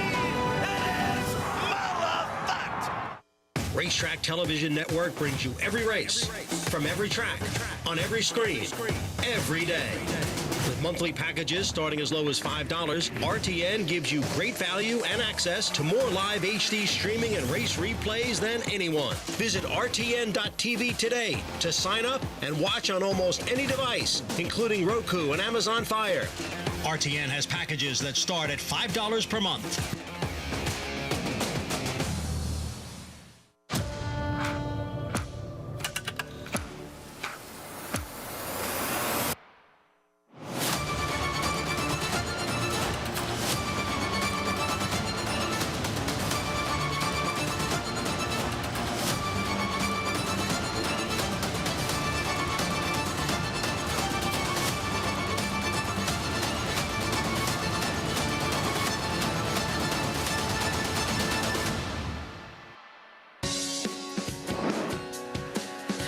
We're back on America's Day at the Races, taking a look at the 7th race at Aqueduct. Brew Pub coming back to the winner's circle. Junior Alvarado. Roxalana win with Frank's Rocket last night, and he's into the winner's circle at Aqueduct today. Yeah, have saddle, will travel, right? Absolutely. Sits a perfect trip, not too far out of it, but took advantage of Unique Unions and Foolish Ghosts hooking up and was able to run them down late. First time off the Rudy Rodriguez claim. Brew Pub, Rudy Rodriguez, co-owner of this one as well. 5-year-old gelding by Street Sense, who had not been to the winner's circle for a long time too, and you touched on it. Sometimes just a change of scenery really bodes well for a horse. $19.60 winner in the 7th. That's definitely the biggest price so far in the late pick 5 sequence. Hope you're still alive. Reminder, mandatory payouts today with the closing day of Aqueduct. Just one more race to go. No, should there be 2 more races to go? Yeah, 2 more races to go. It's shipping day. It's shipping day. Affirmed success coming up next for the New York Breds. And it's time for our stakes action coming up at Aqueduct. Today's flavor, no surprise. Short price at the outside as he tried to take them every step of the way with a really valiant effort in Grade 1 company in the Carter last time out. Yeah, and he ran well that day. I mean, he's a horse that, other than the day he completely blew the break in his first start in New York, has really done some great running, and he's so naturally fast. And on today's track, I think speed is a good commodity to have, but he has the right draw because he's not forced in anything if anybody wants to take him on. Oaklawn Park, we have the 7th race coming up next. 2-5-2 favorite on the number 6, Sylvia for Tom Van Berg. I'm talking about Ali Sheba before, is the horse that none of us could think of. As you said, shipping day. 5-2 on the 6, Sylvia. This horse makes sense. This 5-year-old mare by previous winner Exaggerator. He does, and before they load, great Ali Sheba story. He had blue and white colors. I rode a horse in the race, Chocolate One, that had blue and white colors. My brother was at OBI at an outdoor beach bar, sees the blue and white colors win. He's yelling and screaming, my brother just won the Derby. He bought the whole bar drinks on me for everybody, and then found out it was Chris McCarron. That's awkward. He must have quite the bar to have after that. That is a great story. Loading in for the 7th at Oaklawn Park. Let's go to Jim Byers. Tramp will wrap up the loading. They're in the gate. And they're off. Sylvia motoring out quickly here and down toward the inside. There goes Jetsa Ginin, that veteran mare. Comedy Act is now 2nd. Sylvia 3rd. Argumental is 4th. Followed by Hartley.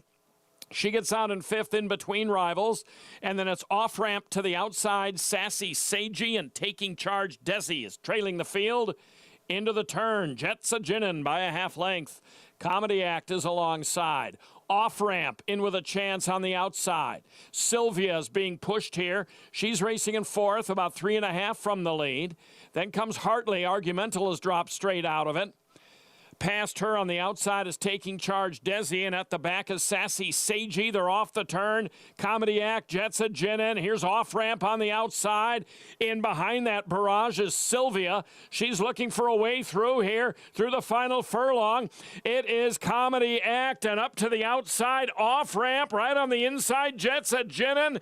Off-ramp, and Comedy Act, Jetsa Ginin on the inside. Off-ramp.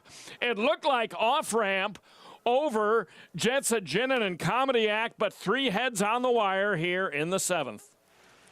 Looked like off-ramp game on the outside with Gabe Sayas in the saddle. Inside was the number 2, Jetsa Ginin, who was aggressively handled by Christian Torres. Between them, the 5, Comedy Act. Yeah, good horse race here. 3 horses that all deserve to win. The effort they put forth, and off-ramp, that unencumbered trip. Horse on the inside came back, made that desperately close late. I'm not good at calling photos there, so I'm going to wait until they post the photo. I thought off-ramp got there, though. It looked like it, and that seemed to be the consensus from Jim Byers' call, too. But yesterday at Oaklawn Park, we saw some nice stakes action on the card. The Bachelor, definitely a highlight and one that we were all looking forward to. Rivet, a horse that had been in great form and was developing at the right time for Steve Asmussen, versus Mo Strike, the Sanford winner making his first start, is a 3-year-old. But seems like Steve Asmussen has another good sprinter on his hands. And what makes Rivet so interesting, Acacia, is his versatility. He won his last start from well off the pace. This time he goes right to the lead.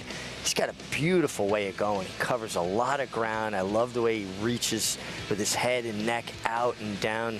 Keith Asmussen winning for his dad, a graded stake for the Heilig Boats, longtime supporter of the Asmussens. And here comes Mo Strike, who looked like he was spinning his wheels around the far turn, finally found his best stride and finished really well. It'll be interesting to see if we see these two hook up in a race like the Woody Stevens on Belmont Stakes Day going 7 furlongs. You got to like Mo Strike's comeback for sure. And one thing that really impresses me about Keith Asmussen and his riding, Acacia, is that he never had the benefit of riding as an apprentice jockey. They couldn't claim the weight allowance with him because of his size. And for him to make the strides he has as being a full-fledged journeyman the entirety of his career. Now, listen, he's got support of his dad, but he's riding winners for other people, and the improvement is evident. He really has improved a lot during this Oaklawn meet. Yeah, he absolutely has taken big strides forward and getting his first stakes win at Oaklawn, and for his father, Steve Asmussen, and as you said, for longtime owners and supporters with the Heilig Boats, who certainly have had some very good horses over the years as recognizable silks, with the likes of Matoli, multiple Grade 1 winner, and now a sire as well. Before that, the Dig a Diamond, though, for the fillies and mares, going a mile on the main track. We got a chance to see your winner, Coastal Charm. Trainer Steve Hobby saying that he wasn't necessarily expecting her to be on the lead.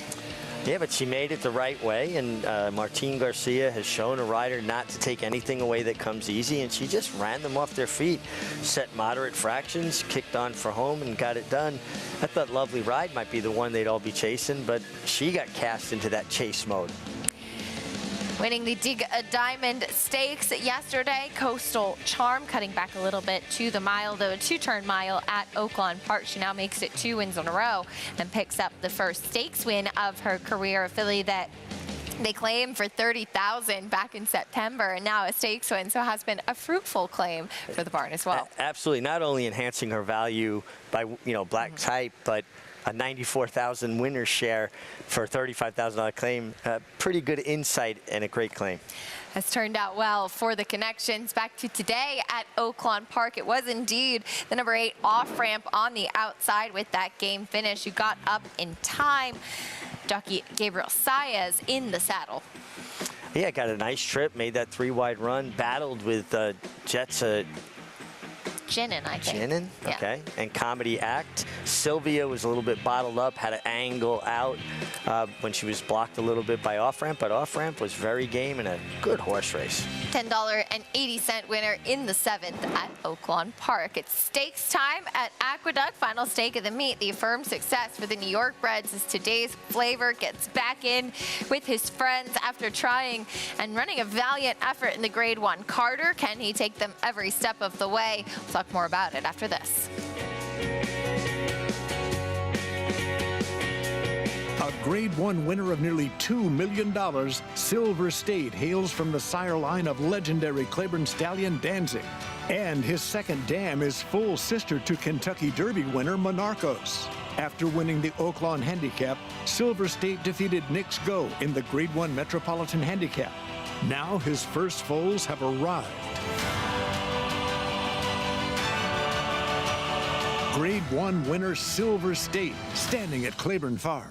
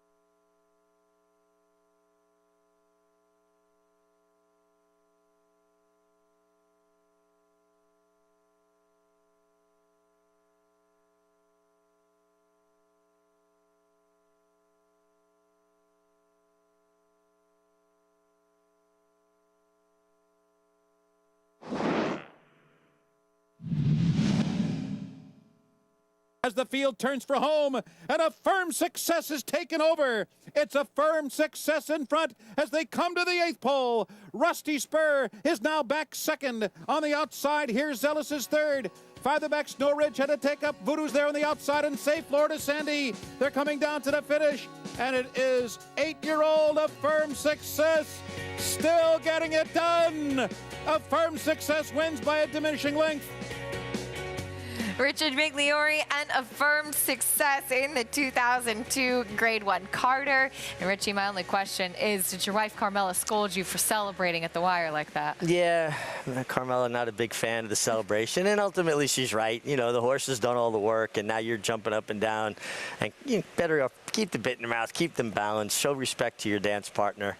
But I had never won the Carter before, and it was a race that was very high on my bucket list of things because I grew up coming to Aqueduct and watching races like the Carter, so you know, it was a big deal. And to win it on an 8-year-old, what an incredible job by Rick Schosberg, really.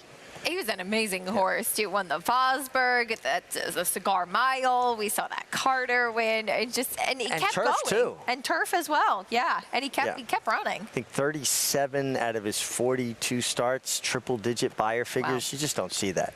Super, super cool horse. And we pay tribute to Affirmed Success with a nice group of New York breds coming up in that stake, named for the very talented Rick Schosberg trainee and Alfred homebred. As we take a look at today's flavor, speaking of the Carter, this is a horse who tried the Carter last time out and now gets back with his fellow New York breds. And while he, reading quotes from George Weaver, said he probably doesn't really want to go 7 furlongs.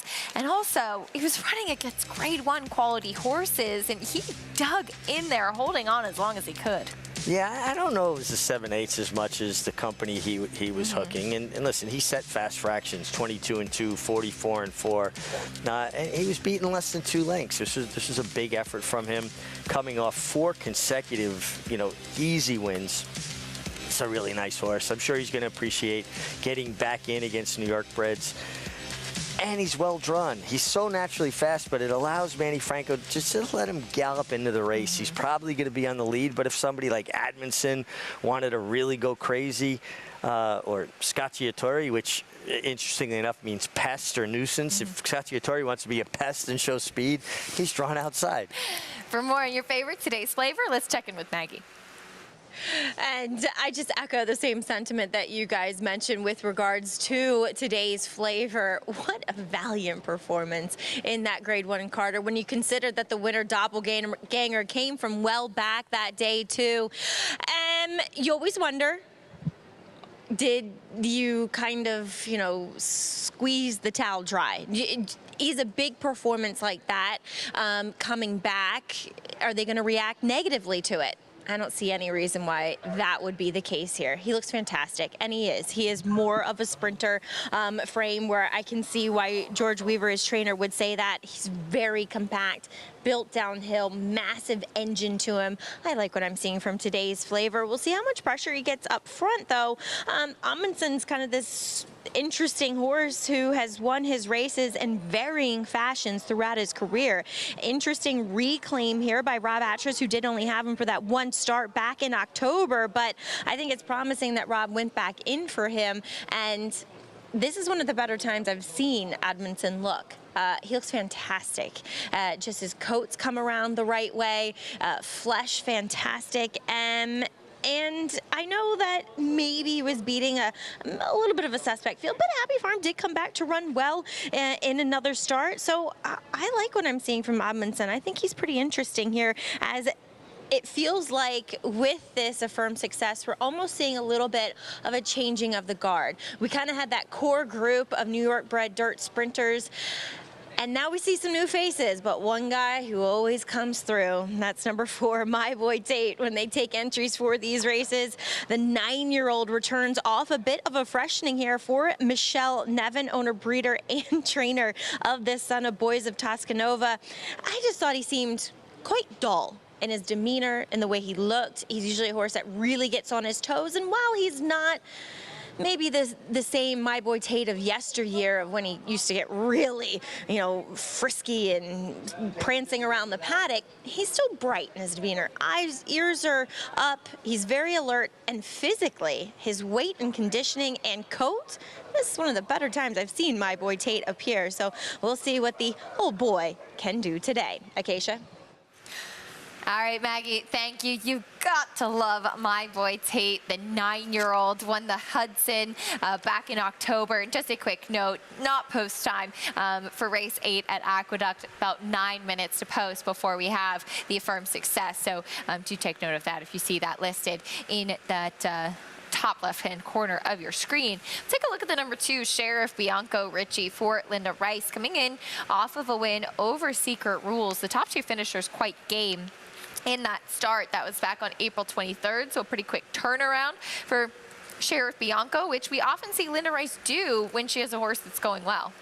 Yeah, I mean, he's coming back in 7 days, but we've seen Linda be successful with this move in the past, and I think it's a very individual thing. A trainer needs to be able to look at their horse and ascertain whether they can handle that coming off of a big effort, and he should be well placed. He's a horse that kind of creates his own trip, right? If they go very fast, he'll be a little further back. If they don't go quite as fast, he puts himself in that good stalking spot. And he's a winner. I mean, he's 6 for 19 lifetime. He's tough. He's just a hickory campaigner. Very game effort. Jose Ortiz going to stay in the saddle, and due to the weather, they're going to go right to the gate. Typically, Richie, there's a little bit more time on the track for these horses to warm up. What do you do as a rider to make sure your horse is limbered up properly when there's an abbreviated time between races? You got to hit the track, leave the pony, let them get their gallop in, good brisk gallop over to the backstretch, pull them up, jog back to your pony, and then let them collect themselves. But I believe in warm-ups. Horses have to get their blood pumping. They've got to get their muscles limber. I just don't believe in, not warming up. They've got to leave the gate. They're going to go from 0 to 40 miles an hour in 2 strides. I just don't see how they're capable of doing that without a warm-up. Like any athlete. Yep. 1 to 2 on today's flavor now, and we'll do the post parade here. The 1, Listen to Your Heart, is out. Here's the 2, Sheriff Bianco, on that 7-day turnaround.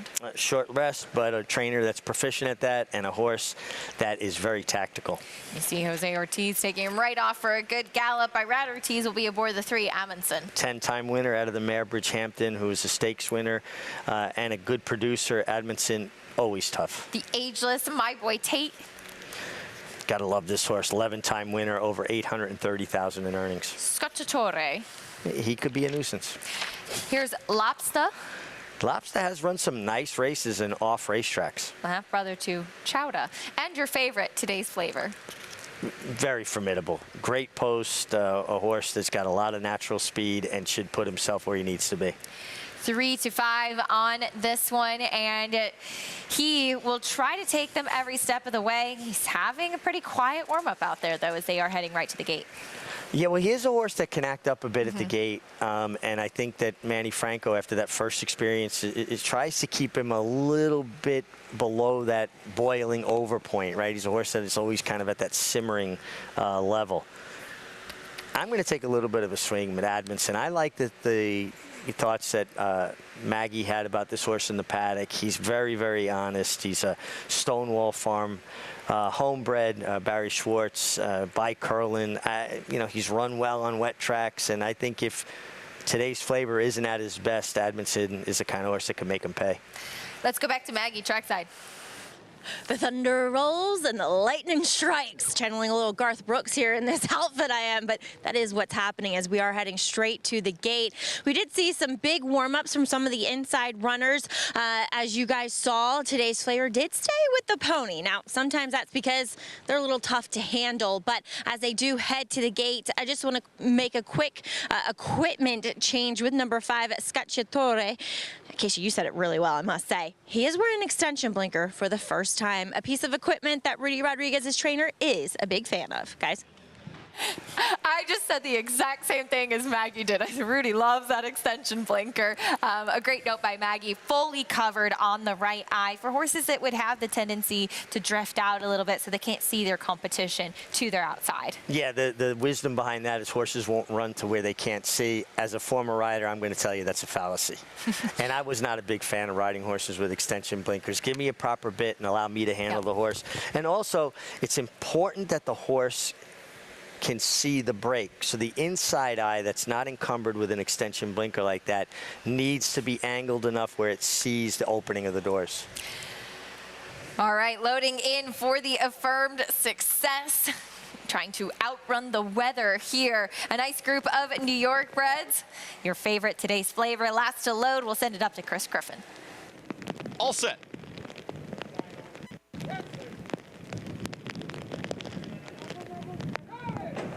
And they're off in the Affirmed Success. Up on the outside is Today's Flavor, who flashes that early speed. And in between horses, there comes Amundsen, who's in the early mix, and Sheriff Bianco. It's Today's Flavor who's quickest.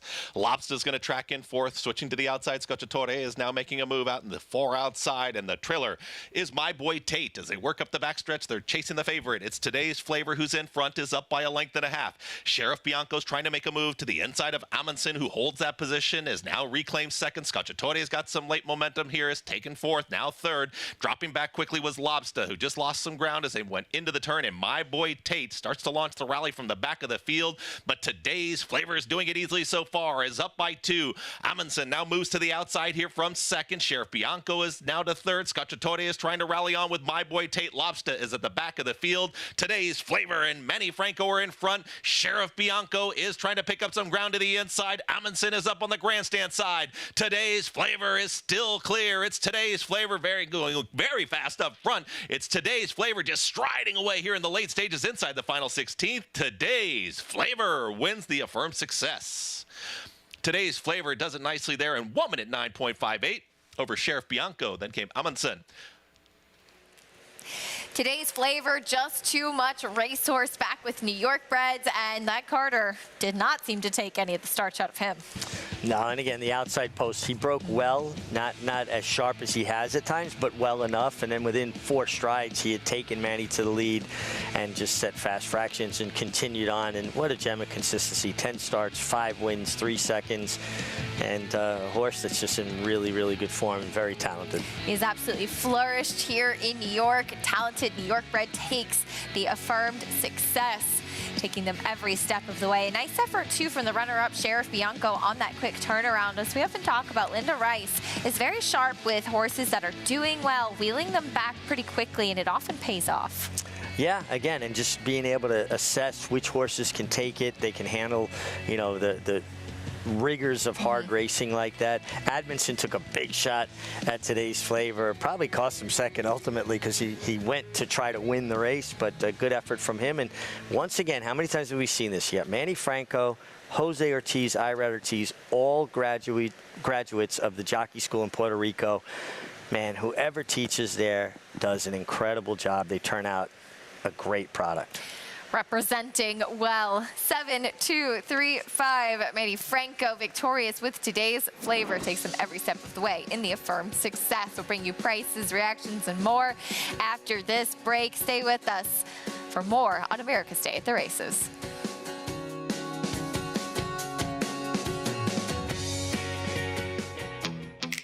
Yes, there's family. If we say La Troyenne, you'll get the picture. And of course, form. G1 this. A breathtaking run. G1 that. Dig down deep to win it. But take a long, steady look, and the word that most likely springs to mind is fantastic. Maxfield. Family. Form. Physique. Fantastic.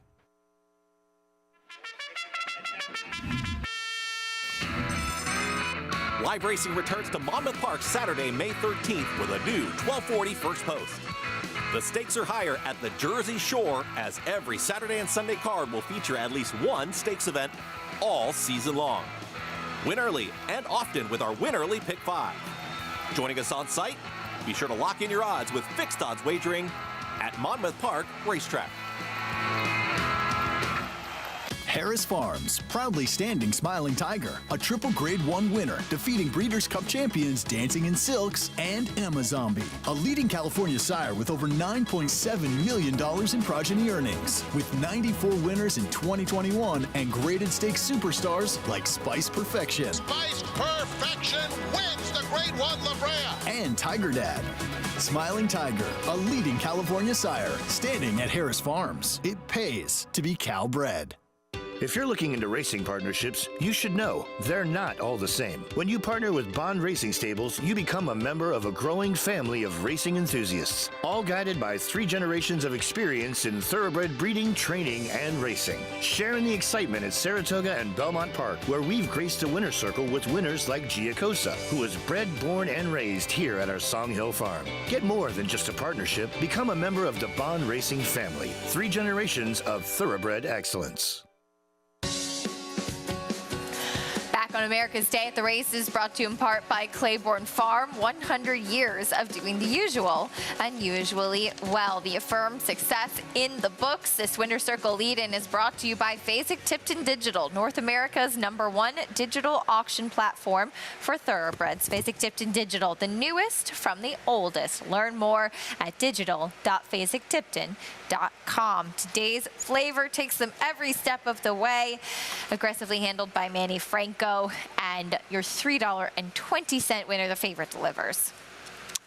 Yeah.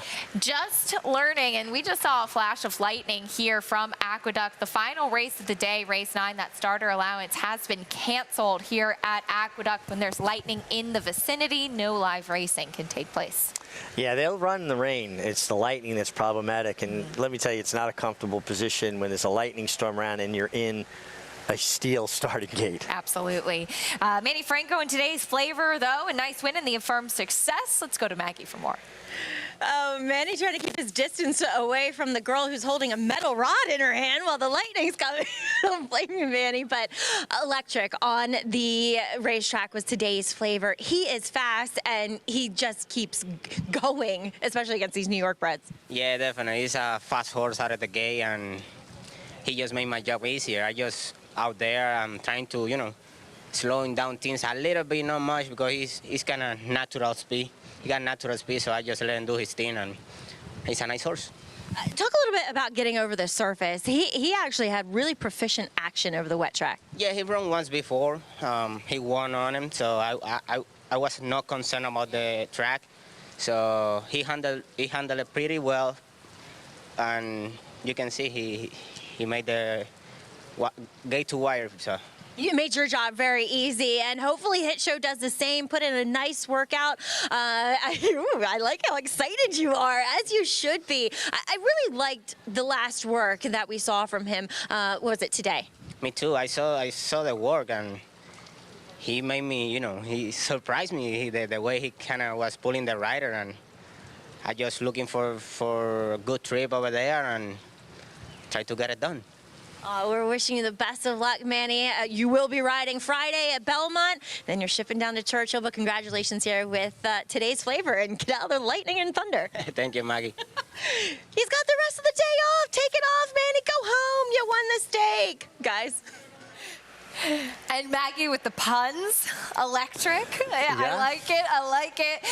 Yes, but do note, no final race of the day at Aqueduct due to the weather, lightning in the vicinity. But Manny Franco, Maggie was right. He had that big smile when she started talking about Hit Show, that nice work we took a look at in company with verifying a horse that's coming in good form, and Manny looking to get that first Derby victory. Yeah, and you can see his confidence level and the way he's been riding, and it seems like appropriately he won the last race, right, at this long Aqueduct stand. We've been here since September, the longest continual amount of time I've ever spent at Aqueduct. So it's going to be really nice to get to Belmont Park, as much as I am a fan of the Big A. Of course, as we all are. But opening day, May 4th at beautiful Belmont Park. Turning our attention back over to Oaklawn Park. The show will continue. Oaklawn is still going. We have race 8 coming up next, a mile and an eighth on the main track in this allowance race for 4-year-olds and upward. Here's a look at the field. The number 6, All West, as was to be expected, is your favorite. Meeting the rest of the field, though, kicking things off with the number 1, U.S. Navy Cross. You get the leading rider, Christian Torres. The horse had a bit of a freshening, came back on the turf. Going to have to run one of his better races to be competitive here. On his toes, here's the 2, Mamzouge. Trained by Danny Pites, a guy that just knows how to get it done. Good horseman. Mystic Knight coming in next. Yeah, a horse that is 4 for 16 and turns back from a mile and a half. Blast. He's got a little rocking horse action going on there. Yeah, you see the rider keep their feet out of the irons, trying to keep a horse settled. They figure legs around them. Jedrick is next. Yeah, get Nick Juarez. Put together a real nice meet at Oaklawn. Not an easy thing to do coming into a new place. Riding in very good form. Your favorite, All West, is up next. Has won at the mile and eighth distance. Pretty gray horse by Flashback here. Ultra consistent. Third at the distance last time out, 2, Cat Daddy, trying to get back to the winner's circle for the first time in a while. Yeah, it just feels like this horse has kind of lost his best form recently. Here's the 8, Brooklyn Diamonds, a little bit of a freshening since February. Yeah, for trainer Steve Asmussen, shine bright like a Brooklyn diamond. Steve has 2. Here's his other one, 10 gauge. Yeah, and this is the one I like more. The horse has compiled 5 seconds compared to 1 win, but I think this horse has the ability to get it done, and he gets his son aboard. Speaking of Steve Asmussen, if there's a record in horse racing, odds are he shattered it. We saw him break a couple down at Oaklawn Park this winter, but the one thing that seems to be missing in his illustrious career, the winningest trainer of all time in North America, he has not won the Kentucky Derby. His lone chance this year, Disarm, number 16 on the leaderboard presented by Claiborne Farm. And Disarm will get a chance to feature him in our snapshot here for trainer Steve Asmussen. His most recent work going a minute flat at Churchill Downs, and he started behind company, went past that one, and physically, though he's I think a little bit smaller, he really does strike the resemblance to a sire gun runner. He really does, and I like this work a lot. You got Joel Rosario aboard, purposely broke off, gave him a target. And I like the way when he picks this horse up, I want you to keep an eye on 2 things, the extension of his front legs and his ears. And he really extends, and he's got that beautiful way of going that to me is the benchmark of the gun runners. Their stride mechanically is so sound and efficient. And now you're going to see, Joel's going to ask him a little bit here, right? And he's overtaking his workmate. Now watch his ears come up. And he's just basically doing this, having fun. But look at the extension of his neck, the way he reaches out over the ground, the gallop out. This was, to me, the best pre-Derby work that I've seen. I agree. Now, I don't know that that makes him a contender to win, but I do believe he'll outrun his odds. And you get Joel Rosario for Hall of Famer Steve Asmussen. I think this horse is just figuring it out. And he ran 3rd in the Lexington, garnered enough points to get in. But I think that was just to get in the race, and Steve's so good at preparing a horse for the big dance. The Lexington was the junior prom. This is the big dance. We'll see how Disarm does go into the Kentucky Derby in that typical Joel Rosario ride, just absolutely motionless in that workout. Kentucky Derby coming up in just 6 days. We are looking ahead to the Belmont Stakes on Big Fox Saturday, June 10th. Last year was Mo Donegal celebrations from Irad Ortiz, who will... Yeah, Carmela will yell at him for that celebration, I'd have been sleeping on the couch. Yeah, I know. How about that?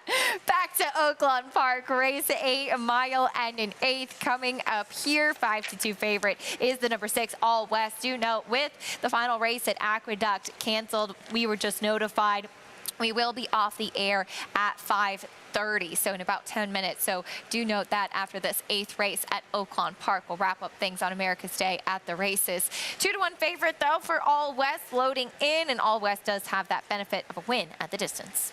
Yeah, and I like that. Mile and a 1/8, a little bit of a hybrid distance. I like 10 gauge a little bit, but he's got to show the ability to get it done, right? Pass horses, and to me it looked like last time he hit the front, he kind of just pulled up.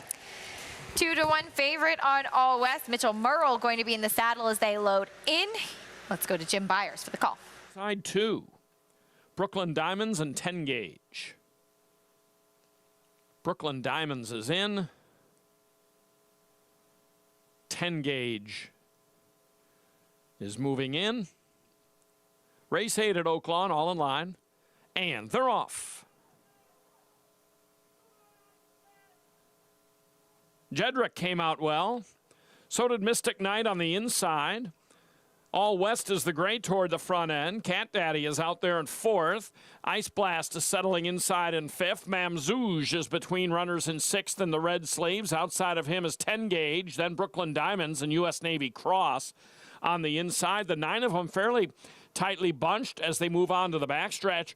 It's Mystic Knight by a half length. All West accompanies him to the outside in 2nd, and then some 2 lengths to Mamzouge. Well placed, appearing to be 3 deep in 3rd. 4 deep is Cat Daddy. Jedrick is saving ground to the backstretch, and right alongside him is 10 gauge. That pair's only about 3 lengths off the lead. 10 gauge looks eager to move up, but he is boxed in at this stage. Toward the back are Ice Blast and Brooklyn Diamonds and the late-running U.S. Navy Cross. is going to have to be a super late runner this afternoon. Into the far turn, Mystic Knight has gotten away here from All West. Mystic Knight by 2.5 to All West and Mamzouge. 10 gauge. Jedrick in the purple on the inside, now 5th. Then comes Ice Blast, trying to move up from 6th. Ice Blast starting to show a bit of energy as they round the turn and come for home. Now it's All West and Mamzouge hooking up. Mystic Knight drops back on the inside, 10 gauge 4th. And pulling up here is Mamzouge. Mamzouge will not finish. Through the stretch here, it is All West, Mystic Knight on the inside, and here is 10 gauge. 10 gauge on the outside. All West has the short lead. 10 gauge trying to run him down. Mystic Knight on the inside, and it is All West. All West in a furious stretch drive over Mystic Knight. 10 gauge a good 3rd. And Ice Blast 4th. All West, the game winner. Unfortunately, the 2 Mamzouge pulling up. We'll update if we have any news. Spun to run. In the Breeders' Cup Dirt Mile, he defeated a loaded field that included multiple Grade 1 winners Omaha Beach and Improbable. His brilliant speed figures were among the fastest of any 3-year-old at a mile or more. And he hails from the legendary Danzig sire line. Multiple graded stakes winner, millionaire, Breeders' Cup champion, Spun to run, standing at Gainesway.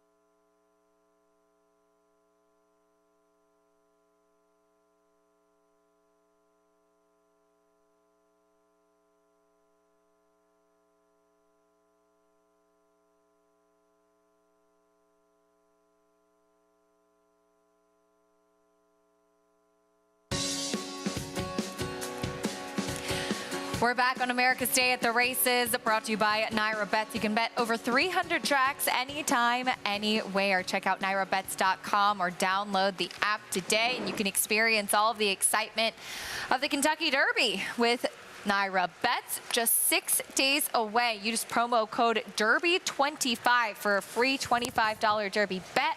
Plus, new members can earn up to a $200 sign-up bonus using promo code DERBY25. Check out nairabets.com or download the app today. As you can probably see from that shot we showed of the racetrack here at Aqueduct, it's still raining and quite hard lightning in the vicinity. Thus, the final race at Aqueduct has been canceled. We wouldn't want Maggie standing out in that today. Do note, as it is the closing day of Aqueduct, with those mandatory payouts in the multi-race sequence, will go to an all in the final race with multis. Check out nairabets.com for those results and payouts. And we do apologize for not getting a chance to have the final race at the Aqueduct meet, but just gives everybody else a little bit more time to pack up and get ready for Belmont. Yeah, certainly. And I mean, you saw just how flooded the paddock was getting and the way the racetrack goes, but more problematic, the lightning. Absolutely. And that's something that you just can't take chances with for sure. I'm excited to get back to Belmont. What is the thing you're most looking forward to getting back to Belmont?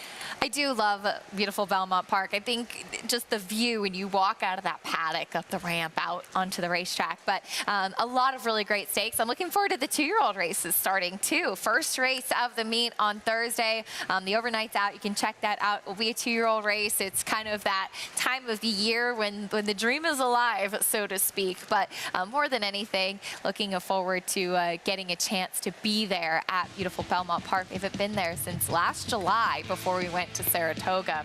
Opening day, May 4th. Some big key dates to keep in mind. Of course, that Belmont Stakes Racing Festival, June 8th to 10th. We wrap things up July 9th before we head up to the spa.